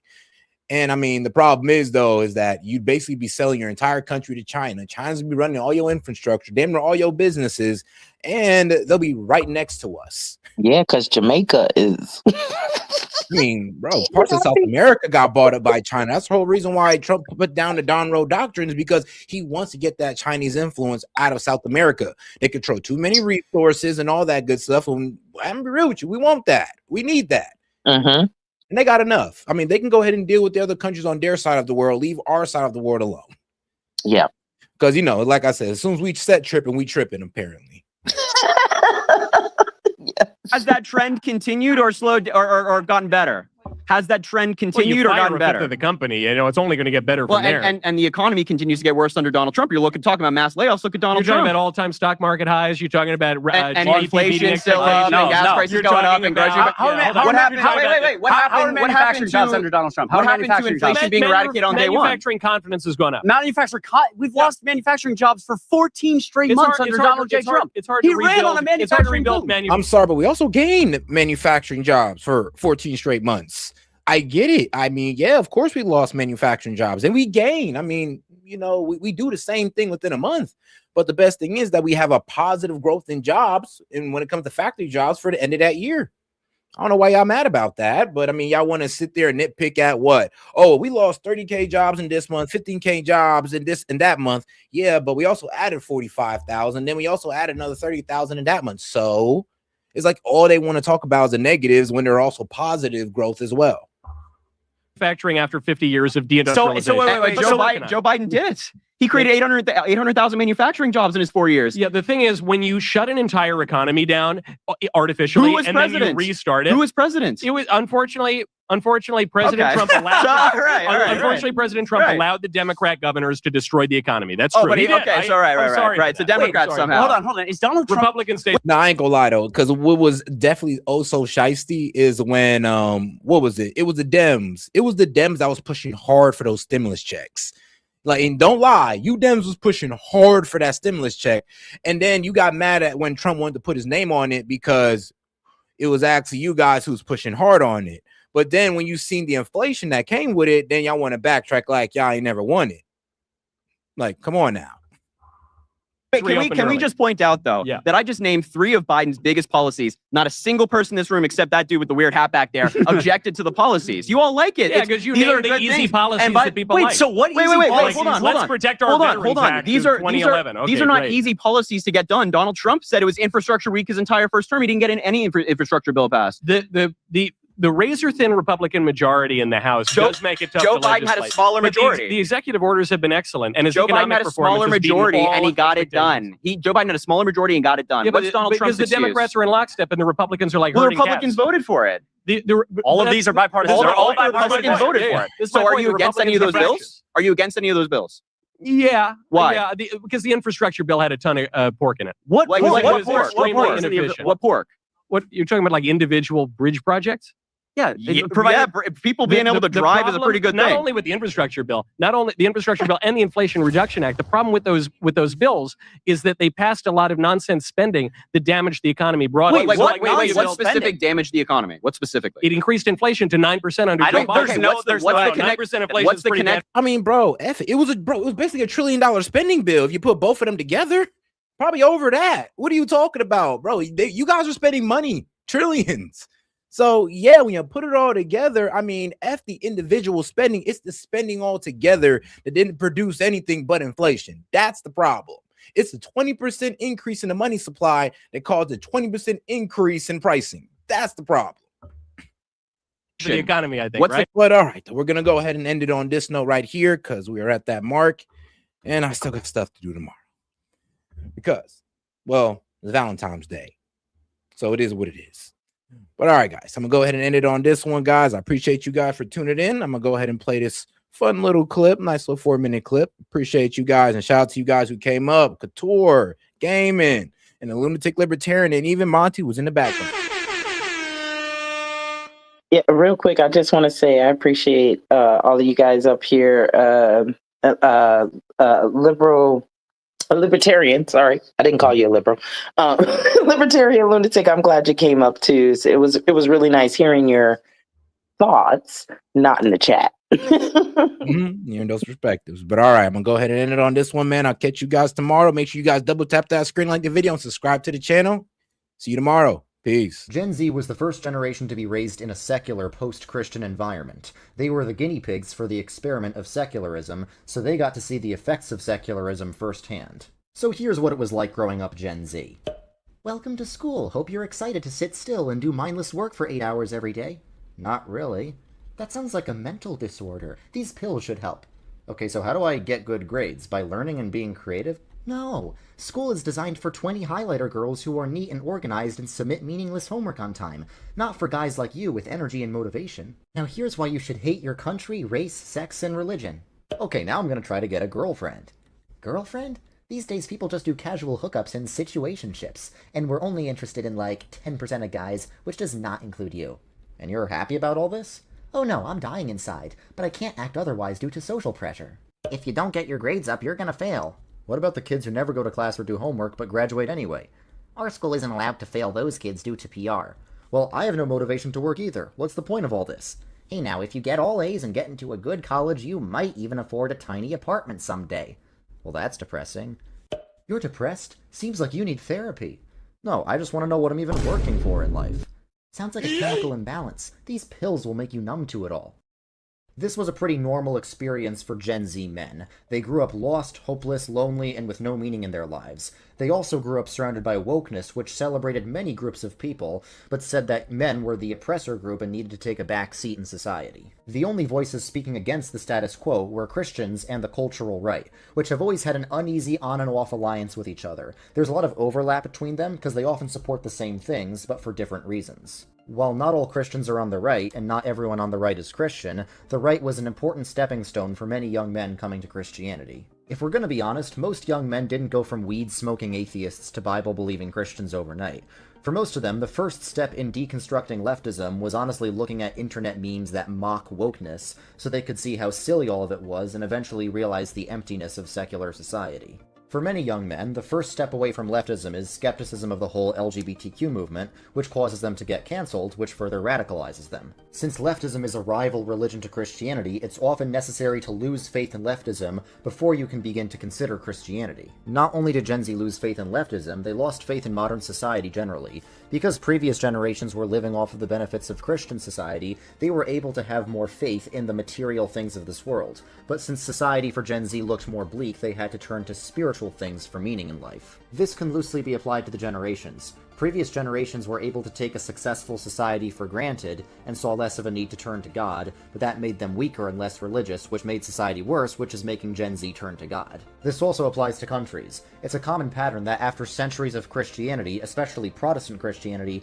countries will become insanely successful, but then due to their success, they'll forget about God. This is also the pattern we see in the Book of Judges many times over. The things that people often get meaning from, like money, romance, achievements, friendship, and self-image, are not necessarily bad things, but when they become ultimate things, meaning things that you can't have meaning without, then they become idols, which means false gods.